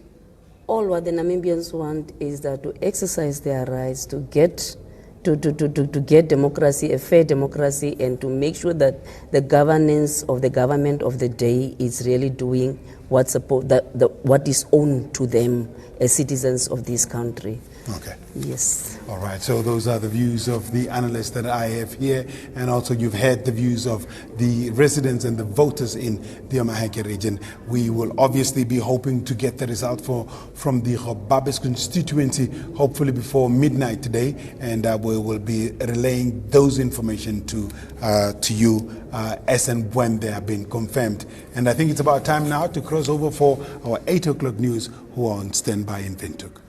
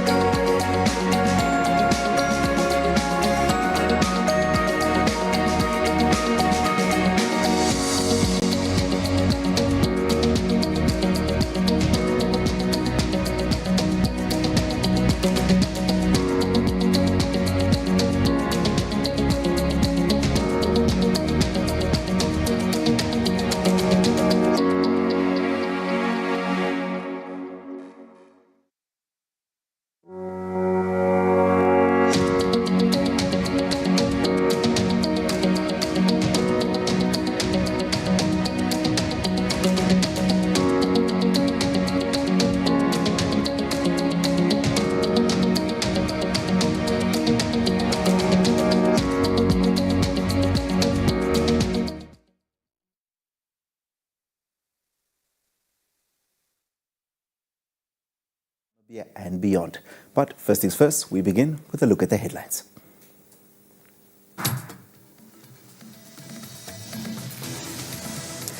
President Nangolo Mbumba praises Namibians for showing patience and resilience during the elections. African election observers call for changes to improve voting process and efficiency. Over 200 voters turn up at Ondangwa this afternoon as polling continues. And in news from neighboring South Africa makes history as the first African country to take charge of the G20 presidency.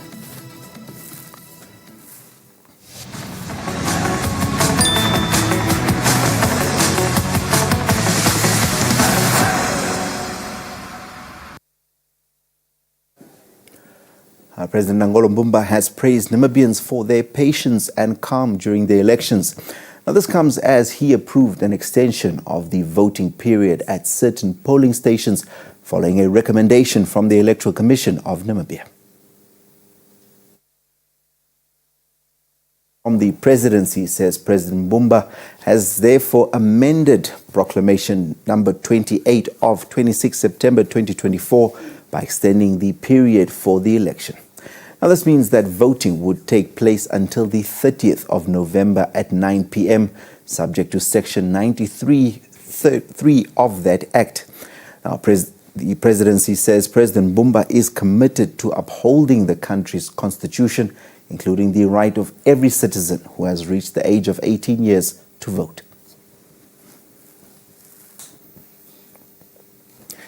Staying with the presidency, President Nangolo Mbumba says Namibia has gained valuable lessons from this election experience, with the presence of international observer missions playing an important role. Dr. Mbumba highlighted efforts to ensure smooth elections, including past use of electronic voting machines and the recent return of ballot papers. The head of state shared these insights during a courtesy call from the African Union Election Observer Mission at State House earlier today. At one point, we introduced the use of voting machine. But being Africans like you, we fear machines. We suspect that machines can count. So we drop that. Then we are confident we can deal with papers. Now you know what we are going, you have seen yourself what we have gone through. First, we try to be super perfect in terms of making sure that each party and each candidate get their votes, which is good, which is proper. But then we forget that there is something called time, there is something called patience, there is something called thirst, and therefore, hopefully, next time, we will improve. We should have done better organization. We have been better. But we thought, let the ECN, Electoral Commission of Namibia, do the job. But the job is bigger than any one institution. And therefore, we truly have learned, and we thank them for what they have done. We are not going to blame them for this or that. It is in the public. You have mentioned it already. Shortage of ballot papers. That should not happen. Voting in smaller places. That should not happen. Not measuring the time. I said Africans, we have problem with times. How can you have such a long line? And it's 3 o'clock, it's 4 o'clock, it's 5 o'clock, and you are looking at the line like that, and you are not changing. So those things are open to us, open for everybody to learn. Your elections are peaceful. Your people appreciate what should happen. Now we have a new generation of young people that is actually on our throats in every country. We see it wherever we go to observe elections.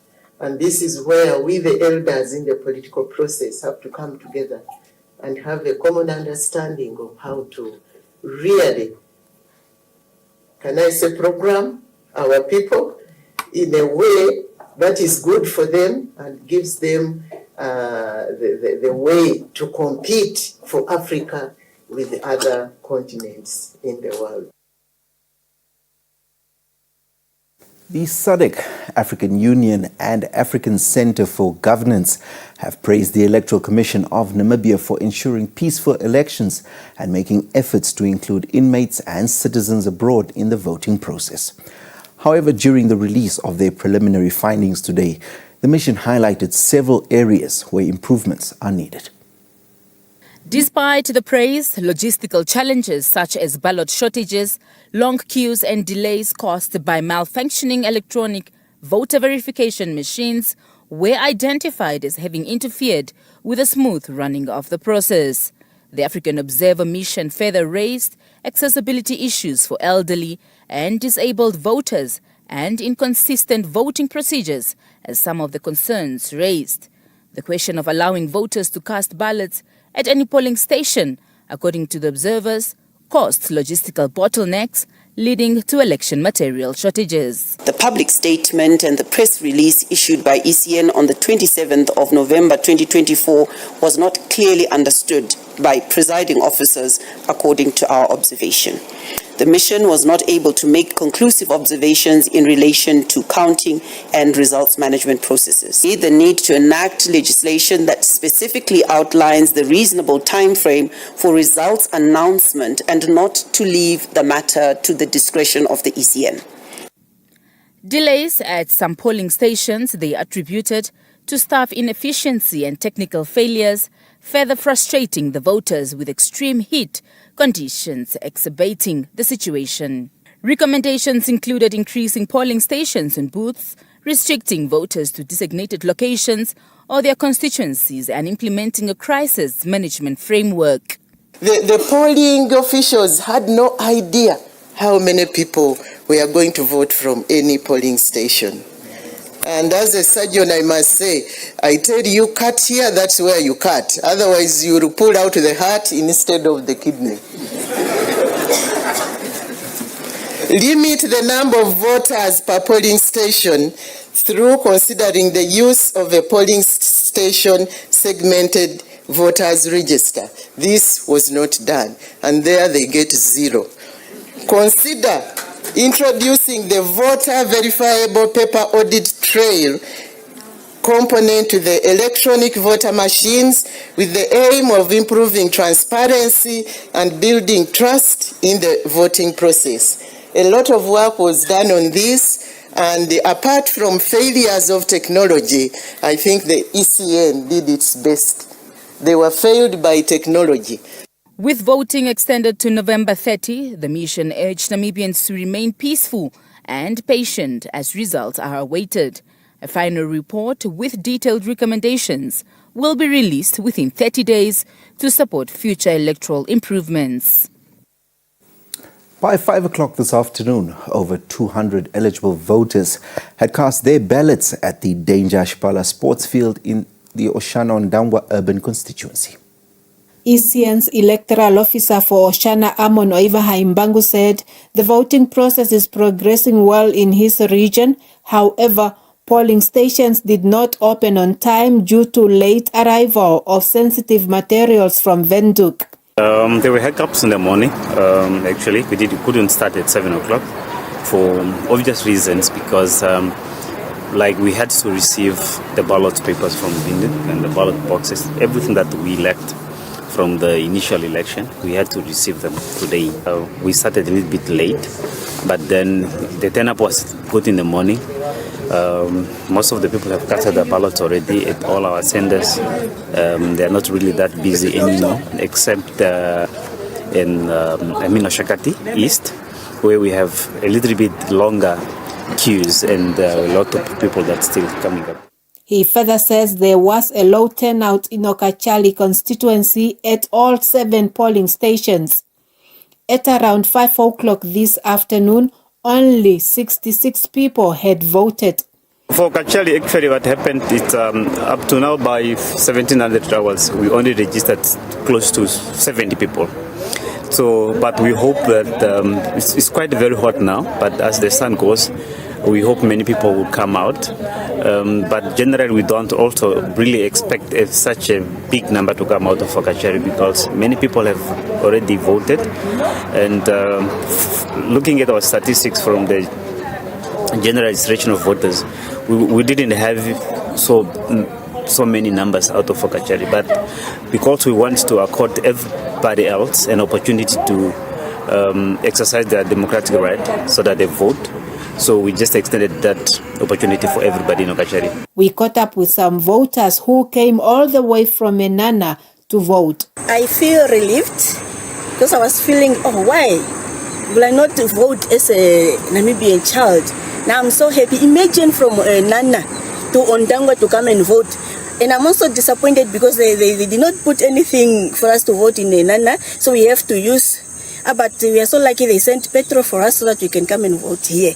I'm so happy. I have casted my vote and I'm very happy. I'm proud to be a Namibian. You see, I can prove it. I have voted. Did cast my vote here. I voted for my leader that will take us through for the next 5 years. But however, I'm still disappointed.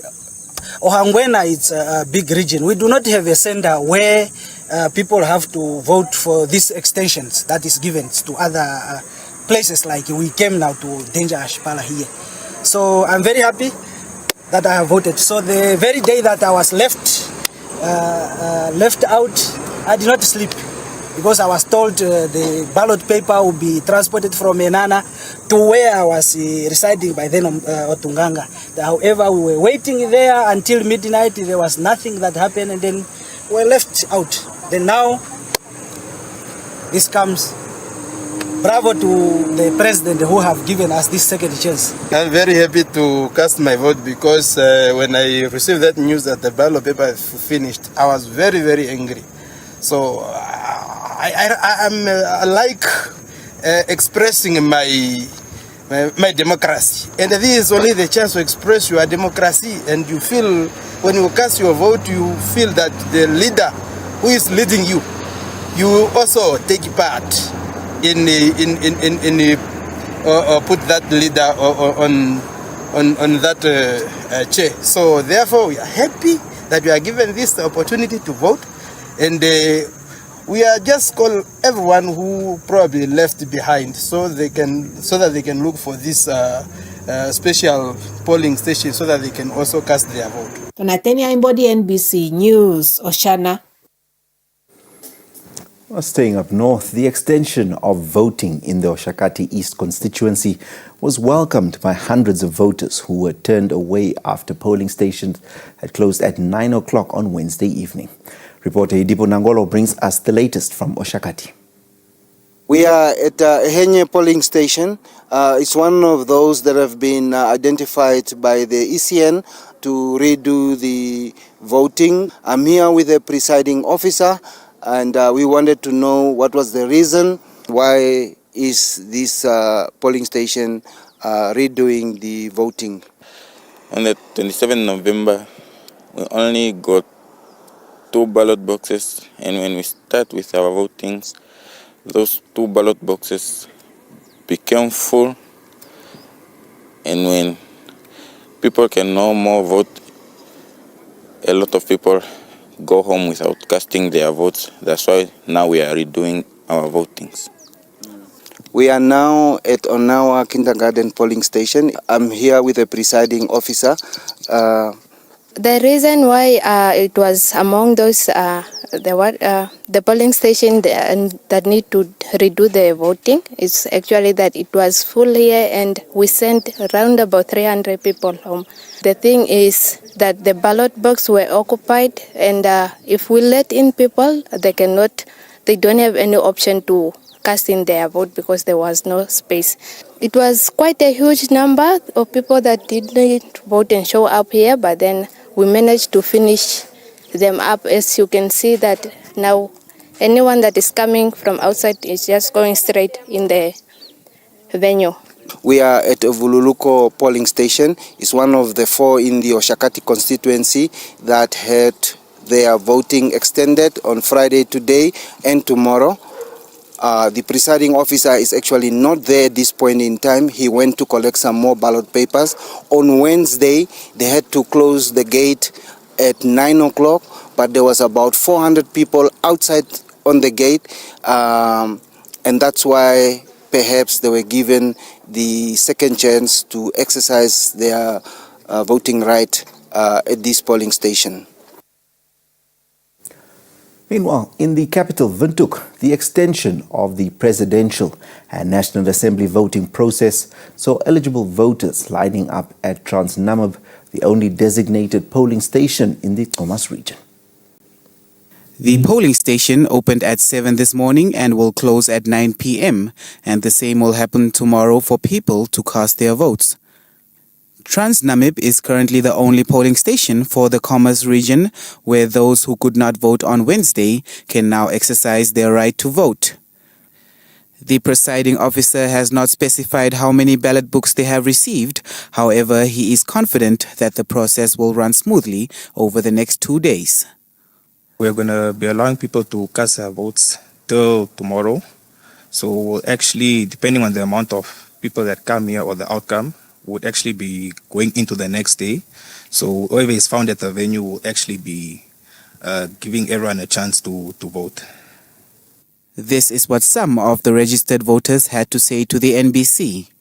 I think it's fair that we are getting a second opportunity because the first day was terrible. I think I was there since 7 o'clock at Baines, and my partner, when I went back to take her, only got a chance like at 8 o'clock in the night. I'm proud as a Namibian to cast my vote. Unfortunately, we could not cast our votes at the specific day which was set because I believe some of the polling stations was not enough and ECN was not doing well, especially doing good to cater for all of us. So I'm very excited to have a second opportunity to vote. I think it is, our constitutional right and we should be able to exercise it at any time, and everybody who wants to vote should be able to vote. Other constituencies where voting has been extended are Epupa, Opuo Rural, Sesfontein in the Kunene region, Okashali, Ondangwa Urban, and 4 constituencies in Oshakati East in the Oshana region, as well as Nehale Liampingana in the Oshikoto region. NH Nwabeb, NBC News, Windhoek. Turning our attention to the south, where tensions arose at the Karasburg Combined School Collation Center, where the announcement of election results sparked controversy. Now, Nesimis Mupia of the Independent Patriots for Change and Norbert Josop of the Landers People's Movement refused to sign off the results. The constituency recorded 5,591 votes in the presidential and 5,578 votes in the National Assembly election. ECN's returning officer of Karasburg East constituency, Wilhelm Kahupi, announced the results after the collation, but IPC and LPM refused to sign them off. We refused to sign because of a couple of reasons. Number one, we had a count yesterday in Kleinbegin at 2 o'clock in the morning, and then we were called today again at 4 o'clock to have a recount of the same amount of boxes. So in my opinion, I think it is unfair and it is uncalled for to have a recount of something that we already did. Number two, they had a balance that was not matching. So how did they got the balance that did not match if they already counted it and verified everything? Landless People's Movement's party agent, Norbert Josop, questioned Kahupi about the late arrival of 4 ballot boxes, asking where they had been and why they were not stored with the other boxes. Kahupi explained that steps were conducted fairly and in accordance with established guidelines. He also added that if the two are not happy with the results, they can, by law, ask for a recount. The results were gathered from 7 fixed polling stations in the constituency, including Gruno, Varambat, Komsper, Vesterkamp, Lordsville, Lutheran Church Hall, Karasburg Town Hall, and mobile stations serving the area. All the verified, counted, and sealed boxes were transported by police officers to the Karasburg police station. Johanna Urikos, NBC News, Karasburg. At the Oshuarongo Constituency Collation Center, only 6 polling stations remain to be verified, audited and uploaded. Oshadunjupa Regional Electoral Officer Victoria Mutenya says the progress is promising, considering the constituency has a total of 33 polling stations. Voters are eagerly waiting for the results as the counting process is in motion. Oshadunjupa Regional Electoral Officer Victoria Mutenya says 27 polling stations data have already been captured. The progress is good. It was slow at the beginning, yes, but at least there's progress. And I'm hoping that we will be able to announce the result to the public at all our collation centers within the region today. ECN officials at the Oshuarongo Collation Center are hoping to have the results ready as soon as possible.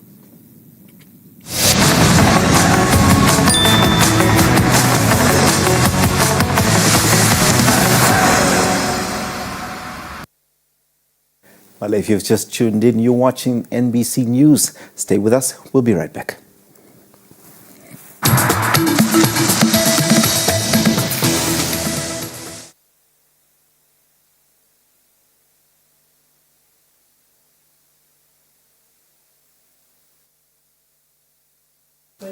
Where is this?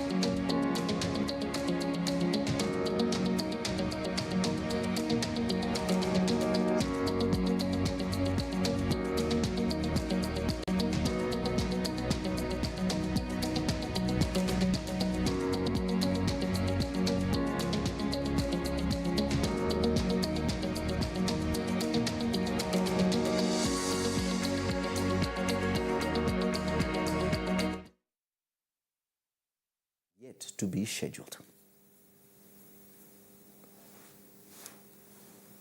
2 weeks ago, but the ministry didn't have come up because they were the ones that must be on the panel in those other delays that we are currently faced with. But on the 5th, because it's the final date that the ministry has given us, on the 5th, I hope is the last day for the interviews of our substantive CEO, and hopefully next year, in the beginning of the year, around February, I think that we will be having a substantive CEO in the office. Established in 2016, residents of Otavi's Cup and Bow informal settlement say development in the area has been painfully slow. Now, despite being officially included as part of the town's location, many households are still crying out for basic services. Settlement is made up of about 500 households whose owners illegally grabbed land to occupy plots in 2016. Over the years, Otavi municipality has been working to integrate the community. However, residents are saying life continues to be hard. The challenges which we are having here is now the council they make streets, but there are some streets which still need to be open. And we really want light. There must be light here in this place. If they can come before the election and satisfy these people, as you see behind me, Most of the people are just complaining about, we are not going to vote. Why should we vote? Here we are standing now. The councillors come and do this and they stop. We don't have water. We don't have electricity. Why should we wait? So we are not going to vote until we are satisfied. Currently, none of the plots with shacks have access to standpipes, with residents having to share 2 water points. Sanitation is another concern, including escalating crime incidents on which they are demanding council put up 2 high mast lights. They also want consistent drought relief distribution, as many are unemployed. It's too dark, no electricity. So we have been told we have to wait for electricity for next year. I don't know, why should we wait for next year if this has now been a location? Now the thefts, the robberies, everything has escalated now. They are talking about the drought relief food. It's been a long time that they did not receive, but the past 3 months they did receive. But up to now, it's promises, no, we are coming tomorrow, we are coming tomorrow. People just get stuck and the trust which they have in our leaders here just gets taboo. The residents also want to be registered to access social and pension grants, which they claim are not reaching them. Earlier this year, Otavi municipality indicated it has a housing backlog of 2,000 and in need of 1,500 plots through its settlement upgrading program. Plots in informal settlements are sold at $4,000 each, which the residents say is expensive for them, as many are unemployed. Faith Sankwasa, NBC News, Otavi. Food insecurity and limited economic opportunities in Kalkarand have pushed some residents to find their own sustainable solutions to nourish and empower their communities. Now, one initiative gaining traction is backyard gardening, a creative way to improve local food security while generating income for households. After struggling for 4 years to find work as a qualified electrician, 32-year-old Reynold Gariseb chose to redirect his energy towards agriculture. With the support of his sister, who bought him various seeds, he cultivated a garden designed not only for self-resilience, but also to promote healthy eating in his community and make available fresh vegetables. Gariseb's venture goes beyond generating income. It's a commitment to encouraging healthy eating and well-being. His flourishing garden is brimming with a variety of vegetables, including spinach, corn, beetroot, basil, green peppers, tomatoes, pumpkin, watermelon, and onions. Gariseb hopes to expand his garden and create job opportunities, aiming to tackle unemployment and provide an alternative for the youth, keeping them off the streets. Inspired by a deep desire to set an example for his children, he emphasizes the importance of self-resilience and recreating solutions to combat hunger and poverty. Through his efforts, Gariseb hopes to inspire others to make initiative and build sustainable futures for themselves and their communities.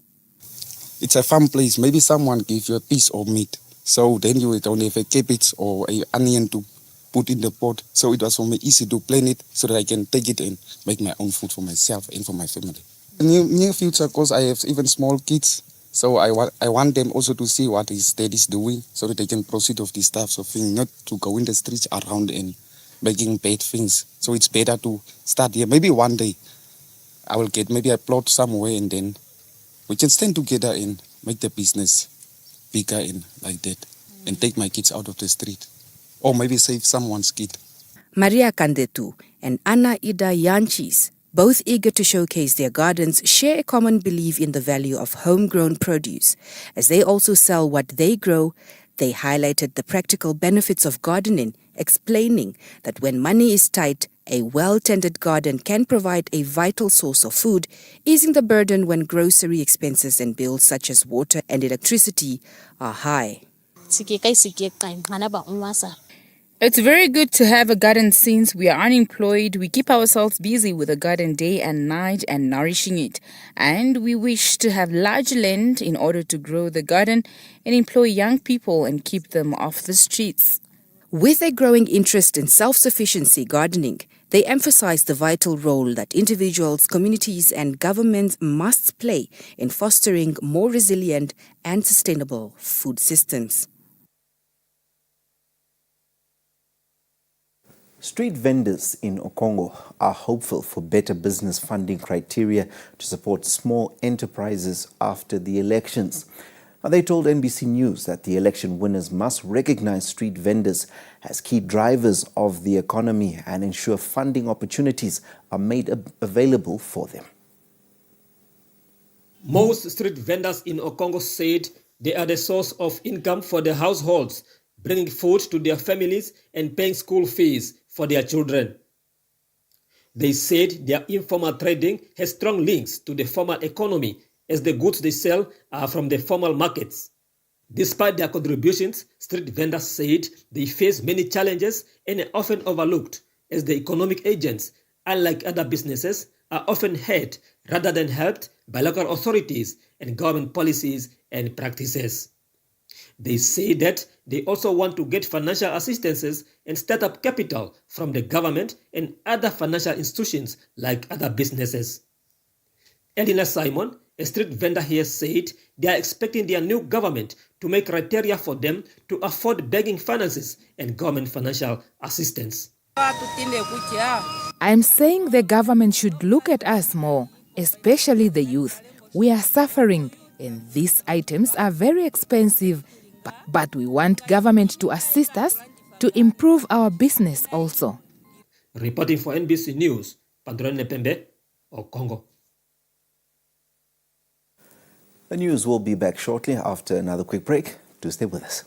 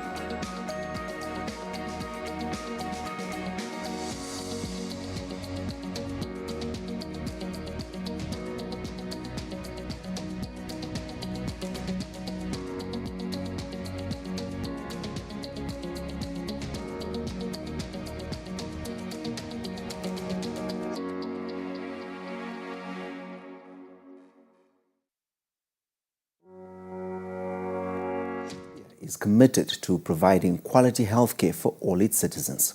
Now, Dr. Munyangwe made these remarks during the handover of medical supplies to the Hope Home-Based Healthcare Organization in Tsumeb. Hope Home-Based Healthcare is a non-profit organization that currently takes care of 120 people with disabilities. The center provides meals and medical consumables. Continuous operations at Hope Home-Based Healthcare depends mostly on donations, of which Dante Precious Metals, Social Security and TMS International has been playing a pivotal role since its inception. Echter's mobile and a home clinic was opened to relieve the center from relying solely on donations. Hope Home-Based Healthcare Center and IHTU's mobile clinic complement ministerial services and hence offers a wide range of services that can benefit companies and communities alike, which extends to on-site clinics, wellness programs, emergency services, primary health care, fully stocked on-site pharmacy, workshops on key health topics, home care services, and home visits by medical doctors. Deputy Minister of Disability Affairs, Alexia Manobe-Ube, complimented Hope Home-Based Healthcare for supporting people with disabilities. The office donated medical consumables, formula milk, and instant porridge. And are able to provide specialized tailored assistance to individuals who deserve or need these equipments. These organizations such as Hope-Based Healthcare play a pivotal role in advocating for the rights of persons with disabilities because they are raising awareness on the inherent dignity of people with disabilities and also promoting inclusion and equality in all aspects of society. TMS International donated an electric bed with 5 sets of beddings. The Tsumeb Mayoral Fund also contributed medical consumables. Echlin Uises is the founder of Hope Home-Based Healthcare and Echtes Clinic. We will take care of our vulnerable residents, our vulnerable beneficiaries, but the very important thing, the mobile clinic and the community clinic needs your support. We need to generate income so we are able to become sustainable. The organization has nurses, caregivers, and a medical doctor. Hope Home-Based Healthcare was initiated 10 years ago, while the Echtes Clinic was established last year. Evelyn Poles, NBC News, Tsumeb. Residents of the Krises settlement in the Karas region have embraced backyard gardening, transforming their yards into vibrant green spaces. What sets apart this tiny settlement is the flourishing backyard gardens found at nearly every house, demonstrating an atmosphere of greenery and self-sustenance. When visiting this settlement, green spaces filled with small-scale crop fields of tomatoes, onions, pumpkins, watermelon, and grapevines are almost impossible to ignore. The settlement, with a population of less than 1,000, is located about 30 kilometers from the nearest town of Patani. The residents say the backyard tradition began with the ancestors who relied on small-scale gardening to feed their families and maintain a sustainable lifestyle. As a child, I watched our parents cultivate crops and prepare meals for us from their harvests. After setting up my own household, following their passing, I realized that you can feed yourself and your children through your garden. From there, you can also reach out to the community, assisting elderly neighbors by providing them with soup made from your crop produce. Equally, government encourages us to start backyard gardens, not only to nourish ourselves, but also as a means of livelihood rather than relying solely on government handouts.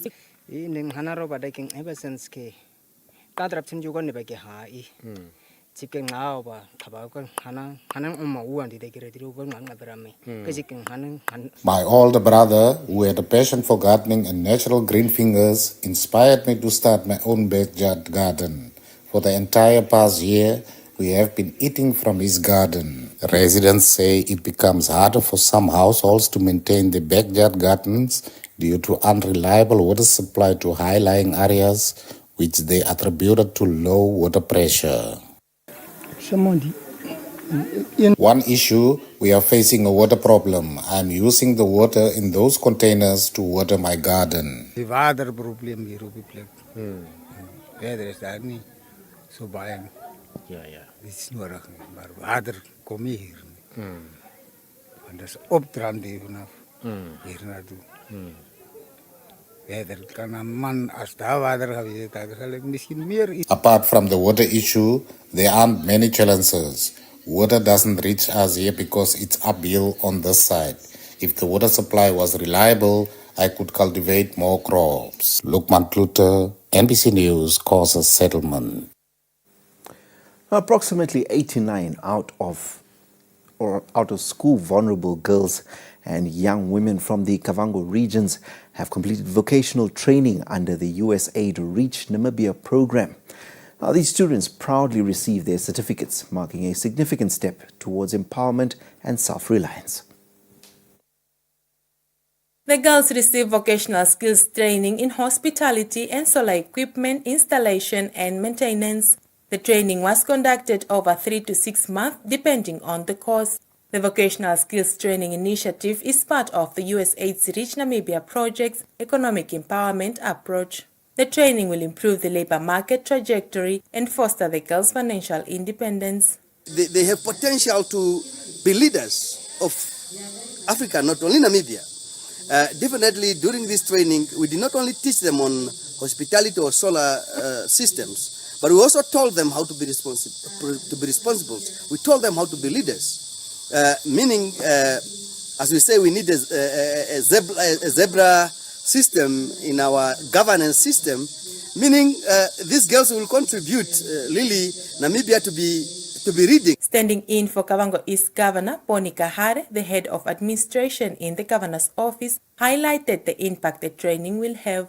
It is essential to organize, to recognize that the hospitality sector is not just more than hotels, restaurants and events, as well as the solar panel industry is not only about maintenance and installation. These are fields that thrives on human connectivity, creativity and services. As young women stepping into the workforce, you are part of the crucial movement toward gender equality, economic independence, and social change. The skills you have acquired during this training will allow you to contribute not only to your own success, but to the prosperity of your families and community as well. Some of the participants spoke on their journey and how the training will assist them moving forward. Today marks not just the end of this program, but the beginning of the exciting journeys ahead of each of us. When we started this training on 7th of October, many of us were unsure what to expect. Over the weeks, we have gained valuable knowledge, honed practical skills, and grown into confident and capable individuals ready to contribute in the hospitality industry. All people believe that solar is only for men, but as ladies we can also do it. The class was so challenging, but we committed. Sometimes take a risk to try a tough thing, even though it's challenging, but please believe in yourself and tell yourself that you can do it. The graduates will be linked to internship and eventually supported to get formal employment or establish small-scale enterprises. Elizabeth Mwengo, NBC News, Rundu.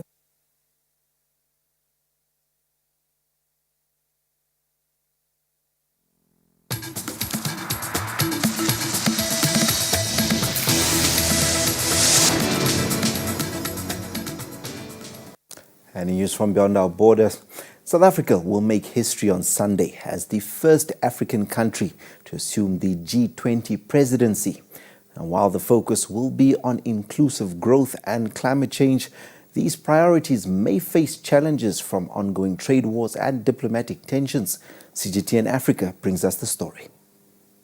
The B20 brings together business organizations and their members from the B20 countries to develop and refine policies on critical issues, out of which recommendations then go to the G20 toward about September every year for the G20 to deliberate as part of their policy deliberation.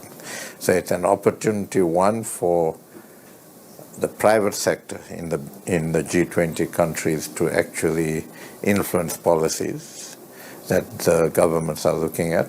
Many see this as Africa's G20 debut. Last year, during India's presidency, the AU was granted permanent membership of the G20. So it is important that it is a South African and African G20. I think these are some of the most important economies in the world and countries in the world. And it is important that we are hosting them.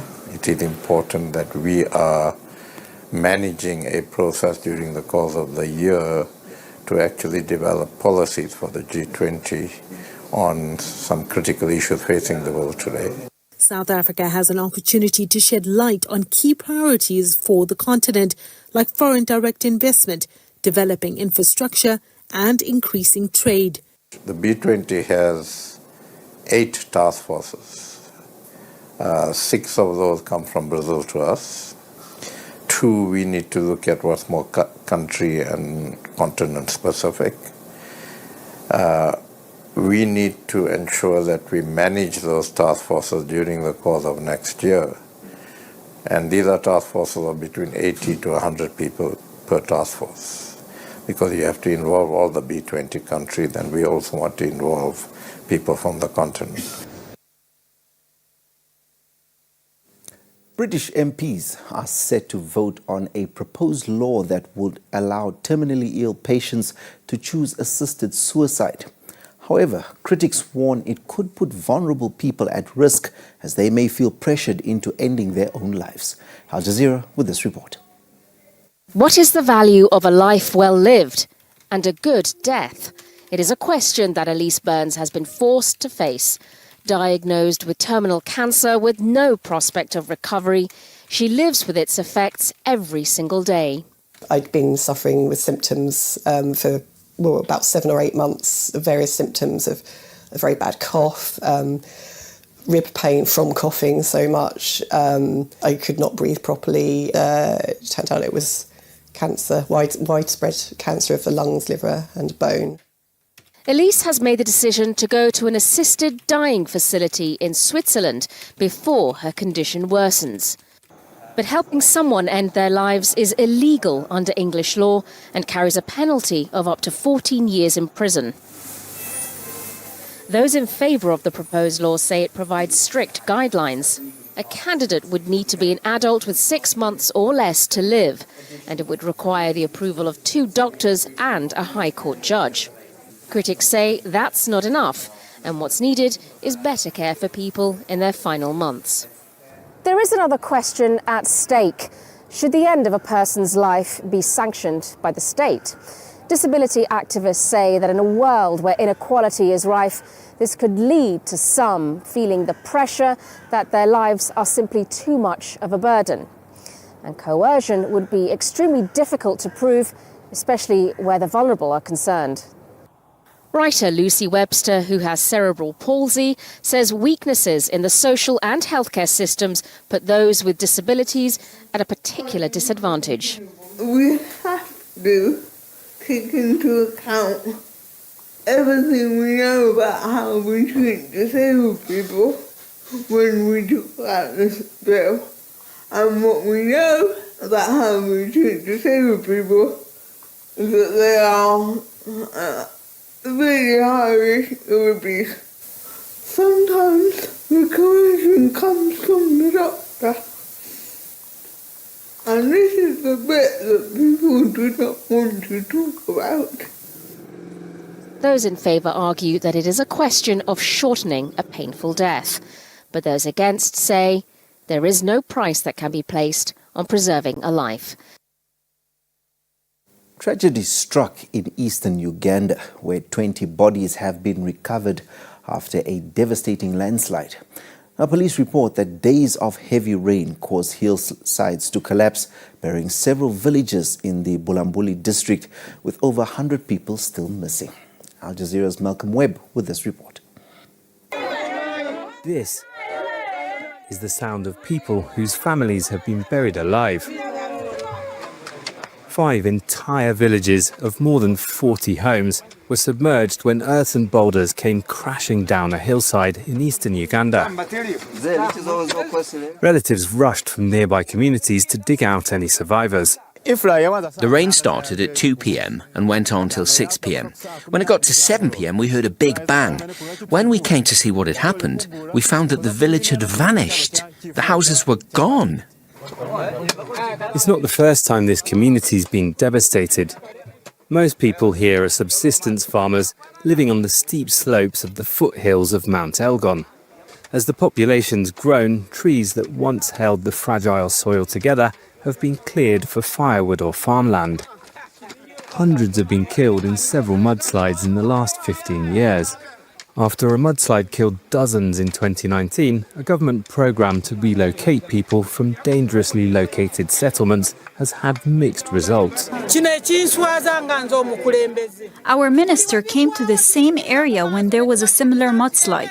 She promised us in 2 months all those living on the slopes of the mountain would be resettled. She told us to prepare our people. I mobilized them. They have been coming to my office telling me, "Chairwoman, we have prepared our luggage to move. When are you relocating us?" But I have no answers. Hundreds of families have left the area, but many here say the new locations provided are inhospitable. Others don't want to leave their ancestral lands and their communities' ways of life of thousands of years. Venezuela has made history as the first country in Latin America to lose all its glaciers. Now, the last remaining glacier was downgraded to an ice field earlier this year, a change attributed to global warming, which has drastically reshaped the landscape. CGTN's Seven Gibbs reports from the city of Merida. It's the Venezuelan city at the foot of the Andes. For much of the last century, Merida was famed for the 6 glaciers that crowned its mountain peaks, an alpine scene in this tropical country. But over the last 50 years, they've all but disappeared. This year, the final glacier, the Humboldt, melted away. What remains is now classified as just an ice field. The main reason is global warming. The temperature in the Merida area has risen by around 1 degree Celsius over the past half-century, but with especially high fluctuations recently. We went into the mountains with Professor Enrique Lamaca, a tropical ecologist who moved to Merida as a young student in the 1970s. In his lifetime, this view has changed noticeably. Yeah, when I came here to Merida City back in 1975, we had glaciers in the mountains. For a tropical country, it's really amazing. And so it was also a big attraction from people all over the country to get here just to see the snow, to see the glaciers. For the professor, the loss of the glaciers is regretful, but also an opportunity for research. It is a good opportunity to see how things behave on the planet. A new ecosystem is going to be built in that place. That's thing that is going to be positive for some plant and maybe some animal species that are associated with those plants. The warmer weather is slowly pushing the tree level further up the mountains, even allowing crops to be grown at higher altitudes. In the valley below, more mosquitoes are being detected. What's happened here, where a small rise in temperature over half a century has had a very visible effect, could provide useful data for other parts of the world. Experts expect glaciers in other parts of the Andes, as well as in tropical regions of Africa and Asia, to also retreat in the coming years. The change that's been witnessed here in Venezuela is a foretaste of what's to come. We would like to make a correction to an earlier report where we said the elections were being redone at the Oshakati East. That was incorrect and in fact was only an extension of the voting process. We'd like to apologize for any inconvenience that was caused. Now, up next is the weather.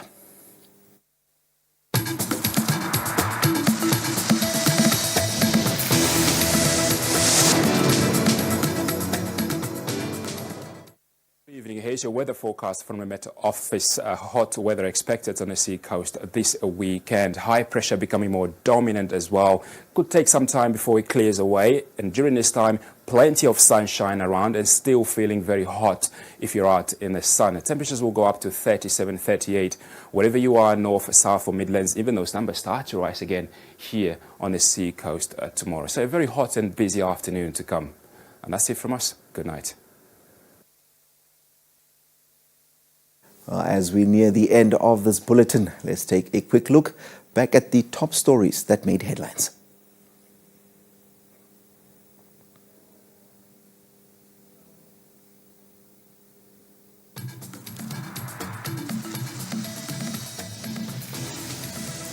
President Nangolo Mbumba praises Namibians for showing patience and resilience during the elections. African election observers call for changes to improve voting processes and efficiency. Over 200 voters turn up at Ondangwa this afternoon as polling continues. And in news from neighboring South Africa makes history as the first African country to take charge of the G20 presidency.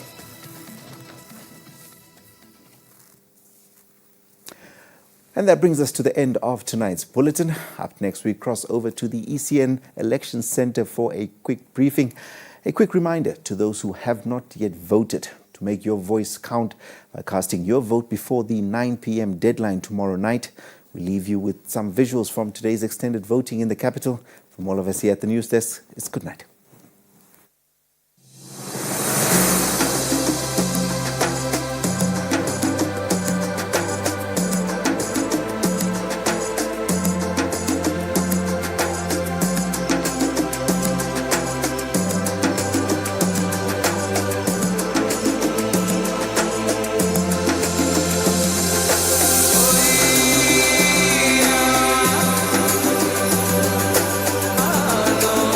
Oh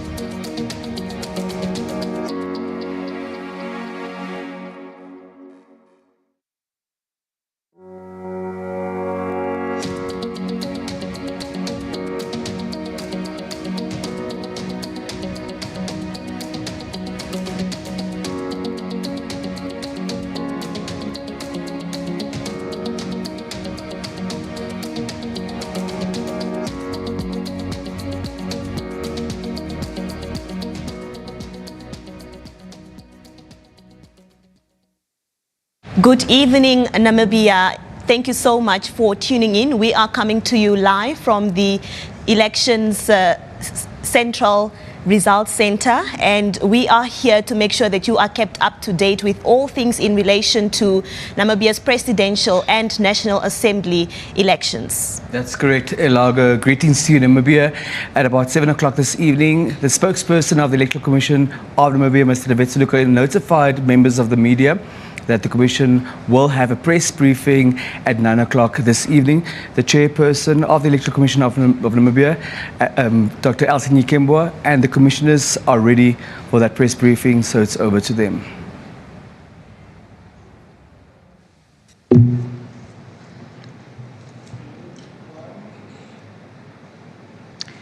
Good evening, Namibia. This is the third media briefing that is organized by the Commission. We have a very short statement just to update the nation on the progress made so far. I'm going to ask the CEO of ECN to read the statement on behalf of the Commission.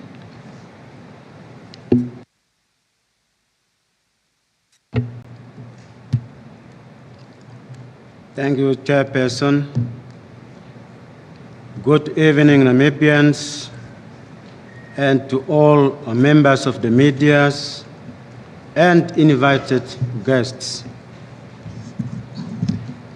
Today, the Commission wishes to update the nation on the extension of polling at the polling stations announced yesterday, and the counting and transmission of results to the Central Result Center located at ECN head office. In doing so, I will take this opportunity to explain the process result management from the polling station to the level to the Constituency Collation Center and the subsequent transmission of the results to the CERC. The Commission has decided to explain this process so that all the citizens are capacitated to understand and appreciate the integrity of the results transmission process. 1. From the onset, allow me to briefly provide you with any update on the status of the polling process for the extended voting.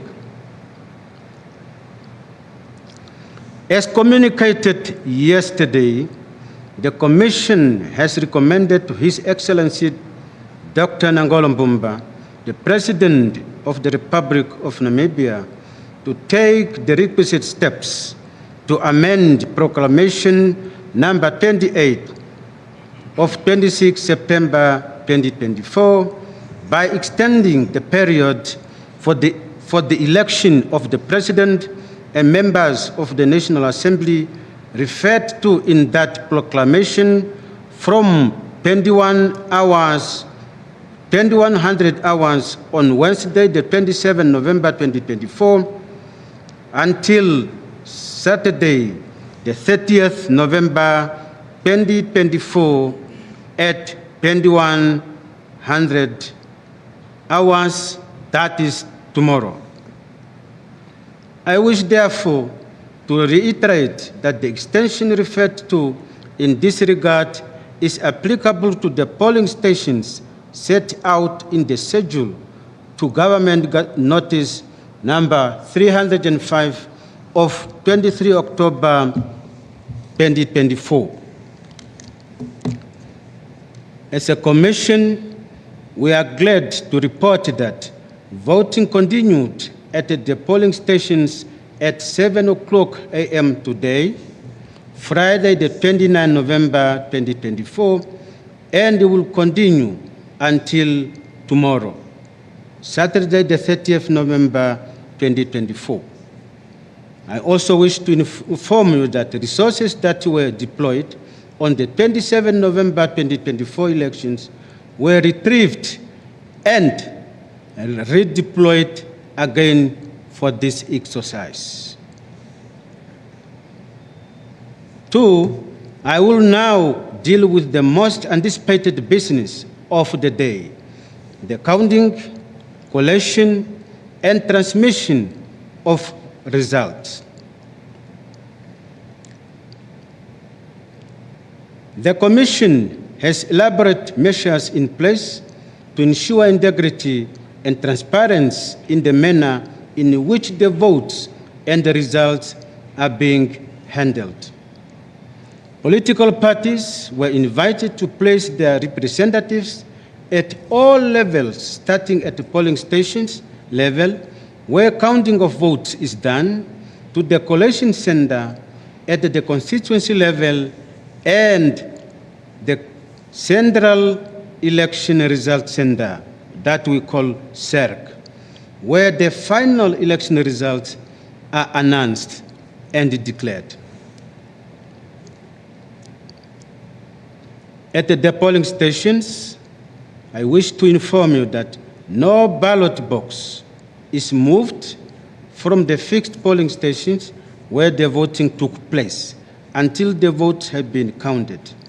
Party agents have signed for the results, and the results have been posted at the stations, as you have observed in the media. This mammoth process ensures accountability and transparency in fostering the integrity of the final election results announcement. At the Constituency Collation Center, the parties are also expected to have representatives present when the presiding officers are presenting their polling station results and are compiling constituency returns. At the CERC, the Commission has provided computer terminals, as you can see them, and access to party agents to view the collation process, including verification of preliminary election results submitted by returning officers from established 121 collation centers in all our constituencies across the country. Collation, validation, and announcement of final election results by the Commission in accordance with the relevant provisions of the Electoral Act No. 5 of 2014 as amended.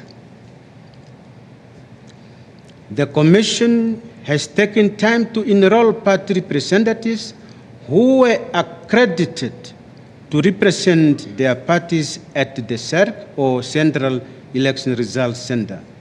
The process of verification, collation, and the validation of preliminary results at CERC commenced this morning.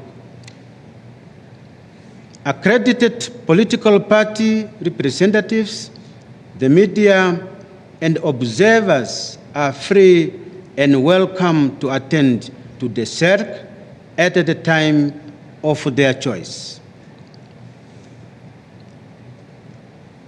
Allow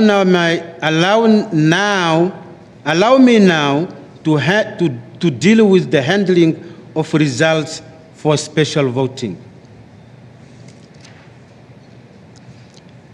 The Commission wishes to reiterate that the vote count from special voting that was conducted on the 13th November 2024 at all our 35 Namibian diplomatic missions across the globe and in all our 14 regions are handled as follows.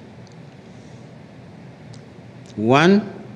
Namibian diplomatic missions will be verified and collated by the returning officer at the ECN headquarters, as we indicated already in our previous statements.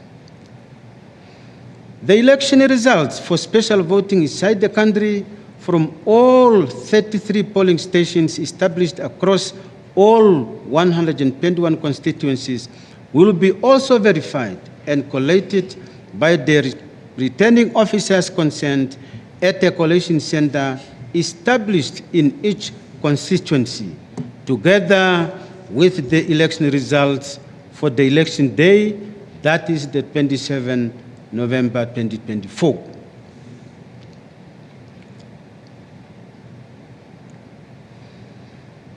I now move to the circulation of altered results. The Commission has noted with great concern the circulation of fake result sheets on social media. While the Commission might not be privy to the intentions of doing so, we are deeply concerned because this has the potential of undermining the integrity of the results, which is the exclusive domain of the Commission. The fake result sheets depict inflated figures for a particular candidate more than the total registered voters for that particular polling station. We appeal to the public to treat this with contempt. We urge the public to download the ECN mobile app on Play Store and App Store, or follow the ECN election results website portal at www.elections.na for official results transmission. No other sources. I now move to the gratitude for the peaceful voting, as we all observed. The Commission reiterates its appeal to the Namibians to maintain peace and calm as the Commission continues to manage their results, as we have outlined the processes and steps that need to be taken to make sure that we deliver the final election results. The peace that prevailed during the voting should continue up to the time the Commission is announcing and declaring the final results. For those that are in areas where voting has been extended, the Commission is appealing to you to go and vote peacefully. It is your right. Please exercise it. Let us continue to uphold the values that define our shared commitment to sound democracy. Together, we are building a brighter future for Namibia. Finally, as a Commission, we appeal to the nation to remain calm while the Commission is following due process in verifying and certifying results before announcement.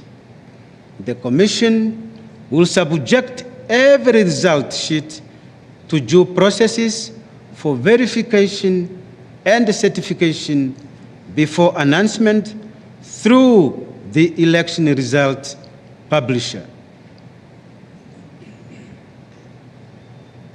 Thank you, and may God bless Namibia.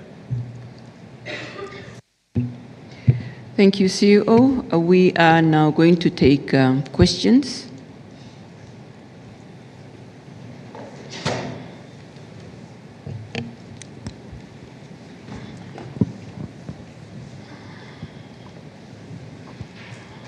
Please introduce yourself and the institution you are representing.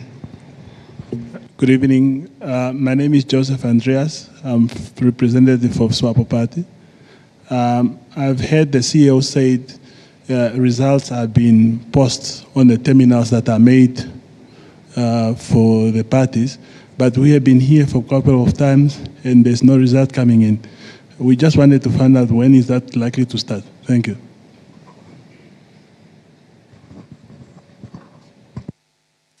Okay, maybe I can respond to that question. We are going to post some this evening. You understand that the due process is very cumbersome. From the polling station, the results go to the collation center in each and every constituency. And then we bring them where you see people sitting for verification. Then they come to the CEO before they come to the commission. So we are in the process, and there are some that we've cleared, and we are going to avail them to the political parties soon.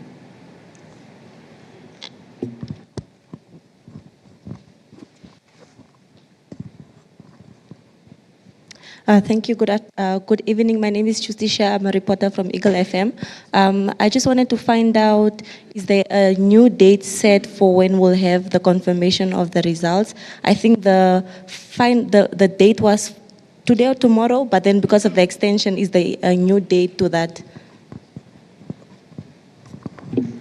Thank you for the question. I think I indicated last night that the date that we published in the electoral calendar was the 30th. But I also indicated that we are going to pronounce ourselves when we are done. It will not be correct now to commit to a date because we know that we are at the moment still far away from completing all the results.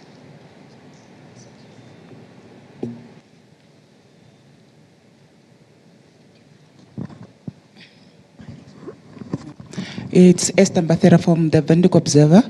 My question is regarding the ongoing voting process, because there's a high demand for polling stations elsewhere in the country.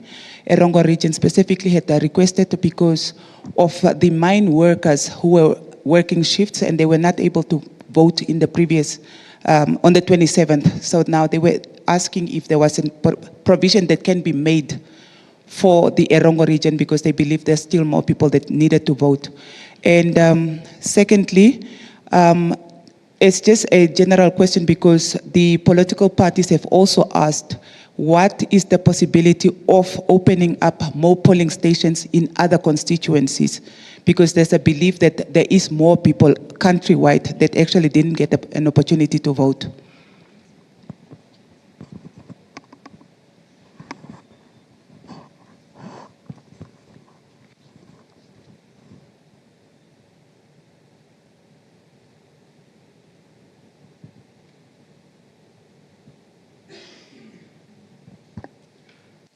So, Esther, I would like to ask our Director of Operation just to explain the criteria that we have used.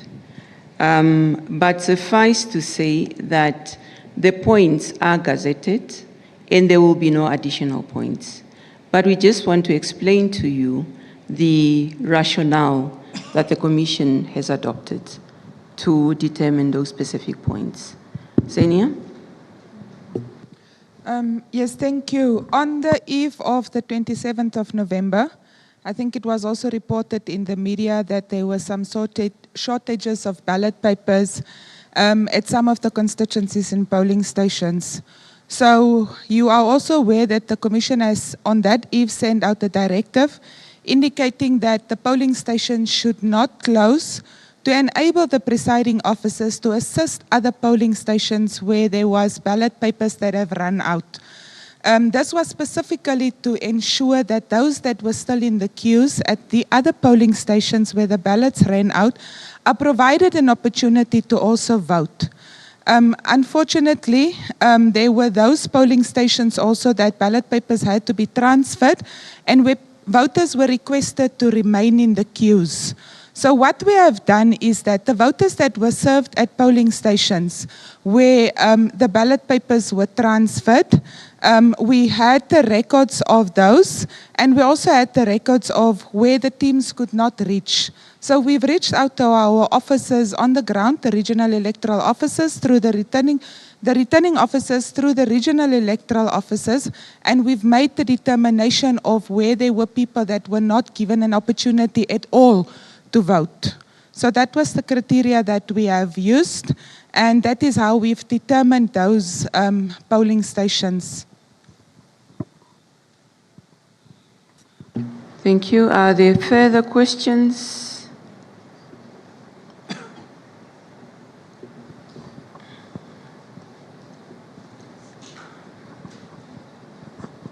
Yes, I have one more question in regards to polling stations. I just wanted to find out what was the rationale behind the Khomas region having only one polling station, while Kunene has several and Erongo has none, with the extension of voting. They've asked that as a follow-up question when I asked her to explain. Zenia? So as I've indicated, the polling stations were determined where, in instances, the teams could not reach. The polling station in the Windhoek West Constituency, Trans-Namib, was one of the points that the team could not reach, because by the time that they got there, the voters in the queue and then the ballot papers was also an issue. So that polling station was identified because it was not served at all. The teams could not reach there. Unlike in other areas where the teams could reach, and our assessment was that there were voters that were there in the queue still for a long duration. All the other polling stations in the Windhoek, in the Khomas region, in the various constituencies, even the one at OCI International Airport, the reports that also came out through media that people were in the queue, and ballot papers were transferred to go and assist in that regard. But the one that was identified, the Trans-Namib Hall, there were voters, but there was no team that reached there before the voters left.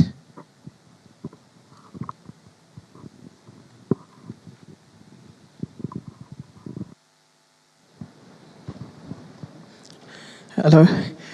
Yeah, good morning. Good evening, everyone.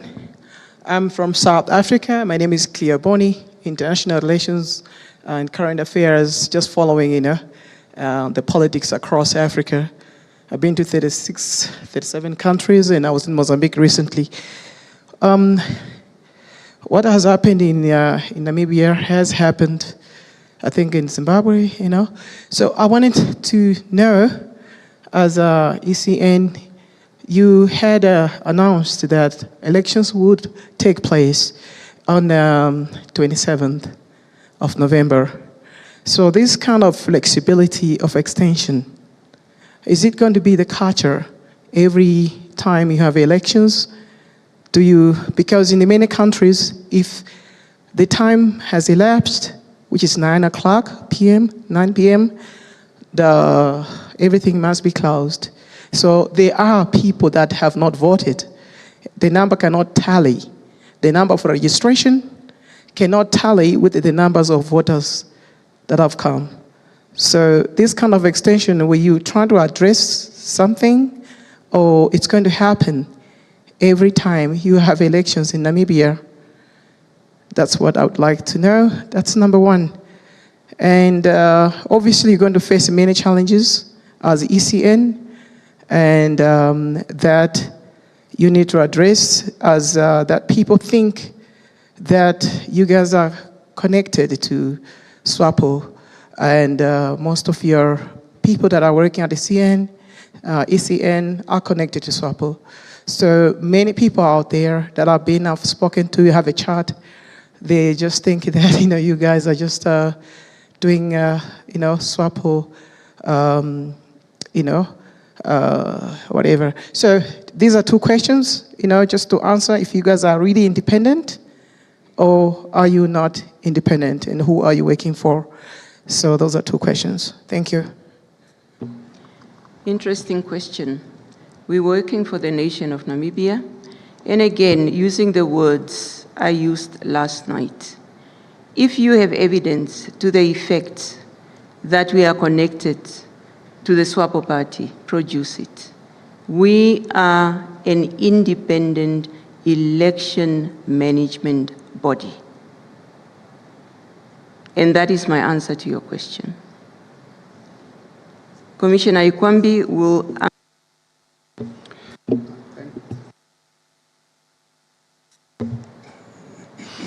Thank you, Chair. On your question on whether this is going to be the culture, my answer to you is that the elections are conducted within the existing legislative framework. So as we speak, we are conducting these elections within the framework, legislative framework of the Electoral Act as promulgated in 2014. In the next round of elections, if this piece of legislation is still the one that is in force without any amendments, then the elections will be conducted in terms of that of the processes enumerated therein. In the event that there will be new legislation enacted, then it means there could be a change as necessitated by those or as dictated by the amendments or stipulations in that law. So whatever law is in force at the time of conducting those elections would dictate the processes that will be invoked. Commissioner Shienuna also wants to add. Thank you, Chair. Yeah, on this question that the allegations that we are connected to SWAPO, I think that's a serious allegation. And when we appointed as commissioners, we took oath to serve the Namibian people, regardless of political affiliation. And I always ask people, if indeed we are connected to SWAPO, how come that during the 2020 regional and local authority elections, SWAPO lost control over the city of Windhoek, Swakopmund, Walvis Bay, Keetmansop, etc., under our watch? How did we allow that to happen? Thank you. If there are no further questions.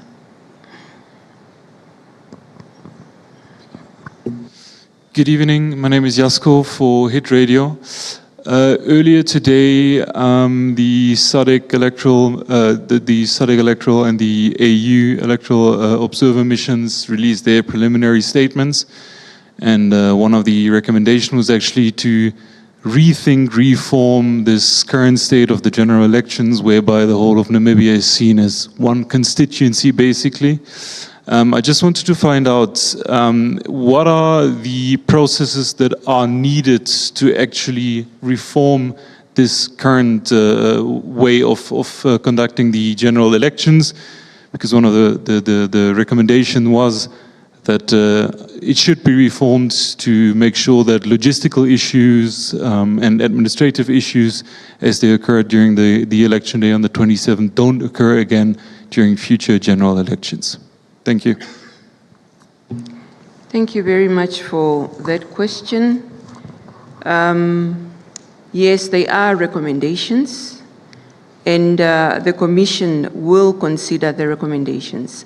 But this specific one that you have mentioned, it's also something that we welcome as a Commission, in the sense that this is the difficulty that we have with regard to planning, because you just never know how many people are going to turn up at a particular polling station.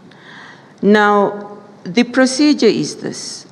You need to do stakeholder consultations to see if all the stakeholders have the same buy-in with regard to that specific recommendation. Then the next level, if you have the buy-in, is then to introduce amendments through an amendment bill in the Electoral Act. And once that passes through Parliament and it gets presidential assent, then you're good to go. So it is a process. In as much as it's a good recommendation, we just need to ascertain whether everybody is on board. Because one of the things that we're constantly hearing is that if you introduce the voting districts, as we call it in electoral management, would it not be limiting? Because our population is very mobile. Now it's time for the Presidential and National Assembly elections.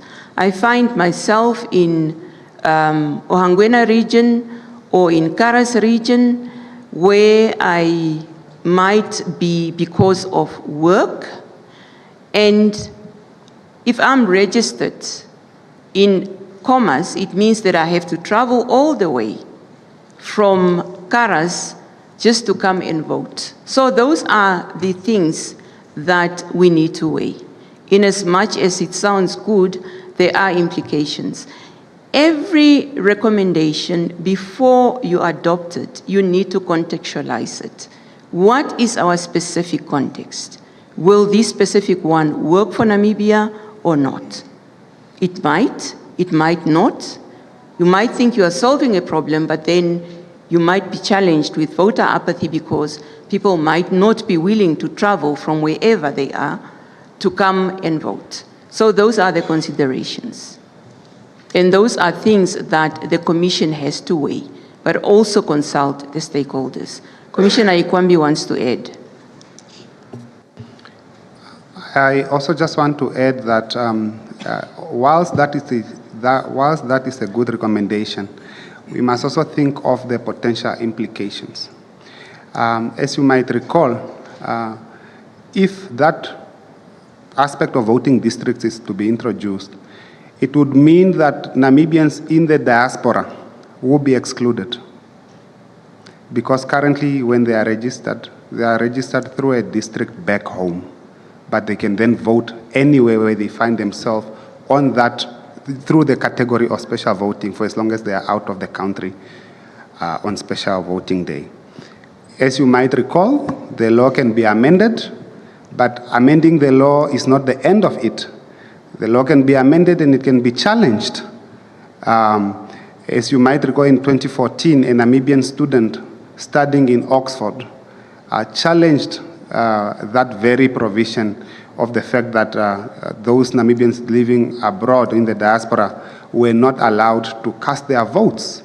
And that forced the Commission, obviously, to have this accommodation. So introducing voting districts, it can be good domestically, but it can have those implications of the diaspora voting, which the Commission was at the time, by a court ruling, was forced to obviously accommodate. Just to add, if that proposal is adopted, it basically means then you will conduct the Presidential and National Assembly elections in the same manner that we are going to conduct the regional and local authority elections next year. So that is the implication. But as a nation, we really have to weigh the options.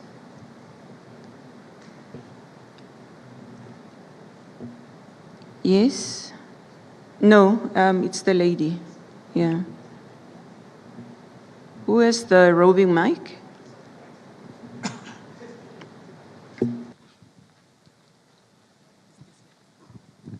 Yes, yesterday you had indicated that you may need to approach the Finance Ministry in regards to financial implications due to the extension. Has this been done? And if it has been done, has the Finance Ministry indicated to you how much they will be willing to offer to ECN if that is a case? Thank you for the question. You know, when I was your age, I was just as energetic. You know, I wanted information like now. My sister, we are receiving results. We have to process them. We have to make sure that they are proper before we can focus on the question that you are asking. However, the minister is aware of the request. What we need to do is just to give him the exact amount that we need. But I can tell you that the Ministry of Finance is supportive. So when we have the figure, you'll be the first one to know.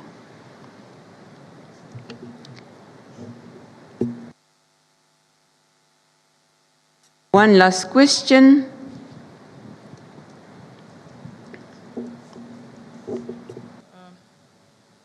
Thank you once again. I was thinking about the idea of the Minister of Technology. As we have moved, the world has changed in terms of technology. When people are voting, is it possible in the future, create, in the near future, to have technology whereby when people are voting, people can see and watch the results as, you know, as time goes on. So as people maybe are voting, you can be able to introduce that whereby you don't need to, it must be easy to count using technology.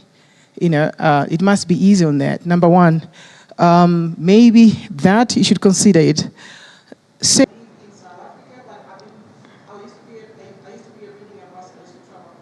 Okay. Okay, so what you're suggesting, is it happening in Malawi or in South Africa?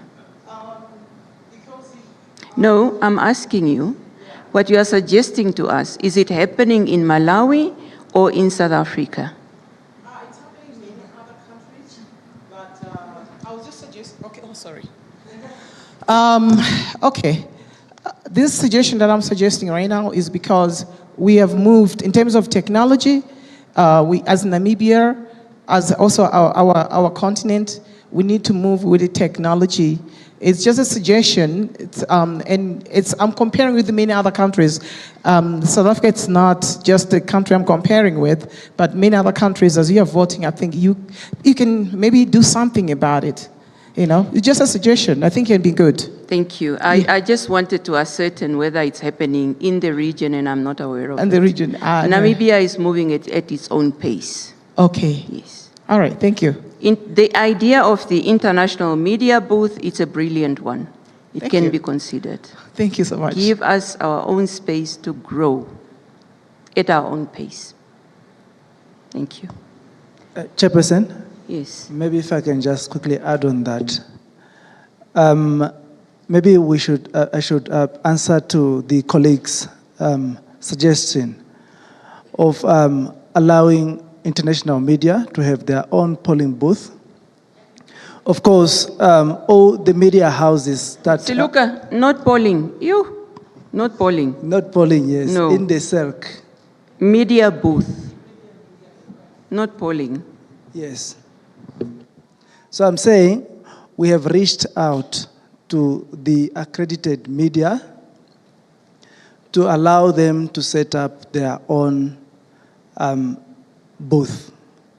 And that is why we see the national broadcaster has its own booth behind there. We have also allowed space for One Africa that have reached out to us to allow them space where they can operate. And all the media houses around here have been accorded space to work from in order to cover and publish their stories immediately. Excellent, thank you. Thank you, Mr. Siluka. One last question. The gentleman, please.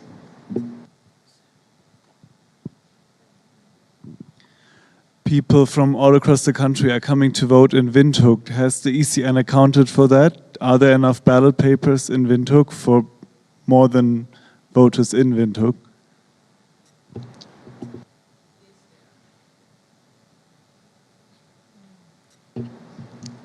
Thank you. We'll keep on engaging and updating the nation on the progress that we're making. Thank you for your presence.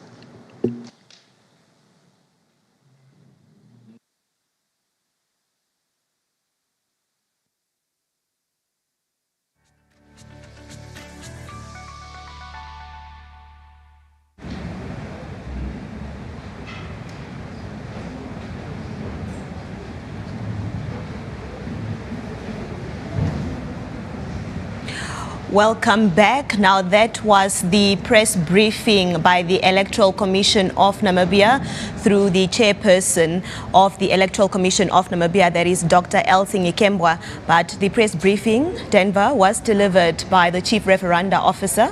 Very well, Elago, indeed. The chairperson, upon greeting the Namibian nation this evening, handed over to the Chief Electoral and Referenda Officer, who said in the first instance it is important to explain to the nation how the process works from the polling station to the constituency office where collation happens until it's transmitted to the Central Elections Results Centre. And we have been talking about this quite a bit. So just to recap very briefly, Elago, once polling is completed at a polling station, counting happens at the polling station under the leadership of the presiding officer in the presence of party agents and representatives. And once counting has been completed at the polling station, results are posted outside the polling station for anyone who has access to the building to view those results themselves. But then the results are sent to the constituency office where they are collated together with all the results from the other polling stations in that particular constituency.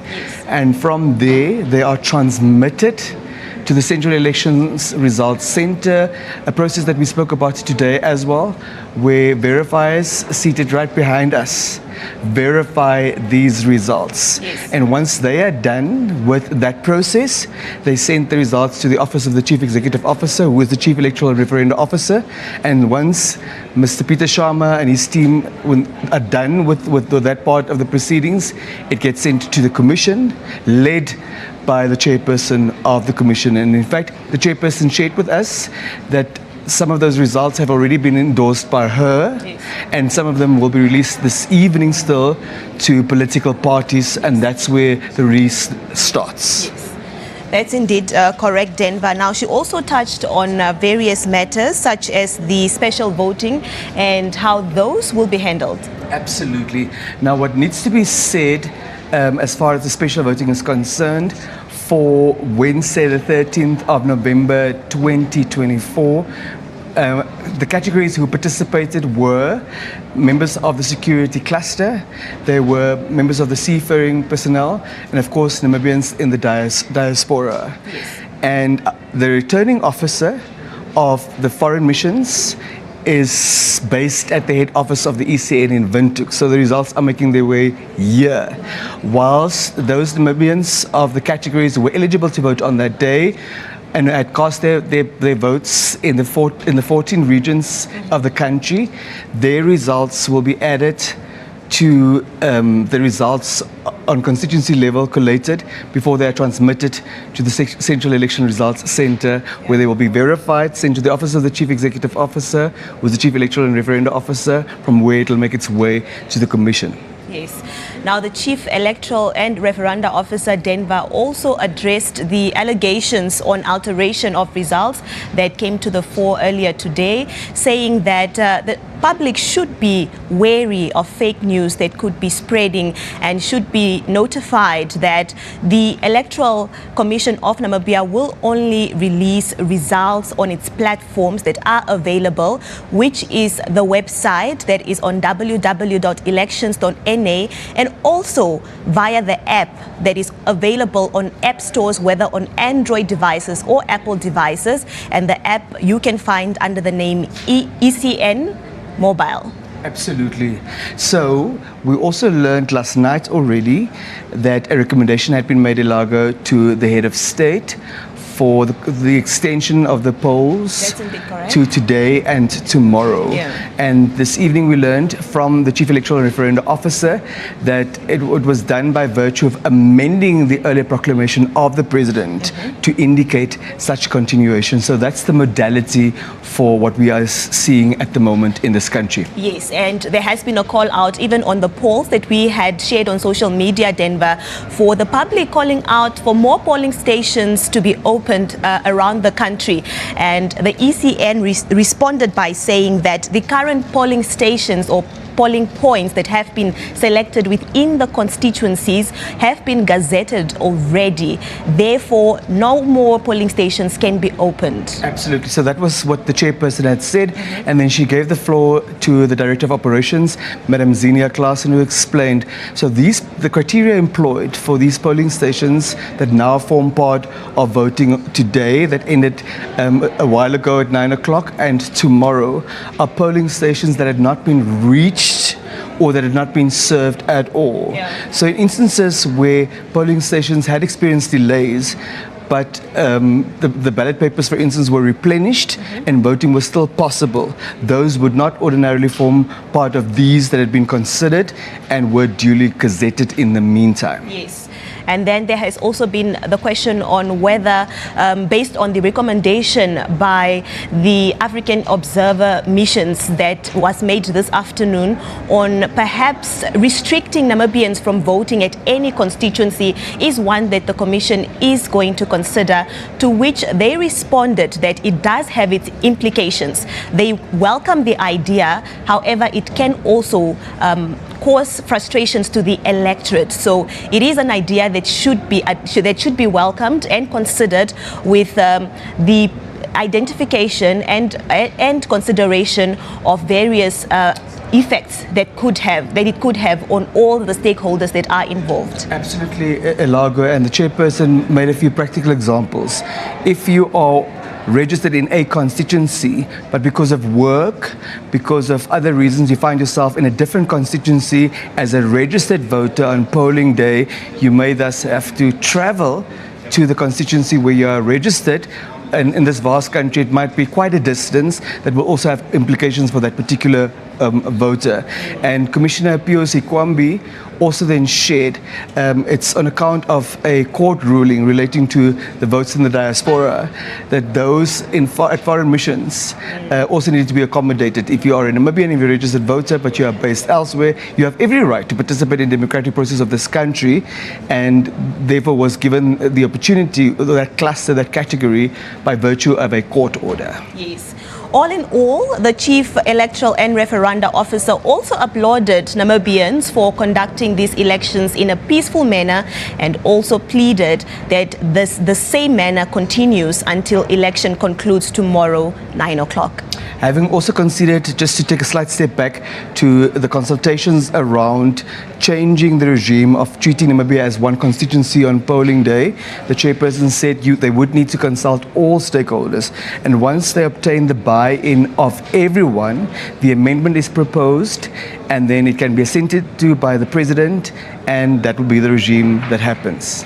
Yes, and the Electoral Commission is also appealing with the public to remain patient as they verify and ensure that all logistics have been adhered to in as far as releasing the results is concerned, and those results will be uploaded on ECN platforms. But I think, Elago, that brings to a close our contribution to today's proceedings. Yes, we will be back on your screens again tomorrow morning. In the meantime, we're handing it over to Team Studio 2 at the NBC headquarters, Jonas and Dapewa, but from me, Dean McKisting. And for myself, Elago Shitatala. We'll until see you tomorrow.